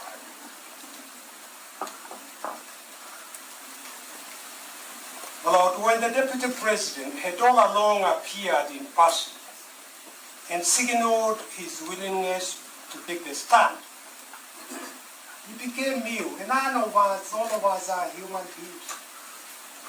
Lord, illness does not come knocking. One is just taken ill. And he was taken ill after very stressful, strenuous proceedings. National Assembly and the first day in the Senate. Lord, it's a very stressful situation for the Deputy President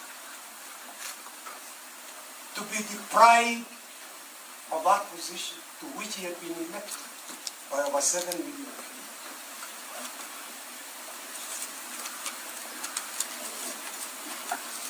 Lord, when Counsel for the Deputy President stated that he had been taken ill, the Speaker ruled of the Senate, I said we were going to execute with military precision owing to the fact that we need to conclude business today. And he said I had indicated that I could not get hold of the client or the doctor's advice because he had been admitted to ICU.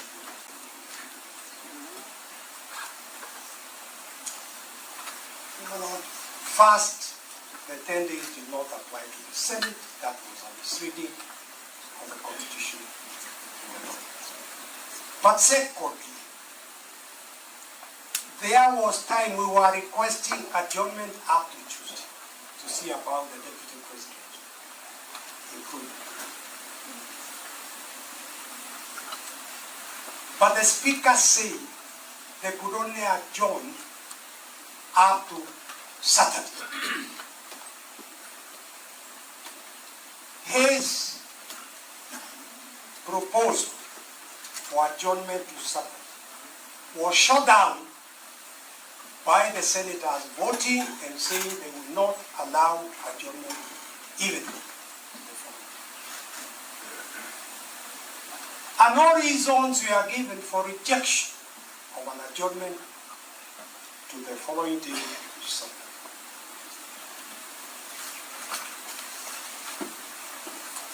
Lord, this was a serious violation of the rules of natural justice. Lord, adjournment by the Senate is discretionary, but like all discretionary power, the discretion is to be exercised objectively, judiciously, and upon reason, not arbitrarily, capriciously, or on whims. Here, falling ill on the second day of a grueling two-day hearing, the Deputy President sought a 3-working-day adjournment to Tuesday, 22nd October, to enable him to recover and appear for cross-examination. The Senate defeated that proposal to adjourn until Saturday to see if the Deputy President had recovered. Egged on by the National Assembly, the Senate insisted on proceeding in the Deputy President's absence. My Lord, you will see at paragraph 83 of our written submission the case of the then Major General Peter Kariuki versus Attorney General. It is number 3. It is paragraph 3, page 250 in our banner,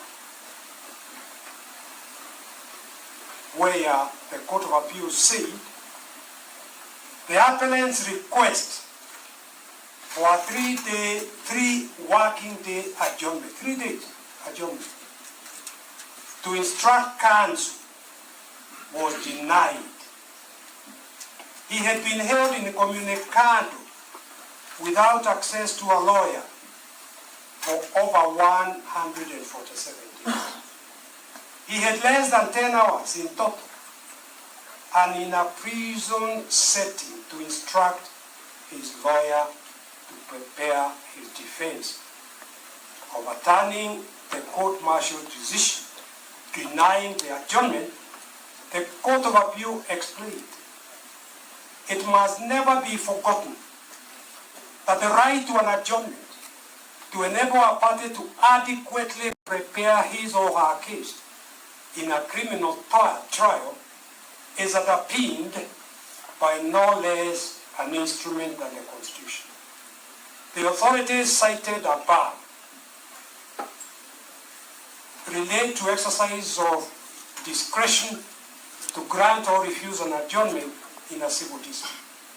We are of the opinion that although the same principles are relevant in respect of application for adjournment of criminal trials, nevertheless, because of the constitutional basis of that right, the potential impact on a citizen's liberty, the court is obliged to be more circumspect in rejecting an application for adjournment and to specifically consider whether denial of such a right guaranteed by the Constitution would result in miscarriage of justice. There are very many cases cited, even in the common law.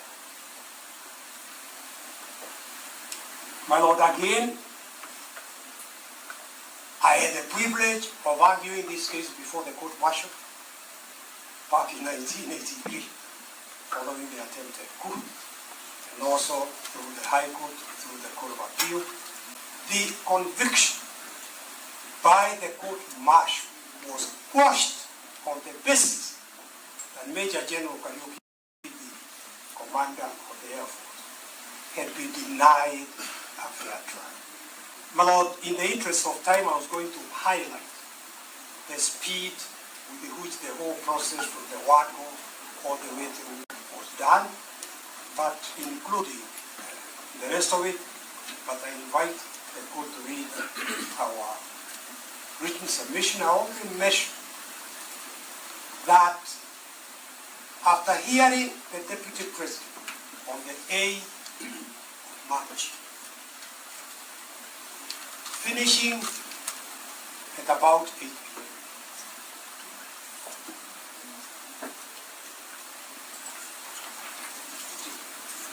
Anyway, on the date that the National Assembly considered this motion, they voted to impeach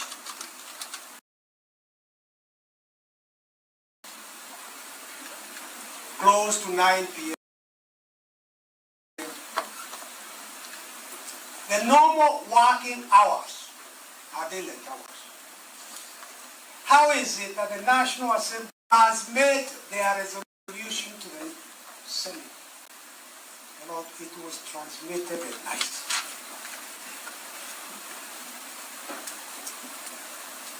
And the following day, the Senate set the date to commence the proceedings. Equally, when the Senate, after depriving the Deputy President a fair opportunity to defend himself, impeached on 5 out of 11 grounds. Equally, they had to transmit the impeachment resolution back to the Senate close to midnight. the Senate. My Lord, I'm inviting this court to see this breakneck speed. Somehow, the Speaker of the National Assembly had in advance issued a notice convening a sitting of the National Assembly.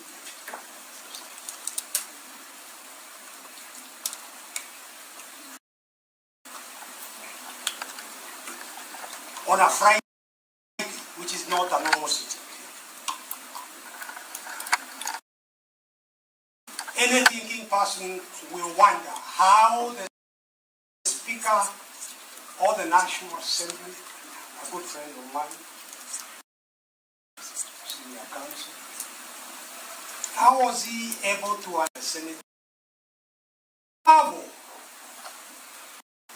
Although the resolution of the Senate was being transmitted back to the National Assembly after midnight. Between midnight and the following day,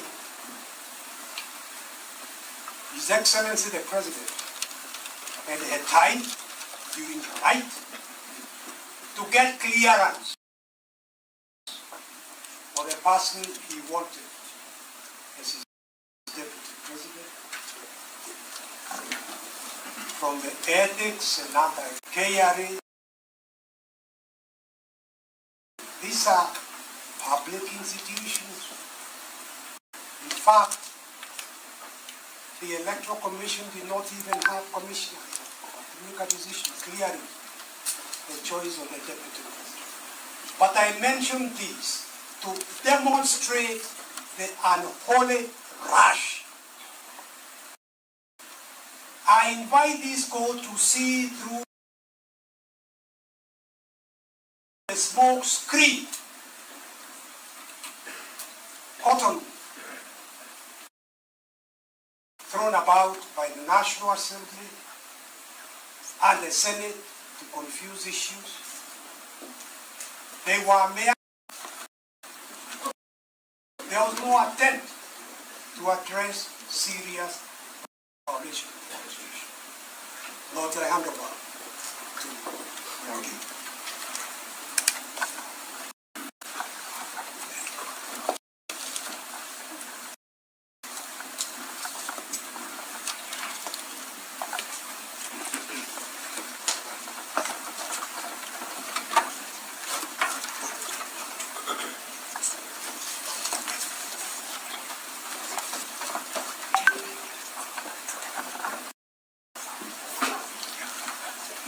Thank you, my lords and my lady.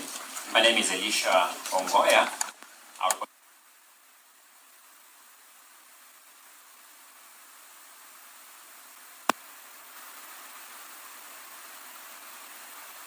Number one, I have reflected on a number of unjust trials in human history. The trial of Sir Thomas More, the trial of Socrates, and even the trial of Jesus Christ.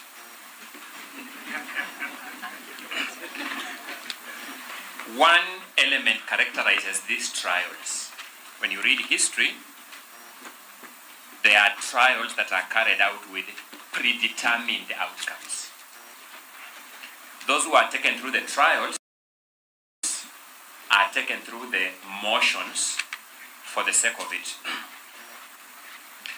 My learned friend, Mr. Wachira Maina, whom I've had the chance to work with, reminds me all the time that behind every constitution lies a moral idea and a moral expectation that there will be good faith compliance with the commands of that constitution. In fact, Mr. Wachira Maina informs me, and I believe him, that in management theory, there is a concept described as malicious compliance.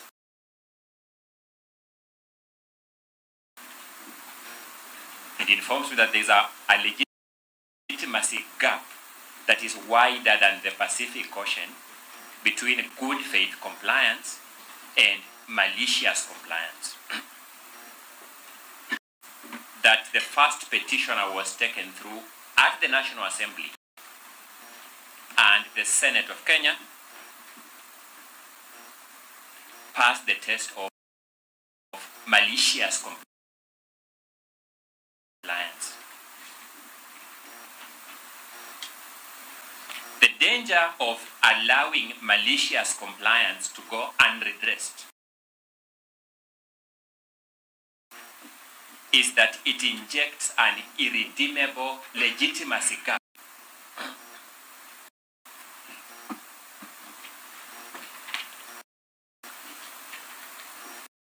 The second inspiration that I wish my lords to bear in mind as you determine this matter was set out by the Court of Appeal of Wambora and 3 others versus the Speaker of the Senate and 6 others. This matter traversed our entire Superior Court system. I'll be very emphatic of which particular court I'm referring to when I refer to the Wambora case. So I'm looking at the Court of Appeal 2014. In that matter, the Court of Appeal began by setting out what would inspire it. In paragraph 3, case at the Court of Appeal, the Court of Appeal observes that, like what? No parliament, no official, and no institution is immune from judicial scrutiny. I say this because to such other debt as we shall defer us to, some people will take this stand and tell you that there are political issues here that are immune from your scrutiny. The second inspiration that the Court of Appeal set out in the Wambora case, not parliament, not the executive, not the judiciary, which is supreme. It is the Constitution.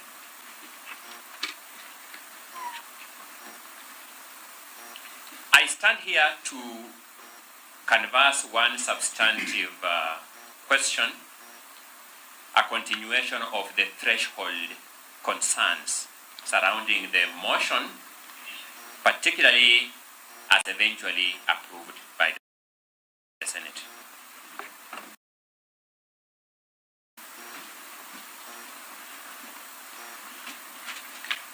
Your brother, Mr.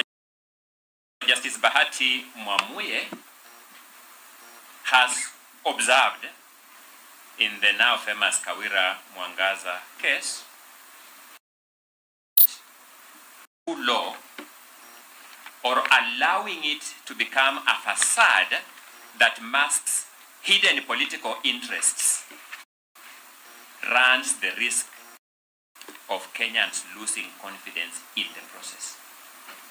That's the big risk that our constitutional order is subjected to if we allow what happened in this country, culminating into the resolution of the 17th of October 2024, to stand.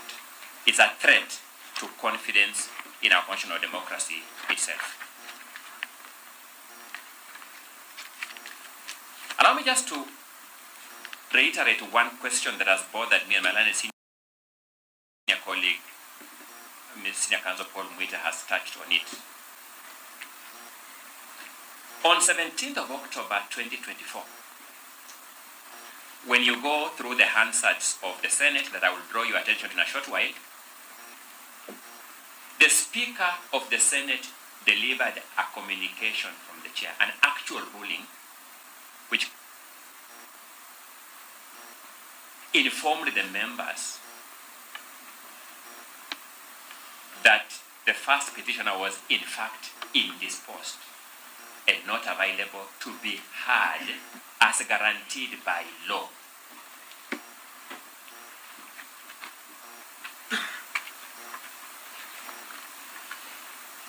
My lords will agree with me.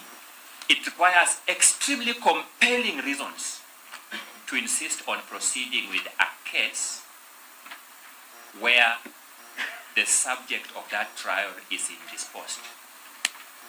It must be exceptionally compelling reasons. not just reasons. When you deliver this judgment, because this matter, I have had the misfortune of sitting on the front benches of this case from the time this matter of the National Assembly to the present. This question has disturbed me as a role player in the justice, law and order sector. That the Senate of Kenya, even after the Speaker erroneously, and I use the word erroneously, advisedly, because my learned colleague, Mr. Dudley, will take you through the timelines for impeachment in Article 145, as read that one for the Constitution. But even after the Speaker erroneously said, we have a timeline of Saturday.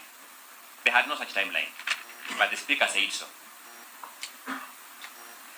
The senators voted to deny the Deputy President the benefit of those 2 or 3 more days without giving any reason. I would want to read in your judgments, my lord and my lady, through what logic this court will allow that decision to stand, if no other decision, that particular one. That for no reason, we are not saying the heavens will come down falling. We are not saying the country will be subject to any external attack. We are not saying there is any constitutional imperative that compels us to do it tonight. No reason. They simply said, we will not give you the benefit of those 2 days that the Speaker has said we still have. Let's go on record. The Speaker too was wrong. But there may have been some veneer of good faith. If they had said it's okay, because we have 2 days,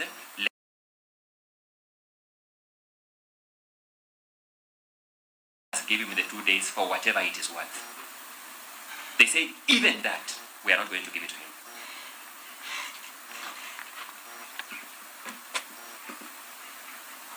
Tasked to bring to your lordship's, ladyship's attention are the following. Number 1,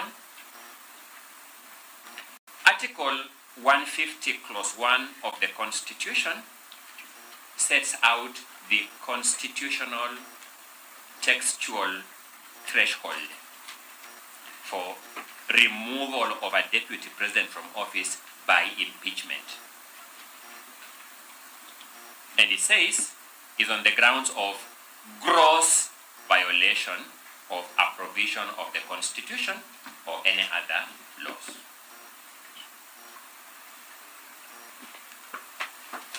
Secondly,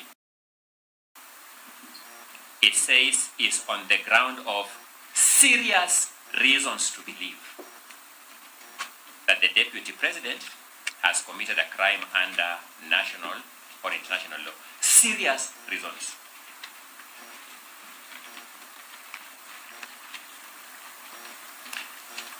I'll be making out a simple case that the National Assembly really disappointed the country. To approve a motion that there are serious reasons to believe that the Deputy President has violated a provision of the law, Section 132 of the Penal Code, which has been declared unconstitutional, null and void, is a locus classicus of lack of seriousness in the reasons. And thirdly, the standard of gross misconduct. Let's face it, my lords, my lady. The drafters of this constitution could as well characterize these wrongs as violation of the Constitution, because that's also a wrong, or reason to believe that the DP has committed a crime, or misconduct. Those are wrongs. But they were particular to add these descriptive words, gross, to the violation, gross to the misconduct, and serious to the reasons. The conclusion I draw from this is that they set a very high threshold for removal of a deputy president from office.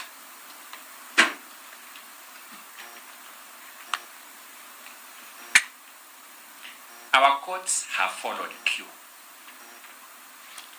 I will start with the Supreme Court, sample 2 decisions there. Go to the Court of Appeal, sample 1 decision there. Then go to the High Court and sample 1 decision there. From the Supreme Court, the decision of Sonko versus the County Assembly of Nairobi City and 11 others.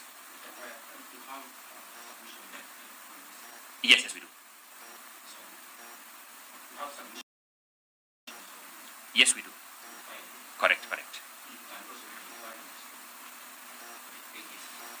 Okay. I'm highlighting, my lord, so I was avoiding reading them. So I'm drawing simply because if I have to take you through the pages, then it means I have to actually take you through the submission themselves. I'm just highlighting salient aspects of the submissions so that we save on time. Thank you. So that in Sonko versus the County Assembly of Nairobi City, I beseech this court to look at paragraph 161 of that judgment.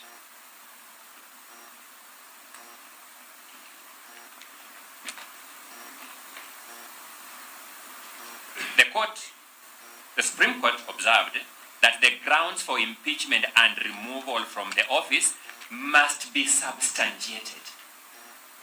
The grounds for impeachment and removal from office must be substantiated.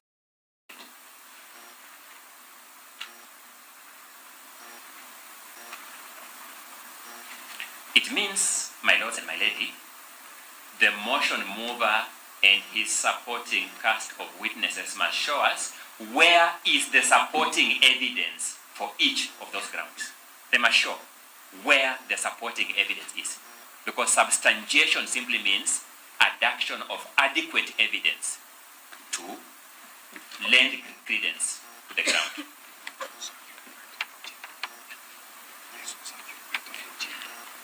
The Supreme Court then sets the standard as what has now been called the intermediate standard. Not so low as to be on a balance of probabilities, and not so high as to be beyond reasonable doubt.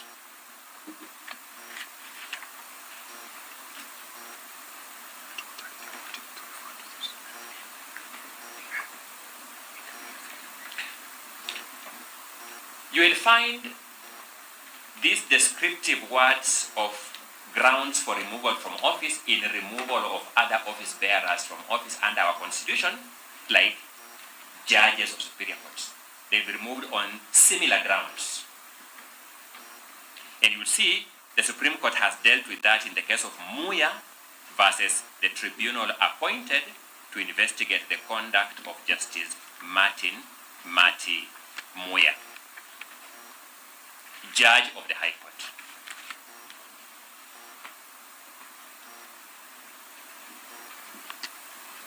In that matter, the Supreme Court now attempts to give us the meaning of the word gross. And you'll find that at paragraph 181 of that judgment of the Supreme Court. And it says, and I quote, clearly, all the words used to describe gross express some extreme negative conduct. Not just negative conduct. It says extreme negative conduct. And it proceeds to say a degree of misconduct of such a serious, outrageous, and flagrant nature that would warrant removal of a judge from office. That is how serious it ought to be. Those are the words of the Supreme Court.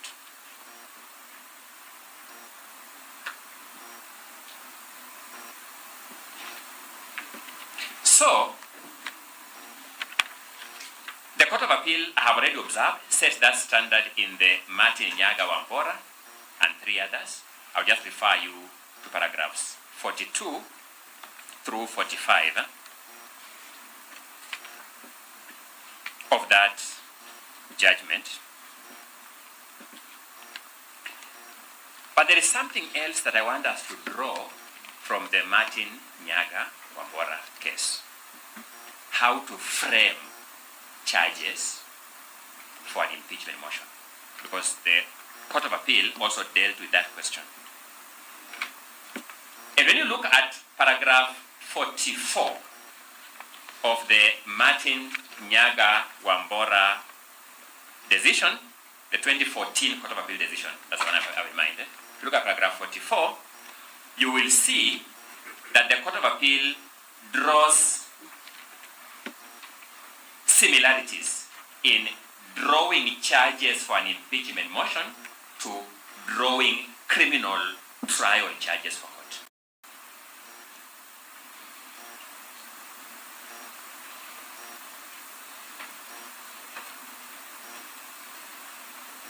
In fact, the court uses an example of how to draw a charge of robbery with violence in trying to explain how specific a charge for impeachment should be.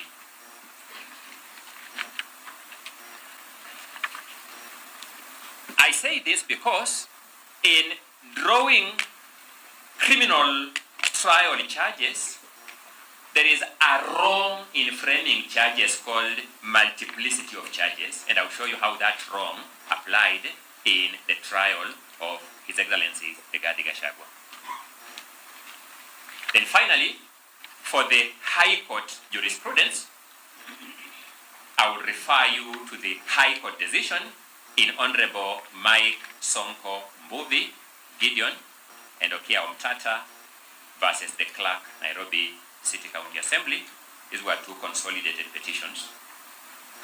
And I will draw your attention to paragraphs 257 through 259 of that judgment of the High Court. For ease of reference, I will refer you to the various aspects of the impeachment motion that is in volume number 1 of the petitioner's document from pages 1 to 209. Look at that volume. And I'll refer you to the Hansard proceedings of the Senate. You'll find the Hansard proceedings of the Senate in the documents filed by Mukele Moni advocates in the CTS that are labeled Parts 5 and Part 6. Part 5 and Part 6. In Part 5, you will find the Hansard of 16th October 2024. Then in Part 6, you will find a continuation of the Hansard of 16th October 2024 and the Hansard of 17th October 2024. That Hansard is also referred to in the affidavit of my very good friend Jeremiah Nyegenye as Annexure JN 10 at paragraph 31 of that affidavit, which was sworn on 21st October 2024.